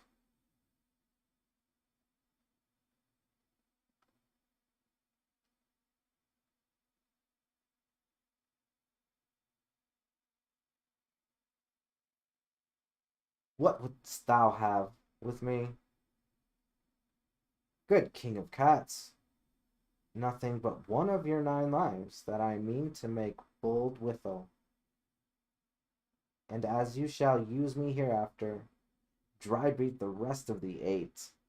Will you pluck your sword out and his pilcher by the ears? Make haste, lest mine be about your ears ere it be out. I am for you.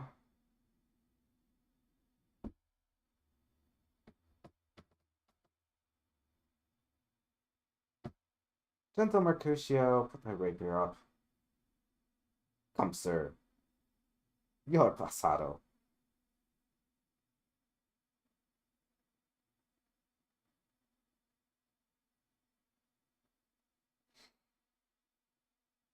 Draw. Benvolio. Beat down their weapons.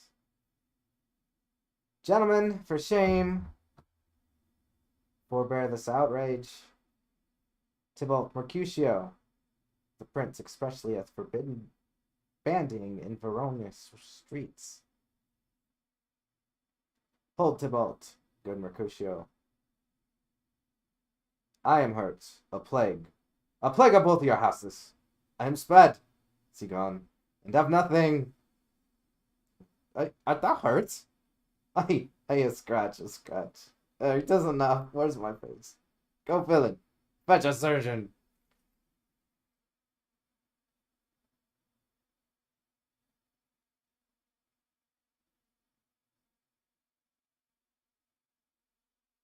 Oh, he just got stabbed. I am hurt. A plague of both your houses. I am sped. Is he gone? And hath nothing. What? That hurt. I, scratch. A scratch. Mary does enough. Where's my page? Go fill in fetch a surgeon.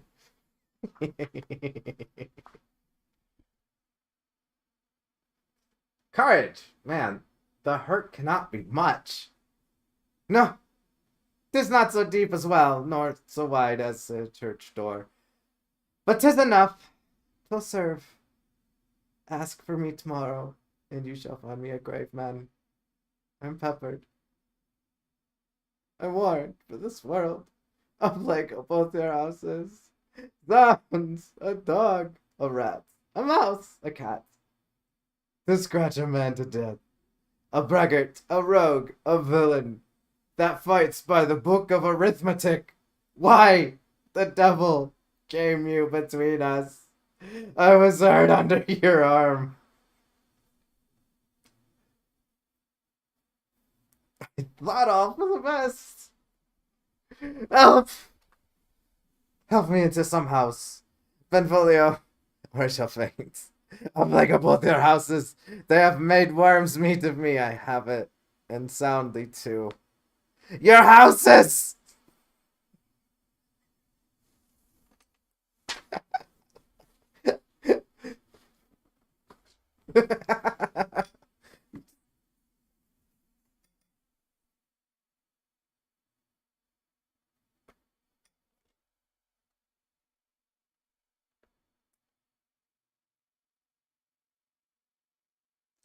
This gentleman, the Princess Near, my very friend, hath got his mortal hurt. In my behalf, my reputation stained with Tybalt's slander. Tybalt, that an hour hath been my kinsman, O sweet Juliet. Thy beauty hath made me effeminate, and in my temper softened valor's steel.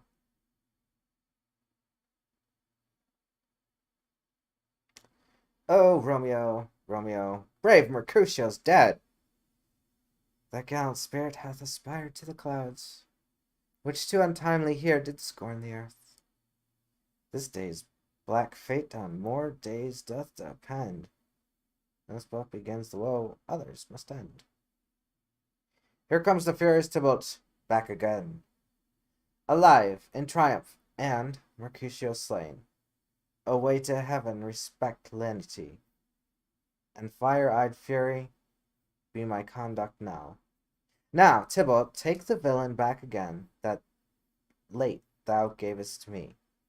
For Mercutio's soul is but a little way above our heads.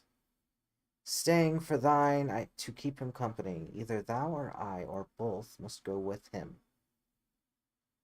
Thou wretched boy, that didst consort him here, shalt with him hence. This shall be determined that. This shall determine that.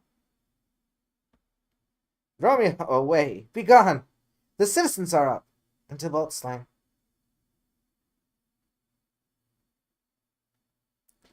Stand not amazed. The prince will doom thee death, if thou art taken. Hence, begone away. Oh, I am fortune's fool. Why dost thou stay?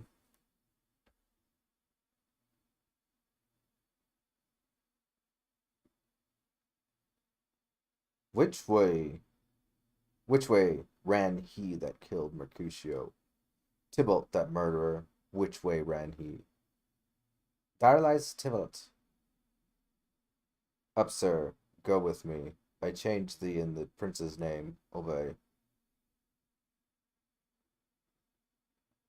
Oh, charge thee in the prince's name. Obey. Where are the vile beginners of this fight? Oh, noble prince, I can discover all. The unlucky manage of this fatal brawl. There lies the man slain by young Romeo, that slew thy kinsman brave Mercutio. Tybalt, my cousin! Oh, my brother's child! Oh, prince, my cousin, husband! Oh, the blood is spilt. of my dear kinsman. Prince, as thou art true, for blood of ours shed blood of Montague. O cousin, Benvolio, who began this bloody fray? Tybalt here is slain, whom Romeo's hand did slay. Romeo that spoke him fair bade him bethink how nice the quarrel was, and urged withal your high displeasure. All this uttered with gentle breath, calm look, knees humbly bowed. Could not take truce with the unruly spleen of Tybalt, deaf to peace. And then he tilts with piercing steel at bold Mercutio's breast, who all is hot turns deadly point to point, and with a martial scorn with one hand beats cold death aside, and with the other sends it back to Tybalt, whose dexterity retorts it. Romeo, he cries aloud, hold friends, friends part. And swifter than his agile arm beats down their fatal points, and twixt them rushes underneath whose arm an envious thrust from Tybalt did the life of stout Mercutio. And then Tybalt fled. But by and by comes back Romeo, who had but newly entertained revenge, and to't they go like lightning, for ere I could draw to part them, was stout Tybalt slain, and as he fell, did Romeo turn and fly. This is the truth, or let Benvolio die. He is a kinsman to the Montague. Affection makes him false. He speaks not true. Some 20 of them fought in his black strife, and all those 20 could but kill one life. I beg for justice, which thou, prince, must give. Romeo slew Tybalt. Romeo must not live. Romeo slew him. He slew Mercutio, who now the price of his dear blood doth owe. Not Romeo, prince. He was Mercutio's friend. His fault concludes, but what the law should end, the life of Tybalt. And for that defense, I immediately we do exile him hence. I have an interest in your head's proceeding, my blood for your rude brawls doth lie out bleeding. But I'll immerse you with so strong a fine, that you shalt all repent the loss of mine. There will be death to pleading and excuses, nor tears nor prayers shall purchases or abuses. Therefore use none, let Romeo hence in haste, else when he found that hour is his lace. Bear hence this body, and attend our will. Mercy but murders, pardoning those that kill. Gallop apace. Gallop apace, you fire-footed steeds.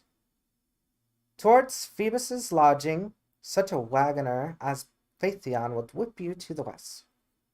Spread thy close curtain, love-performing night, that runaways' eyes may wink, and Romeo leap to these arms untalked of and unseen. Lover's car. Lover's car. What? I've lost my position. Lovers can see to do their amorous rites by their own beauties, or, if love be blind, it best agrees with night.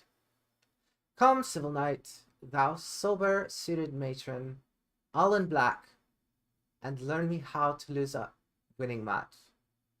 Played for a pair of stainless maidenhoods, put my unmined blood, bating in my cheeks, with thy black mantle, till strange love grown bold.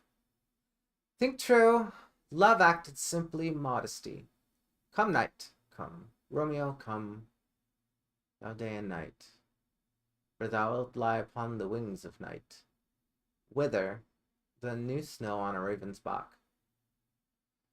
Come, gentle knight, come, loving, black-browed knight, give me my Romeo, and, when he shall die, take him and cut him out in little stars,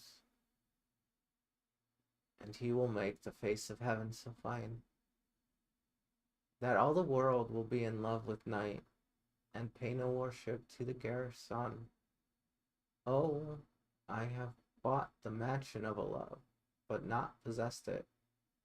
And though I'm sold, not yet enjoyed. So tedious is this day, as is the night before some festival. To an impatient child that hath new robes, you may not wear them. Oh, here comes my nurse. And she brings news in every tongue that speaks, but Romeo's name speaks heavenly eloquence. Now, nurse, what news? What hast thou there the cords that Romeo bid thee fetch? Aye, the cords. Ay me, what news? Why dost thou wring thy hands? Ah, well, he's dead. He's dead. We are undone, lady. We are undone. Alack the delay. Alack the day. He's gone. He's killed. He's dead. Can heaven be so envious? Romeo can, though heaven cannot. Oh, Romeo, Romeo. Whoever would have thought it?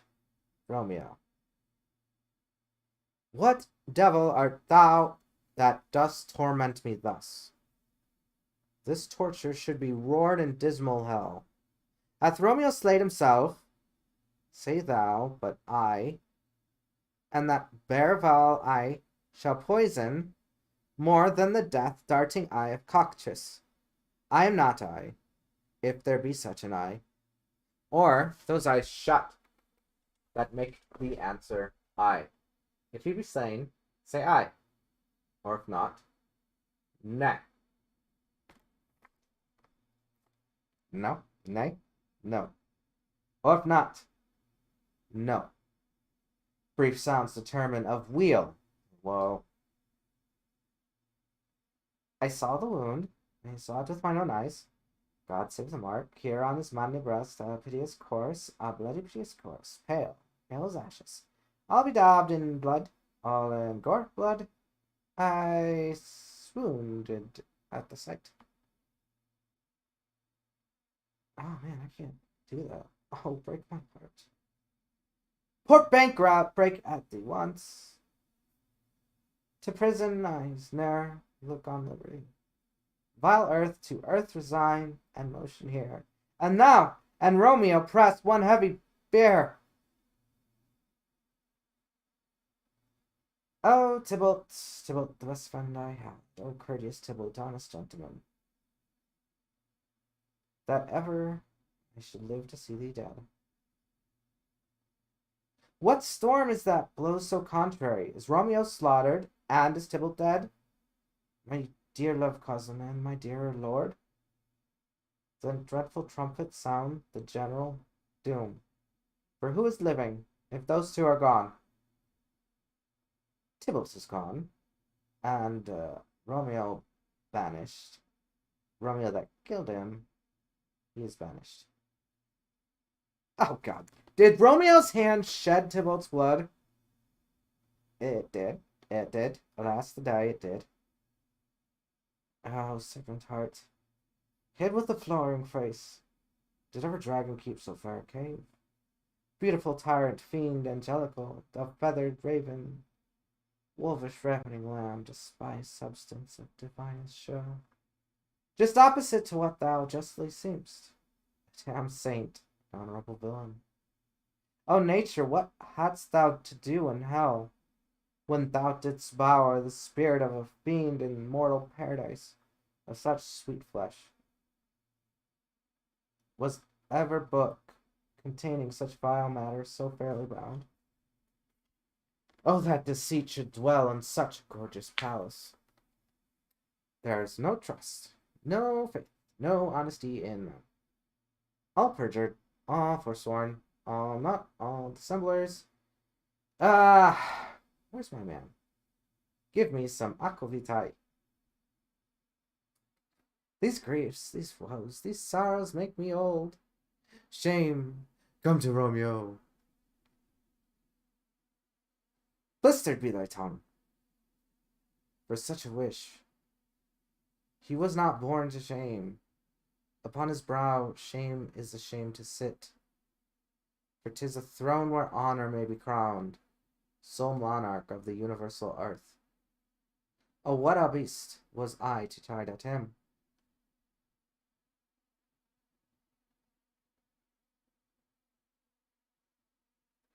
Blistered be thy tongue, for such a wish. He was not born to shame. Upon his brow shame is ashamed to sit. For 'tis a throne where honor may be crowned, sole monarch of the universal earth. Oh, what a beast was I to chide at him! Will you speak well of him that killed your cousin? Shall I speak ill of him that is my husband? Ah, poor Lord, what tongue shall smooth thy name, when I, thy 3 hours wife, have mangled it? But wherefore, villain, didst thou kill my cousin? That villain cousin would have killed my husband. Back, foolish tears, back to your native spring. Your tributary drops belong to woe, which you mistaking offer up to joy. My husband lives that Tybalt would have slain, and Tybalt's dead that would have slain my husband. All this is comfort. Wherefore weep I, then? Some word there was, worser than Tybalt's death, that murdered me, I would forget it fine. Fen? Would forget it fen? But, oh, it presses to my memory, like damned guilty deeds to sinners' minds. Tybalt is dead, and Romeo banished. That one word, banished, hath slain 10,000 Tybalts. Tybalt's death was woe enough, if it had ended there. Or, if sour, woe delights in fellowship, and needy will be ranked with other griefs. Why followed not when she said, Tybalt's dead? Thy father or thy mother, nay, or both, which modern lamentation might have moved, but with a rearward following Tybalt's death, Romeo's banished. To speak that word, is father, mother, Tybalt, Romeo, Juliet, all slain, all dead. Romeo's banished. There is no end, no limit, measure, bound, in that word's death. No words can that woe sound.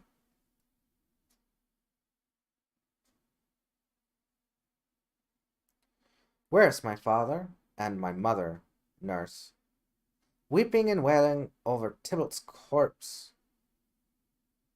Will you go to them? I'll bring you thither. Wash they his wounds with tears. Mine shall be spent. When theirs are dry for Romeo's banishment, take up those cords. Poor ropes, you are beguiled. Both you and I, for Romeo is exiled. He made you for a highway to my bed, but I, a maid, die maiden widowed. Come, cords, come, nurse, I'll to my wedding bed, and death, not Romeo, take my maidenhead.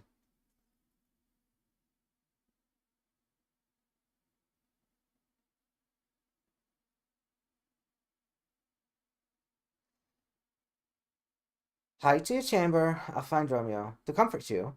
I what? Well, here, where he is.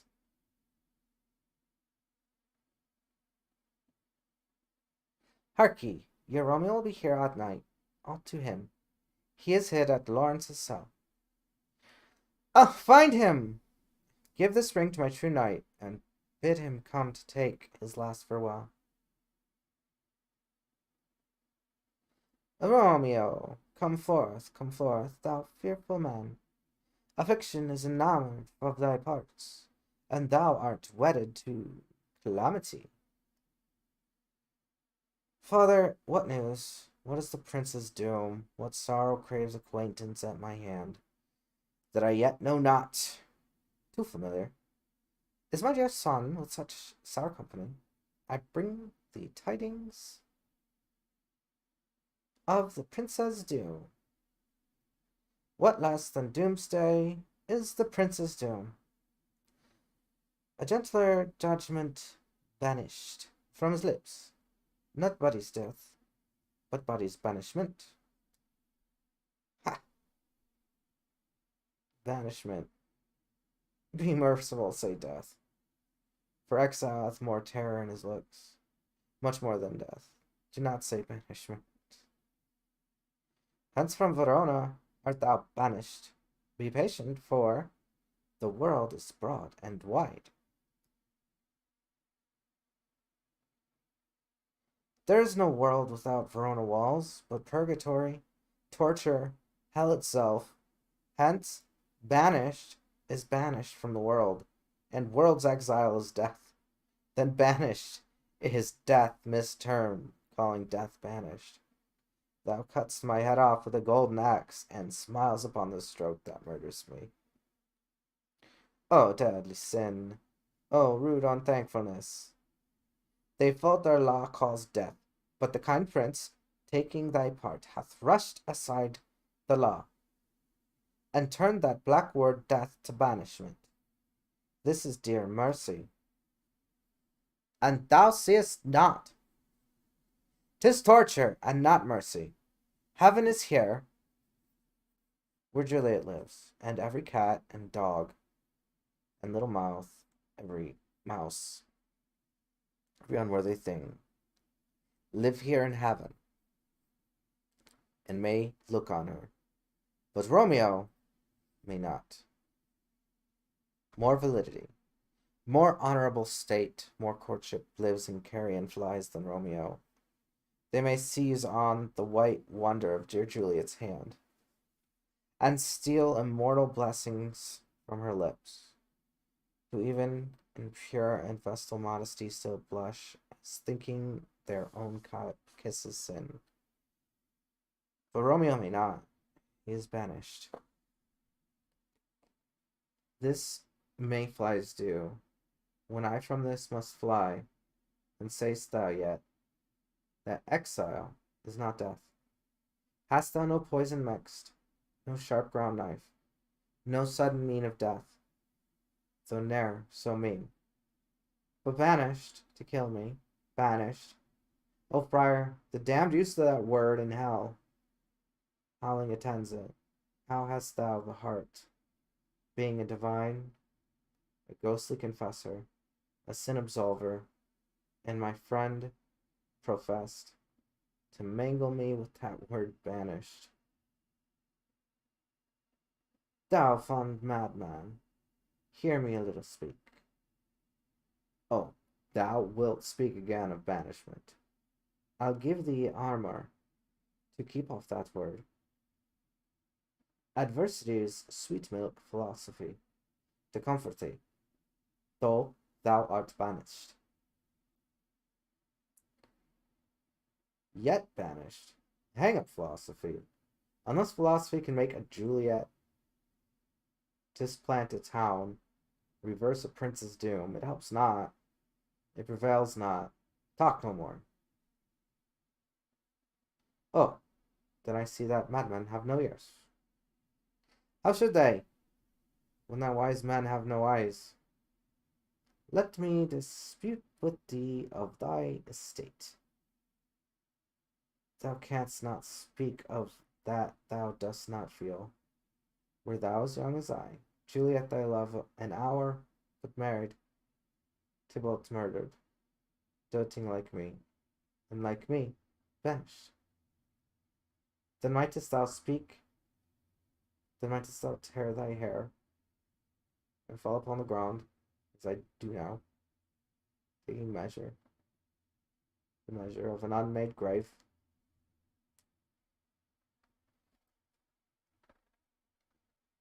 Arise, what knocks? A good Romeo, hide thyself. Not I, unless the breath of heart-stricken groans, mist-like, enfold me from the search of eyes. Hark, how they knock. Who's there? Romeo, arise. Thou wilt be taken. Stay a while. Stand up. Run to my study. By and by. God's will. What simpleness is this? I come, I come. Who knocks so hard? Whence come you? What's your will? let me come in, and you shall know my errand. I come from Lady Juliet's. Welcome then. Oh, Holy Friar, tell me, Holy Friar, where's my lady's door?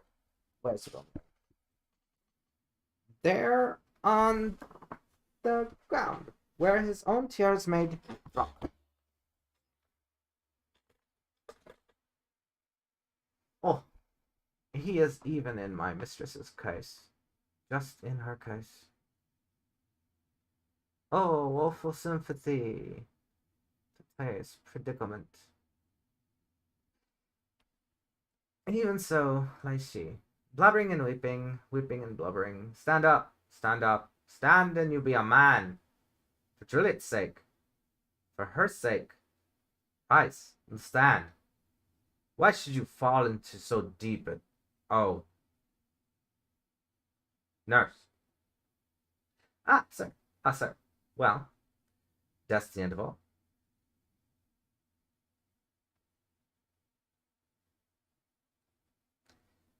Spakest thou of Juliet? How is it with her? Doth she not think me an old murderer? Now I have stained the childhood of our joy with blood removed, but little from her own. Where is she? And how doth she? What says my concealed lady to our cancelled love? Oh, she says nothing, sir, but weeps and weeps, and now falls on her bed, and then starts up, and Tybalt calls, and then Romeo cries, and then down falls again. As if that name shot from the deadly level of a gun did murder her. As that name's cursed hand murdered her kinsman? Oh, tell me, friar, tell me, what vile part of this anatomy doth my name lodge? Tell me, that I may sack the hateful mansion.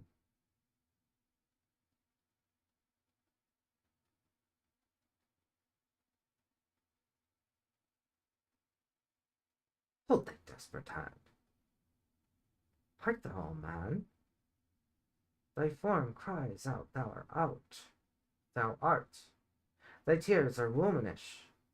Thy wild acts denote the unreasonable fury of a beast. Unseemly woman in a seeming man. Or ill-beseeming beast in seeming both. Thou hast amazed me by my holy altar. I thought thy disposition better tempered. Hast thou slain Tybalt? Wilt thou slay your lives? Wilt thou slay thyself, and slay thy lady that in thy life lives, by doing damned hate upon thyself? Why railst thou on thy birth, heaven and earth? Since birth and heaven and earth all three do meet in thee at once, which thou at once wouldst fight thou shamest thy shape, thy love, thy wit, which is like an usher, abounds to know, and usest none in that true use indeed, which should bedeck thy shape, thy love, thy wit, thy noble shape is but a form of wax, digressing from the valor of a man, thy dear love, sworn but holy perjury, killing of that love which thou hast vowed to cherish. Thy wit, that ornament to shape, and love, misshapen in the conduct of them both, like powder in a skilless soldier's flask, is set afire by thine own ignorance, and thou disremembered with thine own defence. What roused thee, man? Thy Juliet is alive, for whose dear sake thou wast but lately dead. There are thou happy, Tybalt would kill thee, but thou slewest Tybalt. There art thou happy too. The law that threatened death becomes thy friend, and turns it to exile. There art thou happy. A pack of blessings lights upon thy back. Happiness courts thee in her best array. But, like a misbehaved and sullen wench, thou pourest upon thy fortune and thy love. Take heed, for such die miserable. Go get thee to thy love as was decreed.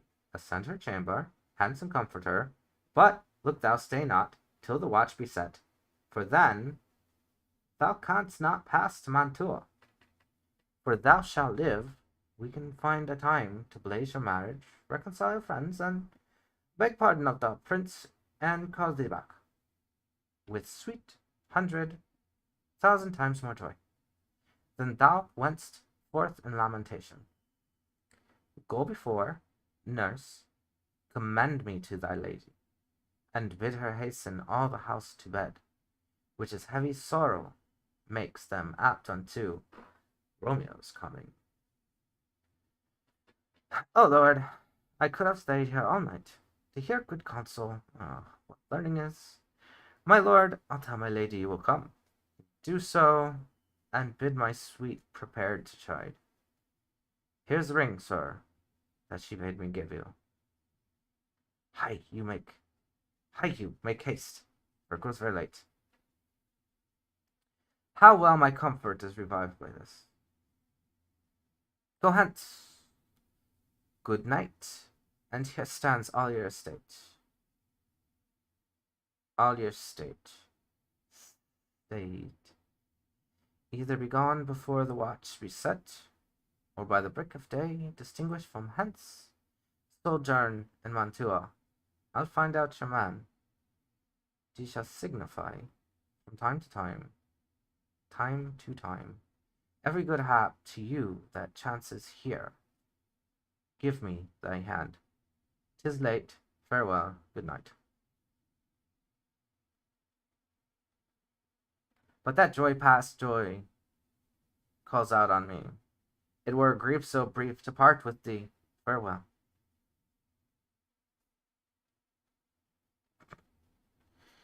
Things have fallen out, sir, so unluckily, that we have had no time to move our daughter.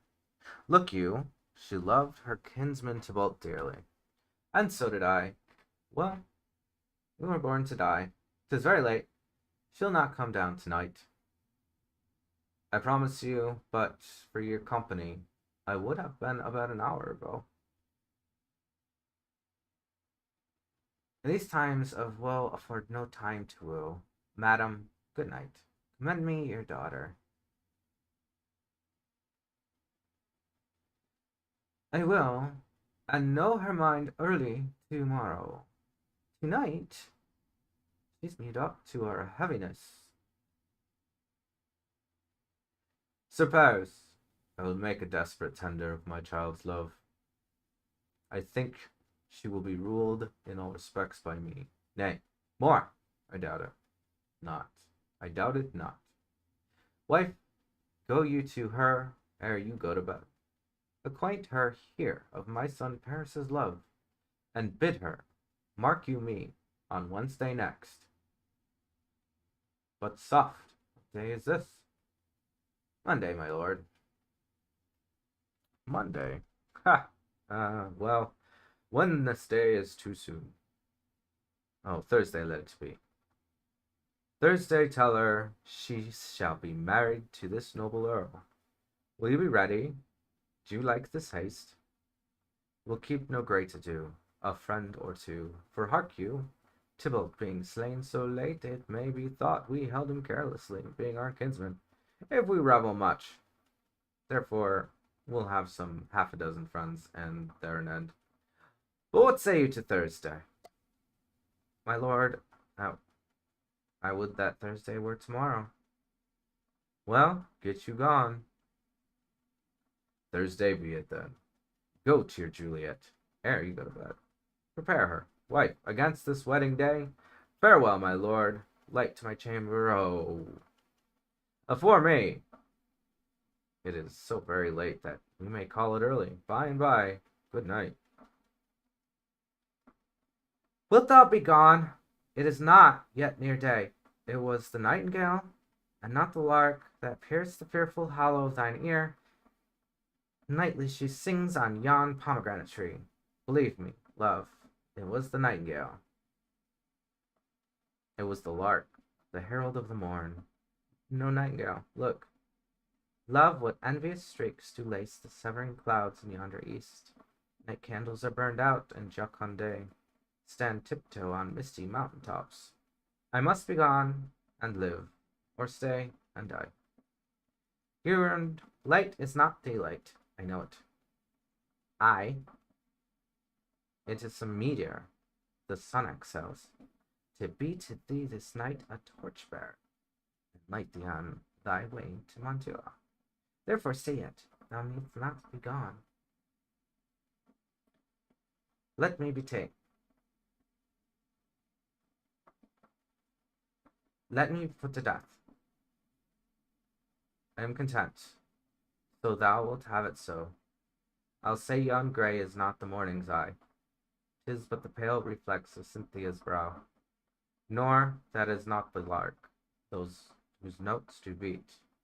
The vaulty heaven is so high above our heads. I have more care to stay than will to go. Come, death and welcome. Juliet wills it so. Halists, my lord, my soul, with folk. Is not they? It is. It is. High hence, begone, away.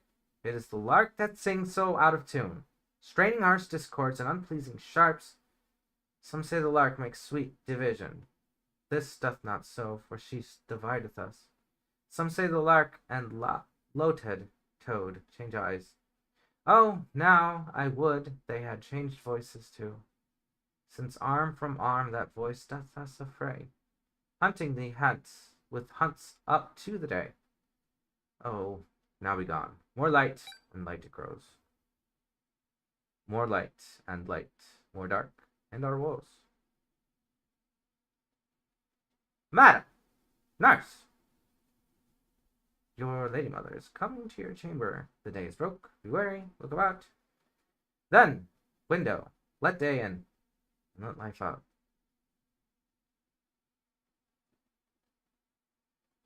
Farewell. Farewell, one kiss, and all the sun. Art thou gone so, my lord, my love, my friend? I must hear from thee every day in this hour, for in a minute there are many days. Oh, by this count, I shall be much in years, ere I again behold my Romeo. Farewell. I will omit no opportunity that may convey my greetings, love, to thee. Oh, thinkest thou we shall ever meet again? I doubt it not, and all these bows shall serve for sweet discourses in our time to come. O God, I have an ill-divining soul, methinks I see thee. Now thou art below, as one dead in the bottom of a tomb. Either my eyesight fails, or thou look'st pale. And trust me, love, in my eyes so do you. Dry sorrow drinks our blood. Adieu, adieu. O fortune, fortune, all men call these fickle. If thou art fickle, what dost thou with him? That's renowned for faith. Be fickle, fortune, for then I hope thou wilt not keep him long, but send him back. Ho, daughter, are you up? Who is it that calls? Is it my lady mother? Is she not down so late or up so early? What unaccustomed cause procures her hither? Why, how now, Juliet? Madam, I am not well. Evermore weeping for your cousin's death. What wilt thou wash him from his grave with tears? And if thou couldst not make him live. Therefore, have done. Some grief shows much of love, but much of grief shows still some want of wit. You let me weep for such a feeling loss. So shall you feel the loss, but not the friend which you weep for. Feeling so the loss, I cannot choose, but ever weep the friend. Well, girl, thou weepst not so much for his death, as that villain lives with slaughtered him. What villain, madam? That same villain, Romeo. villain and he be married miles asunder. God pardon him. I do with all my heart, and yet no man like he doth grieve my heart. That is because the traitor murderer lives. Ay, madam, from the reach of these hands would none but I might venge my cousin's death. We will have vengeance for it, fear thou not. Then weep no more. I'll send to one in Mantua, where that same banished runagate doth live. Shall give him such an unaccustomed dram that he shall soon keep Tybalt company, and then I hope thou wilt be satisfied. Indeed, I never shall be satisfied with Romeo till I behold him dead. Is my poor heart so for a kinsman vexed? Madam, if you could find out but a man to bear a poison, I would temper it. That Romeo should upon receipt thereof soon sleep in quiet. Oh, how my heart abhors to hear him named, and cannot come to him, to wreak the love I bore my cousin Tybalt upon his body that hath slaughtered him. Find thou the means, and I'll find such a man. But now I'll tell thee joyful tidings, girl. And joy comes well in such a needful time. What are they, I beseech your ladyship? Well, thou hast a careful father, child, one who, to put thee from thy heaviness, hath sorted out a sudden day of joy, that thou expect'st not, nor I looked not fear. Madam, in happy time, what day is this? Is that? Marry, my child, except early next Thursday morn, the gallant young and noble gentleman, the country Paris and St. Peter's Church, shall happily make thee there a joyful bride. Now, by St. Peter's Church, Peter too, he shall not make me there a joyful bride. I wonder at his haste, that I must wed ere he that should be husband comes to woo. I pray you tell my lord and father, madam, I will not marry yet, and when I do, I swear it shall be Romeo, whom you know I hate, rather than Paris. These are news indeed.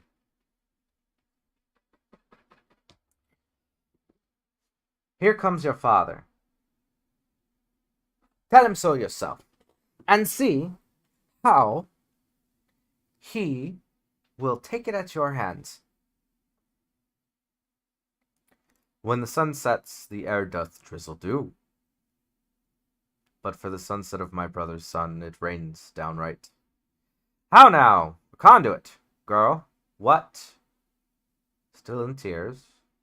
Evermore showering? In one little body thou counterfeit'st a bark, a sea, a wind, for still thy eyes, which I may call the sea, do ebb and flow with tears. The bark thy body is, sailing in this salt flood, the winds thy sighs, who, raging with thy tears, and they with them, without a sudden calm, will overset thy tempest-tossed body. How now, wife, have you delivered to her our decree? Ay, sir, but she will none. She gives you thanks. I would the fool were married to her grave. Soft. Take me with you, wife. How? Will she none? Doth she not give us thanks? Is she not proud? Doth she not count her blessed, unworthy as she is, that we have wrought so worthy a gentleman to her bridegroom? Not proud. You have, but thankful that you have. Proud can I never be of what I hate, but thankful even for hate that is meant love. How now, chop logic. What is this? Proud, and I thank you, and I thank you not, and yet not proud. Mistress Minion, you thank me no thankings, nor proud me so prouds. But fettle your fine joints against Thursday next, to go with Paris to St. Peter's Church, or I will drag thee on a hurdle thither. Out, you green sickness carrion, out, you baggage, tallow face.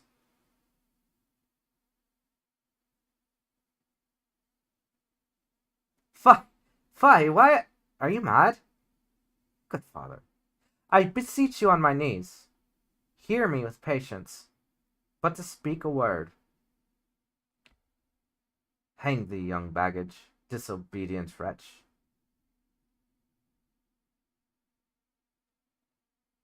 I tell you what, get thee to church a Thursday, or never after look me in the face.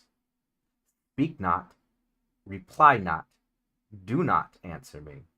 My fingers itch. Wife, we scarce thought us blessed, that God had sent us but this only child. But now I see this one is one too much, and that we have a curse in having her. Out on her, Hilding!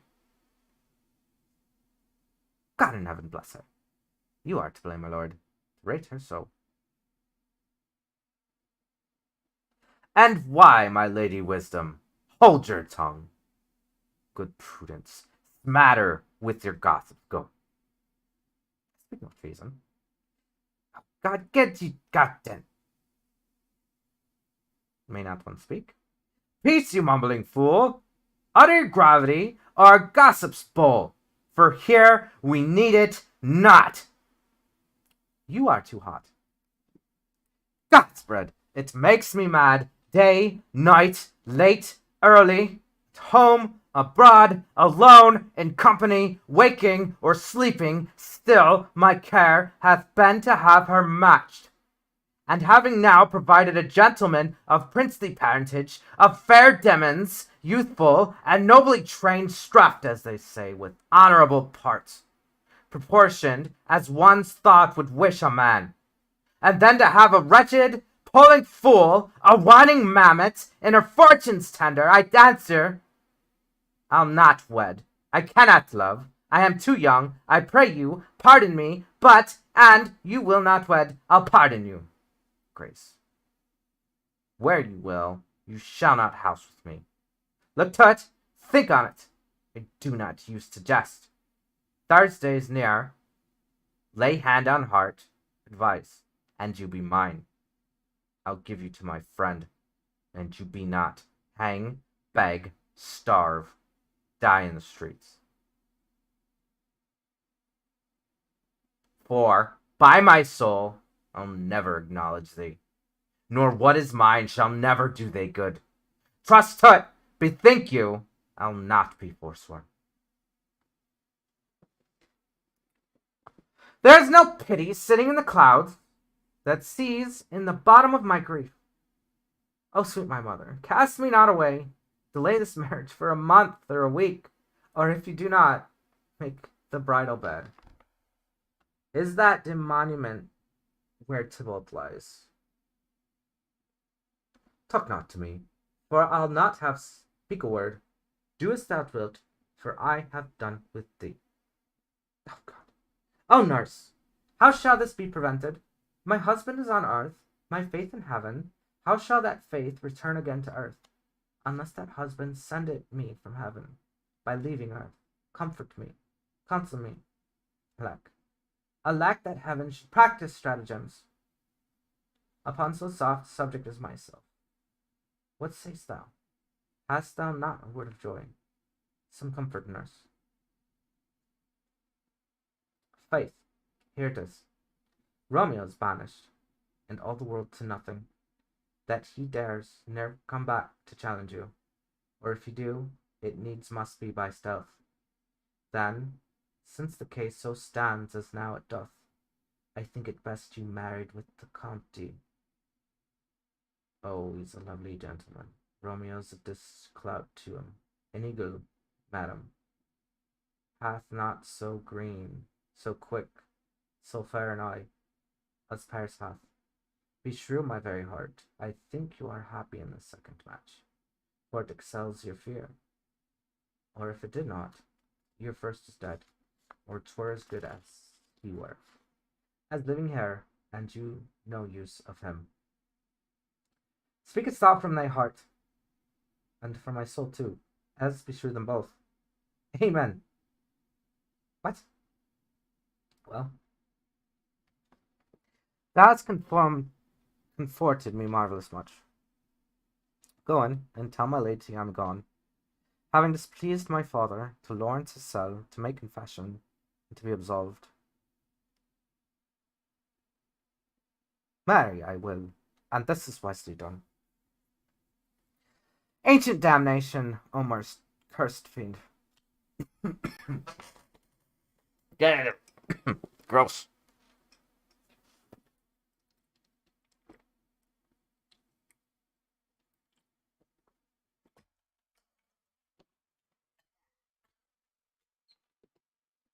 I went too long without drinking water.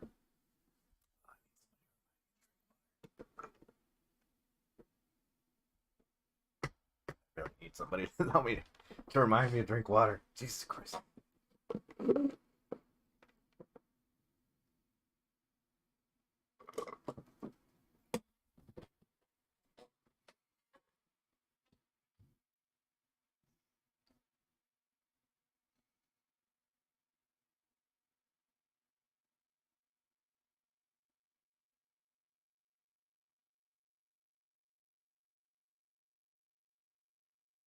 Ancient.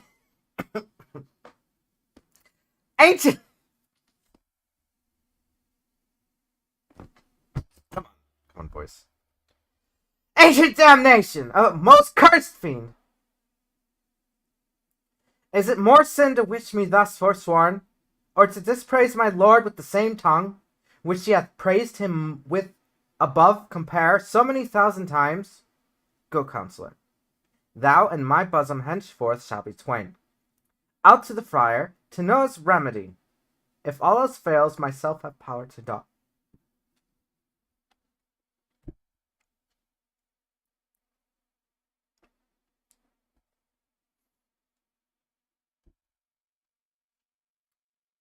On Thursday, sir. The time is very short. It's a very short. It's a very, very, very short. The time is very short.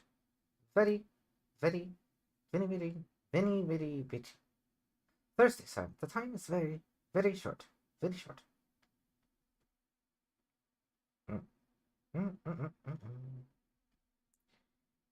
My father Capulet will have it so, and I am nothing slow to lack his haste. You say you do not know the lady's mind? Uneven is the course. I'd like it not.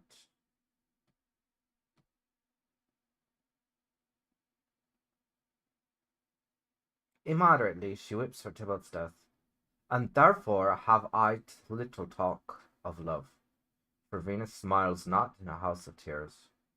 Now, sir, her father counts it dangerous, that she doth give her sorrow so much away, and, in his wisdom, hastens our marriage, to stop the inundation of her tears, which, too much minded by herself alone, may be put from her by society. Now, do you know the reason of this haste? I would I knew not why it should be slowed. Look, sir, here comes the Lady Juliet toward my son.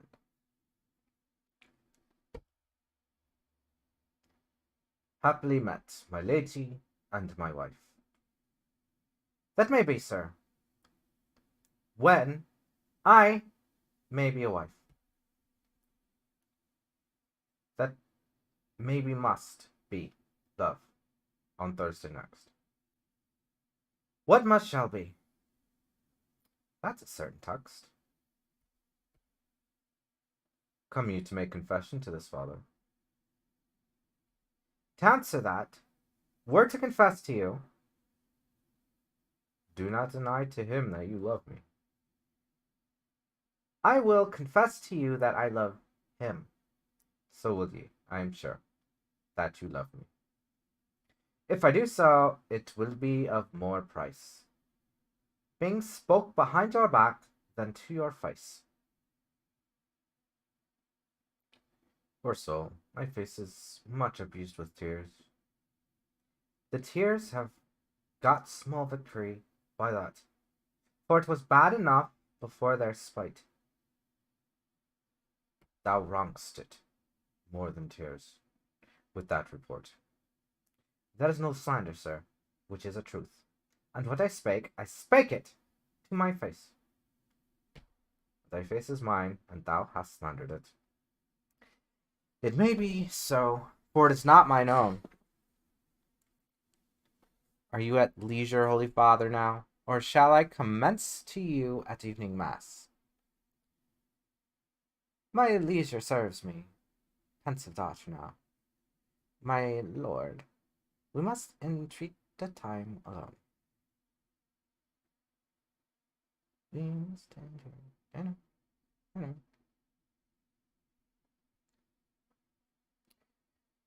God's shield. I should disturb devotion. Juliet, on Thursday early will I rouse you. Till then, adieu, and keep this holy kiss. Ah, shut the door! And once thou hast done so, come weep with me, past hope, past cure, past help. Ah, Juliet, I already know why thy grief. It strains me past the compassion of my wits. I hear thou must, and nothing may prorogue it. On Thursday next be married to this country. Tell me not, friar, that thou hearest of this, unless thou tell me how I may prevent it. If in thy wisdom thou canst give no help, do thou but call my resolution wise. And with this knife I'll help it presently. God joined my heart and Romeo's, thou our hands. And ere this hand, by thee to Romeo sealed, shall be this label to another dead. Or my true heart with treacherous revolt turn to another, this shall slay them both. Therefore, out of thy long experienced time, give me some present counsel, or behold, twixt my extremities and me this bloody knife shall play the umpire, arbitrating that which the commission of thy years and art could to no issue of true honor bring. Be not so long to speak, I long to die. And what thou speaks, speak not of remedy. I long to die, if what thou speakest, speak not of remedy. Hold it, daughter. I do spy a kind of hope, which craves as desperate execution, as that is desperate, which we would prevent, if rather than to marry County Paris. Thou hast strength of will to slay thyself. Then is it likely thou wilt undertake a thing like death to chide away the shame that copest with death himself to escape from it? And if thou darest, I'll give thee remedy. Ah, bid me leap, rather than marry Paris, from off the battlements of yonder tower, or walk in thievish ways, or bid me lurk where serpents are, chain me with roaring bears, or shut me nightly in a charnel house, or card quite dead man's rattling bones, with reeky shanks and yellow capless skulls, or bid me go into a new made grave, and hide me with a dead man in his shroud, things that, to hear them told, have made me tremble. And I will do it without fear or doubt, to live an unstained wife to my sweet love. Hold, then, go home, be merry, give consent to marry Paris. Wednesday is tomorrow. Tomorrow night look at that thou lie alone. Let not thy nurse lie with thee in thy chamber. Take thou this phial, being then in bed, and this distilled liquor drink thou off, when presently through all thy veins shall run a cold and drowsy humour, for no pulse shall keep his native progress, but sure case, no warmth, no breath, shall testify thou livest. The rose in thy lips and cheeks shall fade to paly ash, the ice windows full, like death, when he shuts up the day of life, each part, deprived of supple government, shall stiff and stark and cold appear like death. And in this borrowed likeness of shrunk death, thou shalt continue 2 and 40 hours, and then awake as from a pleasant sleep. Now, when the bridegroom in the morning comes to rouse thee from thy bed, there art thou, dead. Then, as the manner of our country is, in thy best robes, uncovered, on the bier, thou shalt be born to that same ancient vault, where all the kindred of the Capulets lie. In the meantime, against thou shalt awake, shall Romeo by my letters know our drift, and hither shall he come. And he and I will watch thy waking, and that very night shall Romeo bear thee hence to Mantua. And this shall free thee from this present shame, if no inconstant toy nor womanish fear abate thy valor in the acting it. Give me. Oh, tell not me of fear. Hold, get you gone. Be strong and prosperous in this resolve. I'll send a friar with speed to Mantua, my letters to thy lord. Love give me strength, and strength shall help afford. Farewell, dear father. Bruh. Are we there yet? There's so many words. I'm falling asleep reading. Oh shit, it's daylight. Oh, I guess it is a 3-hour play.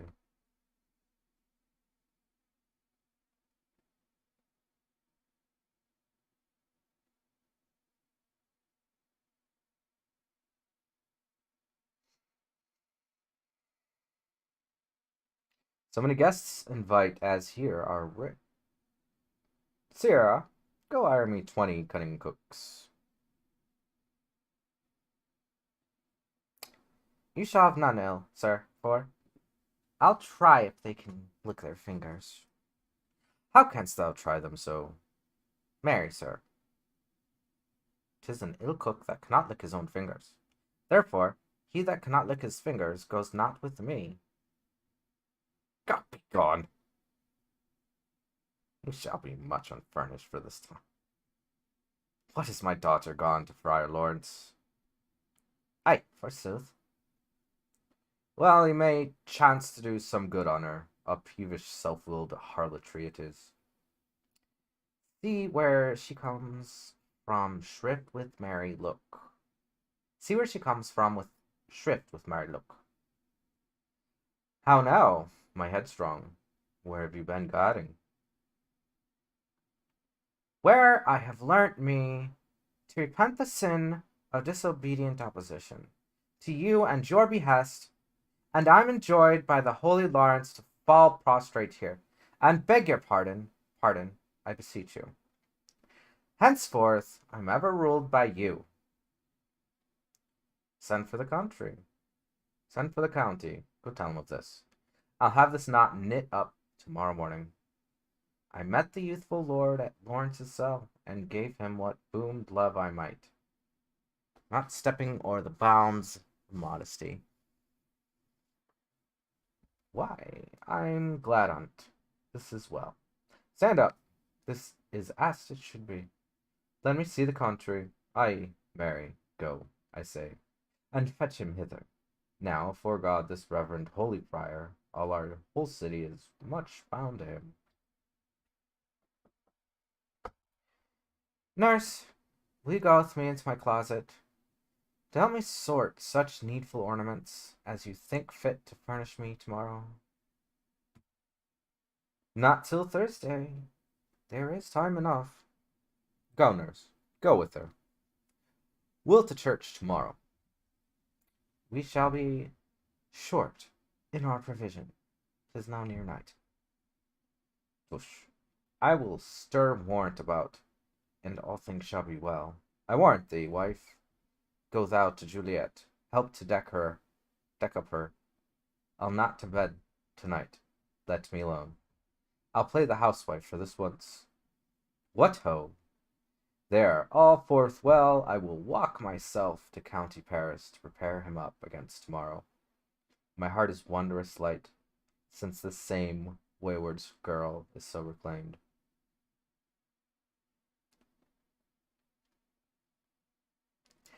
Ay, those attires are best.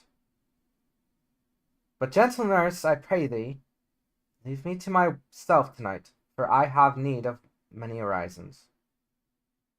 Orisons. Orisons? To move the heavens, to smile upon my state, which, well thou knowst, is cross and full of sin. What? Are you busy, oh?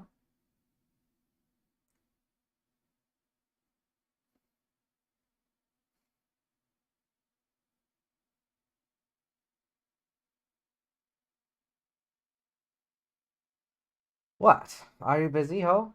Need you my help? No, madam. We have culled such necessaries as are hopeful for our estate tomorrow. So please you, let me now be left alone, and let the nurse this night sit up with you. For I am sure you have your hands full, all in this sudden business. Good night. Get thee to bed, and rest, for thou hast need. Farewell. God knows when we shall meet again. I have a faint, cold fear thrills through my veins that almost freezes up the heat of life. I'll call them back again to comfort me. Nurse! Nurse! What shall she do here? My dismal scene, I need must act alone. Come, Vial. What is this mixture? Do not work at all. Must I, of force, be married to the country? No. This shall forbid it. Thy low. There. What if it be poison, which the friar subtly hath ministered to have me dead, lest in this marriage should be dishonored, because he married me before to Romeo? I fear it is, and yet, methinks, should not, for he hath still been tried a holy man. I will not entertain so bad a thought.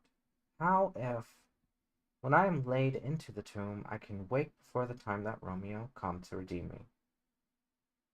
There's a fearful point. Shall I not, then, be stifled in the vault, to whose foul mouth no healthsome air breathes in, and there die strangled ere my Romeo comes? Or, if I live, is it not very like the horrible conceit of death and night, together with the terror of the place, as in a vault, an ancient receptacle, where, for this many hundred years, the bones of all my buried ancestors are packed, where bloody Tybalt, yet but green in earth, lies festering in his shroud, where, as they say, at some hours in the night spirit resort. Alack! Alack! Is it not like that I, so early walking, what with loathsome smells and shrieks like mandrakes torn out of the earth, that living mortals hearing them run mad? Oh, if I wake, shall I not be distraught, environed with all these hideous fears, and madly play with my forefathers' joints, and pluck the mangled Tybalt from his shroud? And in this rage, with some great kinsman's bone, as with a club, dash out my desperate brains. Oh, look! Methinks I see my cousin's ghost, seeking out Romeo, that did spit his body upon a rapier's point. Stay, Tybalt, stay! Romeo, I come. This do I drink to thee.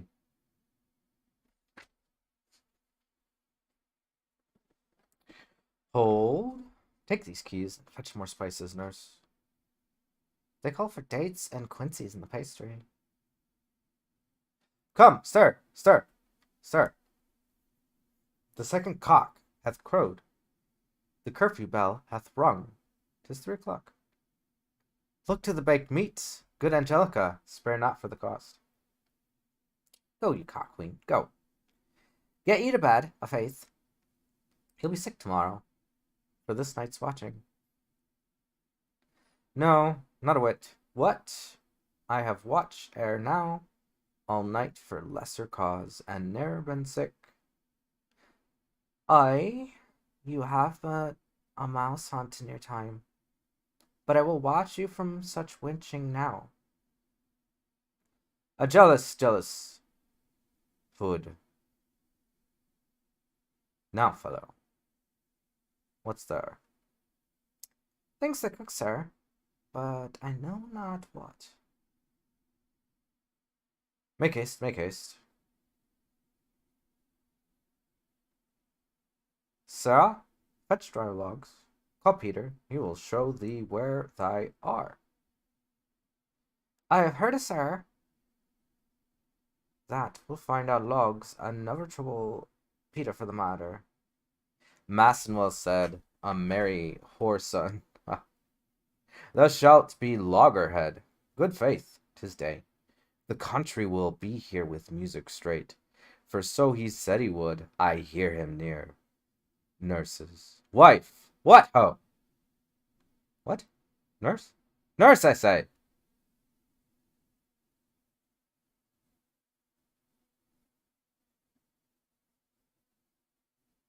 Go, waken Juliet, go and trim her up. I'll go chat with Paris. Hi, make haste. Make haste. The bridegroom, he is come already. Make haste, I say. Good day, sir.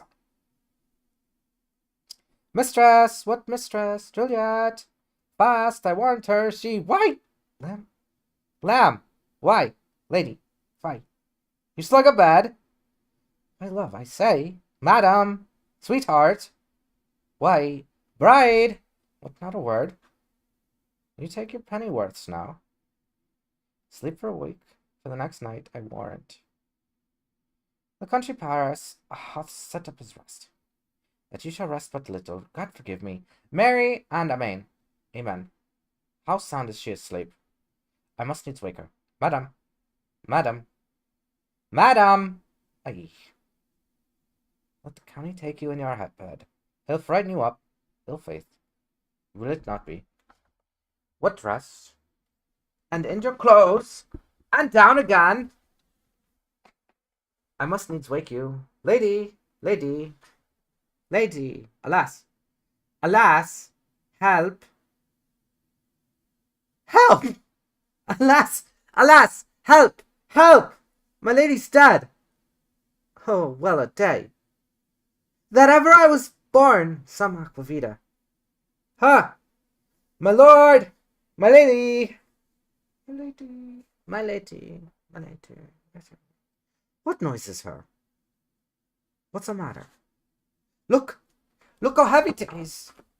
Oh me, my child, my only life, revive. Look up, or I will die with thee. Help! Help, call, help! For shame.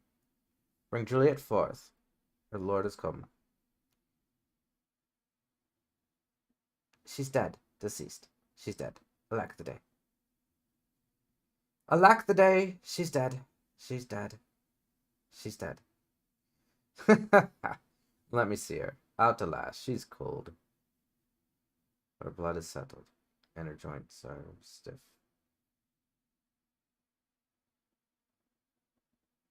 Life and these lips have long been separated. Death lies on her like an untimely front upon the sweetest flower of all the field. A lamentable day. Oh, woeful time. Death that hath taken her hence to make me wail, ties up my tongue, and will not let me speak. Come, is the bride ready to go to church? Ready to go, but never to return.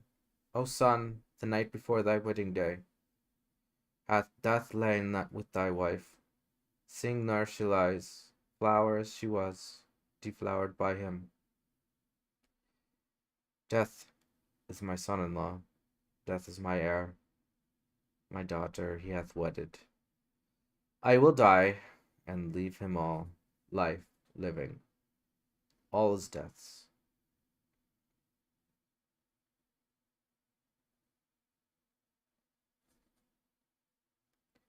Have I thought long to see this morning's face? And doth it give me such a sight as this? Accursed, unhappy, wretched, hateful day. Most miserable hour, that ere time saw the lasting labor of his pilgrimage.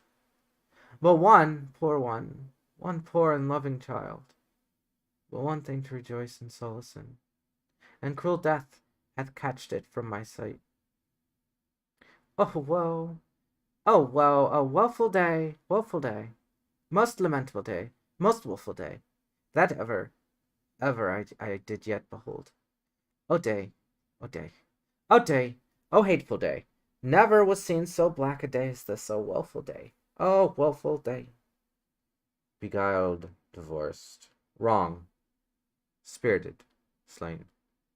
Most detestable death, by thee beguiled, by cruelty quite overthrown. O love, O life, not life, but love and death.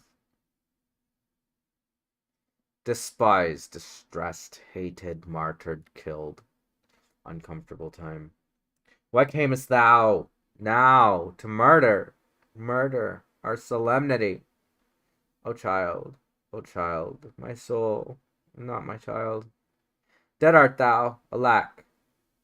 My child is dead, and with my child my joys are buried.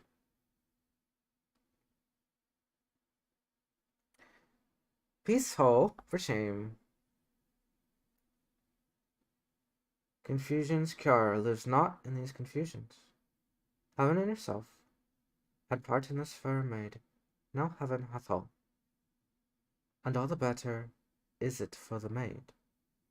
Your part is here you could not keep from death, but heaven keepeth part in eternal life. The most you sought was her promotion, for 'twas your heaven should she be advanced. And weep ye now, seeing she is advanced above the clouds, as heaven, as high as heaven itself. Owns love, you love your child so ill that you run mad, seeing that she is well. She's not well married, that lives married long, but she's best married that dies married young.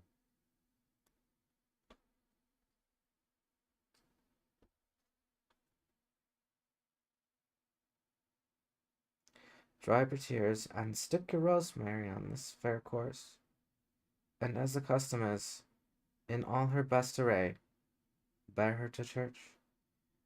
For though fond nature bids us all, oh right, this is for our lords. He's hamming it up. Hold on. Peace, ho, for shame. Confusion's cure lives not in those confusions. Heaven and yourself had been part in this fair maid. Now heaven hath all, and all the better's for the maid. Your part in her you could not keep from death, but heaven keeps his part in eternal life. The most you sought was her promotion, for 'twas your heaven she should be advanced. And weep ye now, seeing she is advanced above the clouds, as high as heaven itself.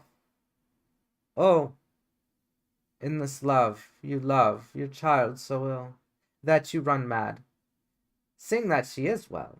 She's not well married that lives married long, but she's best married that dies married young.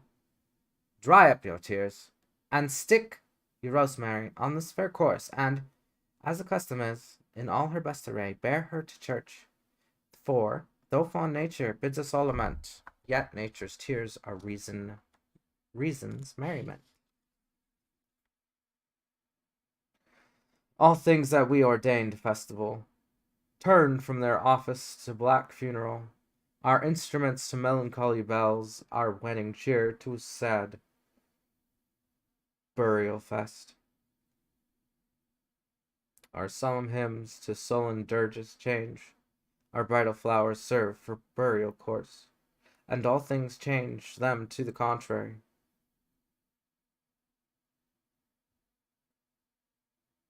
Sir, go you in, and, madam, go with him, and go, Sir Paris. Everyone, prepare to follow this fair course unto her grave. The heavens do lower upon you for some ill. Move them no more by crossing their high will. Faith, we may put up our pipes unbegun. Honest good fellows, put up.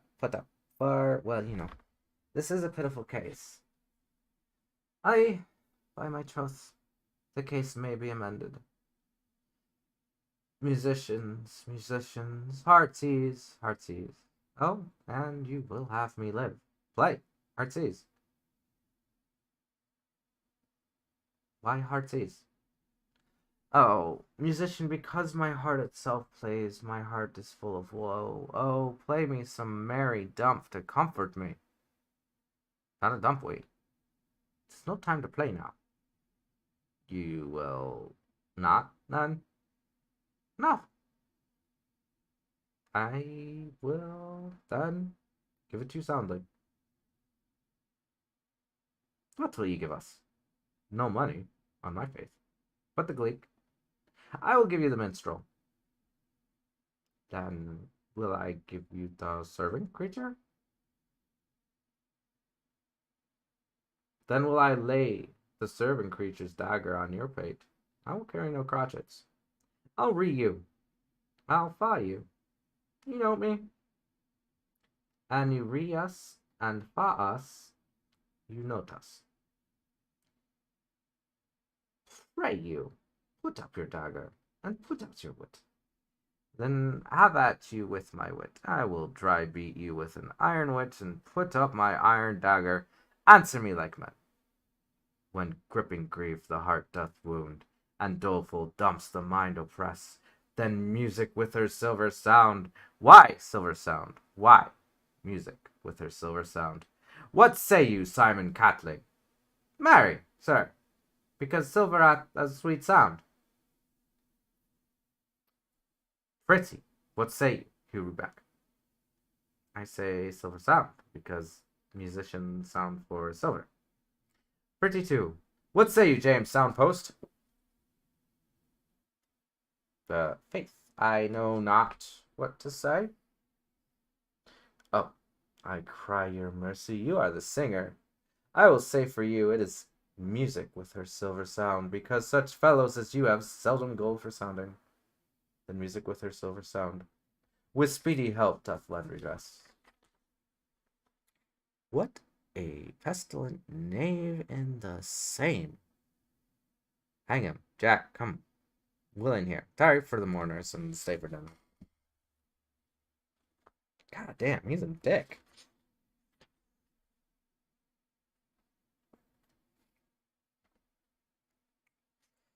If I may trust the flattering eye of sleep, my dreams presage some joyful news at hand. My bosom lord sits lately in his throne, and all this day in an unaccustomed spirit lifts me above the ground with cheerful thoughts.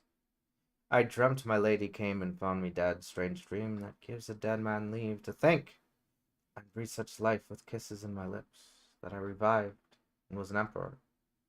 Ah me! How sweet is love itself possessed. One but love's shadows are so rich in joy. News from Verona. How now, Balthasar? Dost thou not bring me letters from the friar? How doth my lady? Is my father well? How fares my Juliet? That I ask again. For nothing can be ill if she be well. Then she is well, and nothing can be ill. Her body sleeps in Capel's monument, and her immortal part with the angel lives. I saw her laid low in her kindred's vault, and presently took post to tell it to you.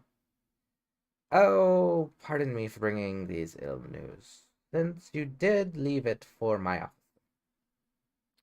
Is it even so? Then I defy you. Stars. Thou know'st my lodging. Give me ink and paper, and hire post horses. I will hence tonight. I do beseech you, sir, have patience. Your looks are pale and wild, and do import some adventure. Tush! Thou art deceived. Leave me, and do the thing I bid thee do. Haste thou no letters to me from the friar. No, my good lord. No matter. Get thee gone, and hire these horses. I'll be with thee straight. Well, Juliet, I will lie with thee tonight. Let's see for means, O mischief, thou art swift to enter in the thoughts of desperate men. I do remember an apothecary, and hereabouts he dwells, which late I noted in tattered weeds with overwhelming brows, culling of simples meagre, where his looks sharp misery had worn him to the bones, and in his needy shop a tortoise hung, an alligator stuffed, and other skins of ill-shaped fishes. And about his shelves a beggarly account of empty boxes, green earthen pots, bladders, and musty seeds, remnants of pack thread and old cakes of roses were thinly scattered to make up a show. Nothing this penury, to myself I said.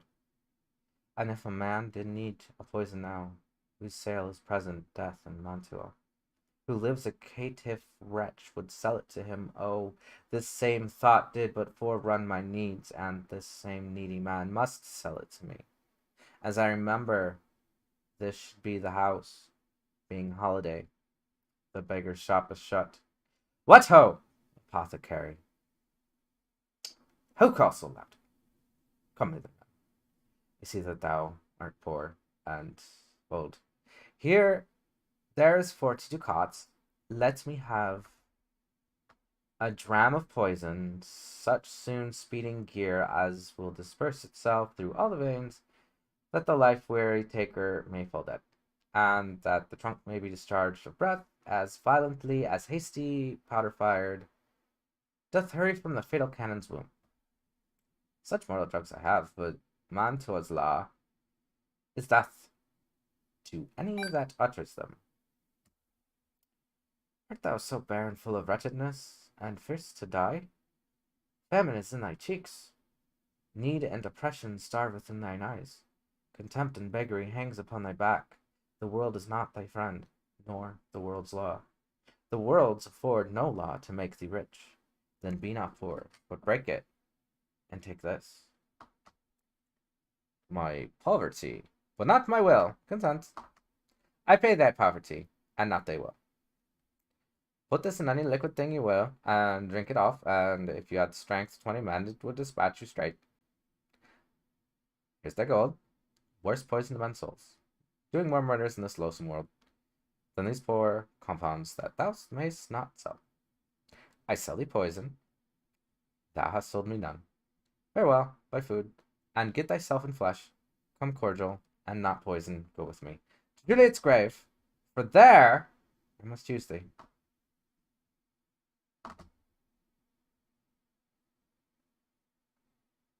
Friar Lawrence and Friar John. The same should be the voice of Friar John.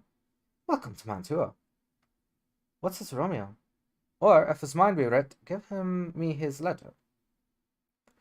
Going to find barefoot, brother me out.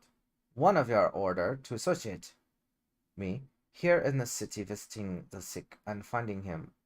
The searchers of the town, suspecting that we both were in the house, where the infectious pestilence did reign, sealed up the doors and would not let us forth. So that my speed to Mantua there was stayed. Who bear my letter then to Romeo? I could not send it. Here it is again, nor get a messenger to bring it to thee. So wherefore were they of infection? Unhappy fortune. By my brotherhood, the light was not nice, not full of charge of dear import, and the neglecting it may do so much danger. Friar John, go hence, get me an iron crew, and bring it straight unto my cell. Brother, I'll go and bring it there. Now must I go to the monument alone within this 3 hours. Will fair Juliet wake? She'll bestrew me much that Romeo hath had no notice of these accidents, but I will write again to Mantua, and keep her at my cell till Romeo come. Poor living corpse, closeted in a dead man's tomb.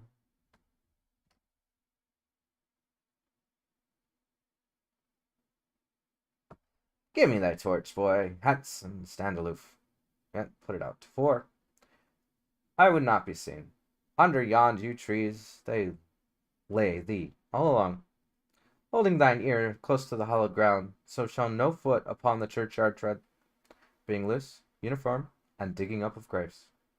But thou shalt hear it, whistle then to me, and signal that thou hear'st something approach. Give me the flowers.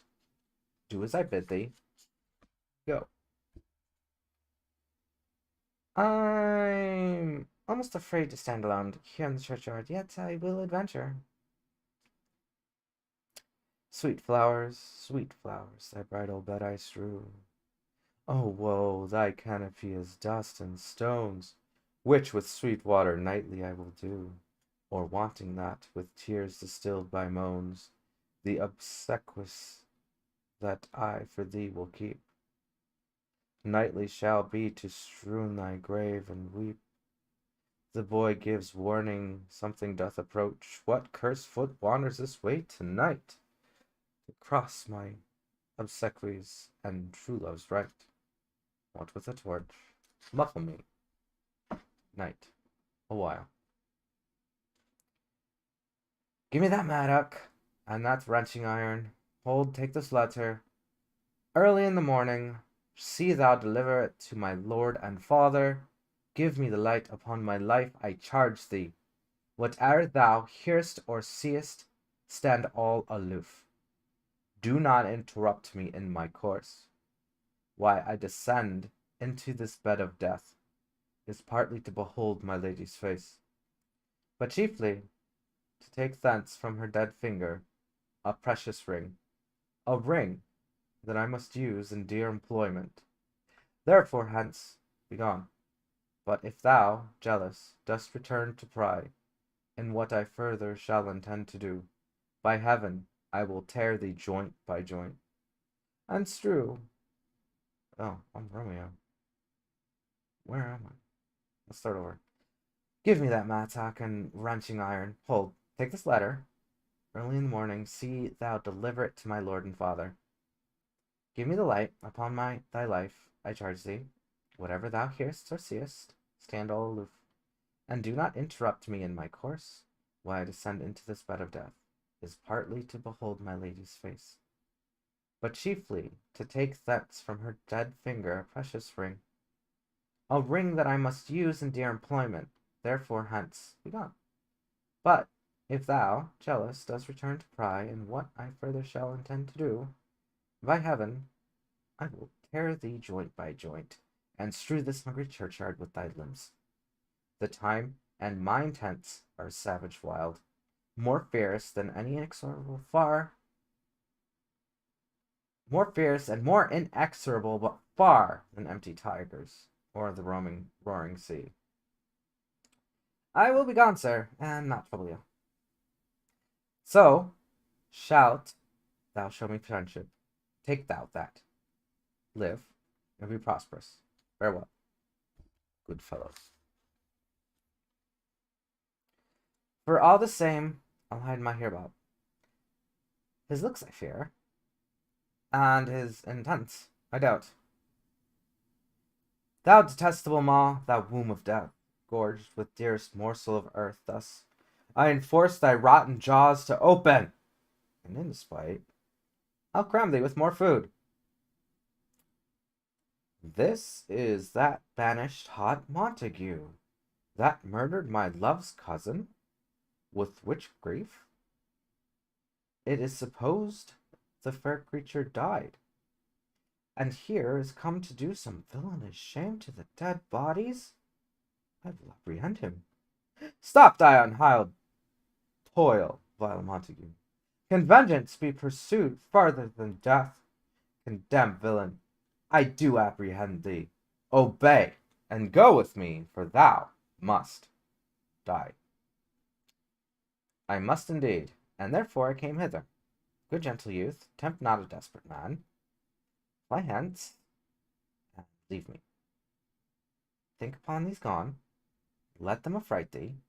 I beseech thee, youth, put not another sin upon my head, by urging me to fury. Oh, be gone. By heaven, I love thee better myself, for I come hither armed against myself. Stay not, be gone, live, and hereafter say, a madman's mercy bid thee run away. I do defy thy conjurations, and apprehend thee for a felon here. Wilt thou provoke me then? Have at thee, boy. O Lord, they fight. I will go call the watch. Oh, I am slain. If thou be merciful, open the tomb. Lay me with Juliet. In faith! Well, let me peruse this verse. Mercutio's kinsman, noble country Paris. What said my man, when my betossed soul did not attend him as we rode? I think he told me Paris should have married Juliet. Said he not so? Or did I dream it so? Or am I mad hearing him talk of Juliet, to think it was so? Oh, give me thy hand, one writ with me in sour misfortune's book. I'll bury thee in a triumphant grave. A grave? Oh, no, a lantern slaughtered youth. For here lies Juliet, and her beauty makes this vault a feasting presence full of light. Death, lie thou there, by a dead man, interred.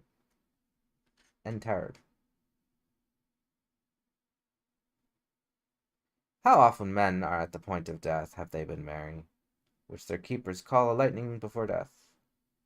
Oh, how may I call this lightning? O my love, my wife, death, that hath sucked the honey out of thy breath, with no power yet upon thy beauty. Thou art not conquered. Beauty's ensign yet in crimson in thy lips and in thy cheeks, and death's pale flag is not advanced there. Tybalt, lies thou there in thy bloody sheet. Oh, what more favor can I do to thee, than with that hand that cut thy youth in twain, to sunder his that was thine enemy? Forgive me, cousin. Ah, dear Juliet, why art thou so fair? Shall I believe that unsubstantial death is amorous, and that the lean abhorred monsters keeps thee here in dark to be his paramour? For fear of that, I still will stay with thee, and never from this place of dim night to part again. Here will I remain, with worms that are thy chambermaids. Oh, here will I set up my everlasting rest, and shake the yoke of inauspicious stars from this world-wearied flesh. Eyes, look your last.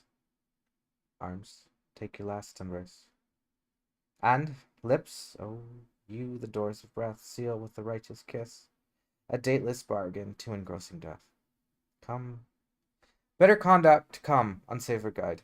Thou desperate pilot, now at once run on the dashing rocks thy sea, sick weary bark. Here's to my love, oh, true apothecary.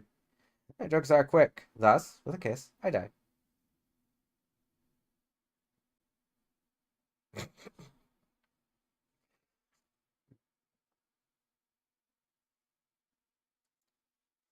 Oh, true apothecary, thy drugs are quick. Thus, with a kiss, I die. Dies.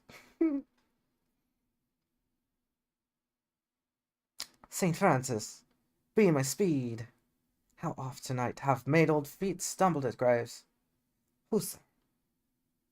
He's one, friend, and one that knows you well. Bliss be upon you. Tell me, good friend, what torch is yond, that vainly lends his light to grubs and idle skulls, as I discern it burneth in the capel's monument.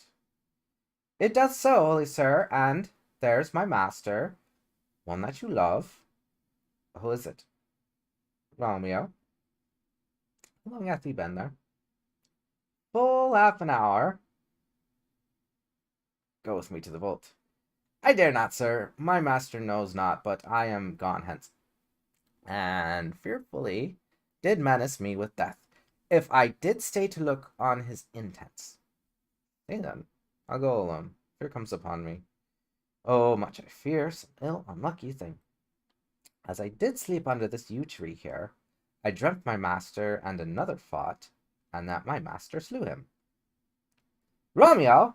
Alack, alack, what blood is this which stains the stony entrance of the sepulchre? What means these masterless and gory swords, till I discolored by this place of peace? Romeo, oh pale, who else? What? Paris too, and steeped in blood. Oh, what an unkind hour is guilty of this lamentable chance! The lady stirs. Oh, comfortable friar, where is my lord? I do remember well where I should be. And there I am. Where's my Romeo? I hear some noise, lady, come from that nest of death, contagion, and unnatural sleep. A greater power than we can contradict hath thwarted our intents. Come, come away. Thy husband is thy bosom there, lies dead. And Paris too. Come, I'll dispose of thee among a sisterhood of holy nuns. Stay not the question, for the watch is coming. Come, go, good Juliet, I dare no longer stay. Go get thee hence, for I will not away. What's here? A cup? Closed, in my true love's hand. Poison, I see, hath been his timeless end. Oh, true. Drunk all, and left no friendly drop to help me after. I will kiss thy lips. Haply some poison yet doth hang on them, to make me die with the restorative.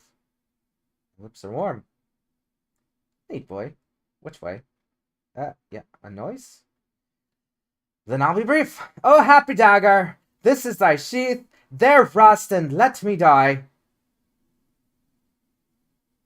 This is the place, tower, where the torches burn. The ground is bloody. Search about the church. Go, some of you who are finding out touch. Pitiful sight. Here lies the country slain, and Juliet bleeding, warm, and newly dead. Who here hath lain these 2 days buried? Go tell the prince. Run to the Capulets, raise the Montagues, some others search. We see the ground whereupon these woes do lie, but the true ground of all these piteous woes we cannot without circumstance decry. Here's Romeo's man. We found him in the churchyard. Hold him in safety till the prince come hither. There's a friar. That trembles sights and weeps him. We took this mattock and this spade from him as he was coming from the churchyard side. Great suspicion.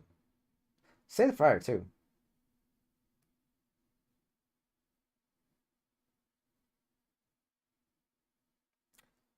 What misadventures is so early up, that calls our person from our morning rest? What should it be that they so shriek abroad? The people in the street cry Romeo, some Juliet, and some Paris, and all run with open outcry toward our monument. What fear is this which startles our ears? Sovereign, here lies the country Paris slain, and Romeo dead, and Juliet dead before, warm, and now killed. Search, seek, and know how this foul murder comes. Here's fire and slaughtered Romeo's man, with instruments upon them, fit to open these dead men's tombs. Oh, heaven! Oh, wife! Our daughter bleeds. This dagger hath mistaken for... Lo, his house is empty on the back of Montague, and is missheathed in my daughter's bosom. Oh me! The sight of death is not as bell that warns my old age to the sepulchre. Come, Montague, for thou art early up to see thy son and heir more early down. Alas, my liege, my wife is dead tonight. Grief of my son's exile hath stopped her breath. What further woe conspires against mine age? Look, and thou shalt see. Ah, thou untaught, what in manners is this, to press before thy father to a grave? Seal up the mouth for outrage for a while, till we can clear up these ambiguities, and know the spring thou had their true descent, and then will I be general of your woes, and lead you to death. Meantime, forbear, and let mischance be slave to patience. Bring forth the parties of suspicion. I am the greatest, able to do least, yet most suspected, as the time and place doth make me against me of this direful murder. And here I stand both to impeach and purge myself condemned and myself excused. Then say at once what thou dost know in this. I will be brief, for my short date of birth is not so long as is a tedious tale. Romeo there dead was husband to that Juliet, and she there dead, that Romeo's faithful wife. I married them, and their stolen marriage day was Tybalt's doomsday, whose untimely death banished the new made bridegroom from the city, for whom, and not for Tybalt, Juliet pined. You, to remove that siege of grief from her betrothed, and would have married her perforce to country Paris. Then comes she to me, and with wild looks bid me devise some means to rid her from this second marriage, or in my cell there would she kill herself. Then I gave her, so tutored by my art, a sleeping potion, which so took effect as I intended, for it wrought on her the form of death. Meantime I writ to Romeo that he should hither come as this dire night, to help to take her from her borrowed grave, being the time the potion's force should cease.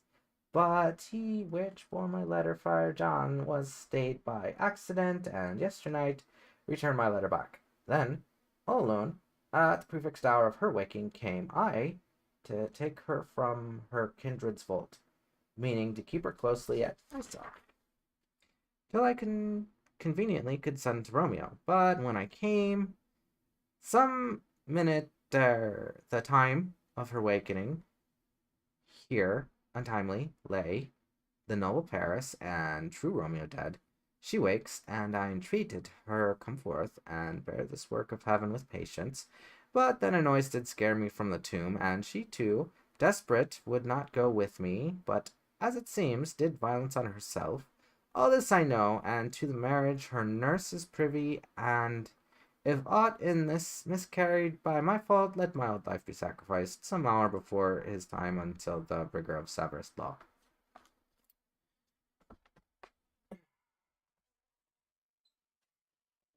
We still have known thee for a holy man. Where's Romeo's man? What can he say into this? I wrote to my master's news of Juliet's death, and then in post he came from Mantua to this same place, to this same monument. This letter he early bid me give his father, and threatened me with death going into the vault, if I departed not, and left me there. Give me the letter, I will look on it. Where is the country's page that raised the swatch? Sarah, what made you master in this place? He came with flowers to strew his lady's grave, and bid me stand aloof, and so I did. Anon comes on one with light to ope the tomb. And by my master drew on him, and then I ran away to call the watch. This letter doth make good the friar's words, and their course of love the tidings of her death. And here he writes that he did buy a poison of a poor apothecary, and where therewithal came to this fault to die, and lie with Juliet, where be these enemies. Capulet, Montague, see what a scourge is laid upon your hate, that heaven finds means to kill your joys with love. And I, for winking at your discords too, have lost a brace of kinsmen. All are punished. Oh, brother Montague, give me thy hand. This is my daughter's jointure, for no more can I demand. But I can give 3 more, for I will raise her statue in pure gold, that while Verona by that name is known, there shall no figure at such rate be set, as that of true and faithful Juliet. As rich shall Romeo his lady lie, for sacrifices of our enmity. As glooming peace this morning with it brings, the sun for sorrow will not show his head. Go hence, to have more talk of these sad things. Some shall be pardoned, and some punished. For never was a story of more woe than this of Juliet and Romeo.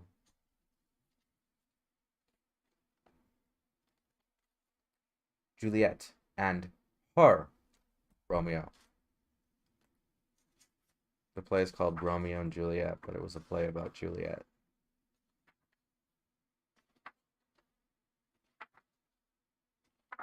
That was a lot.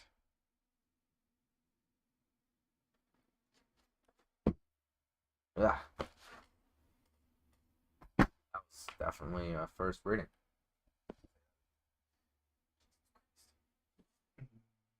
I'm gonna go do something else. Thanks for hanging out with me. I was gonna play Harvestella, but maybe later.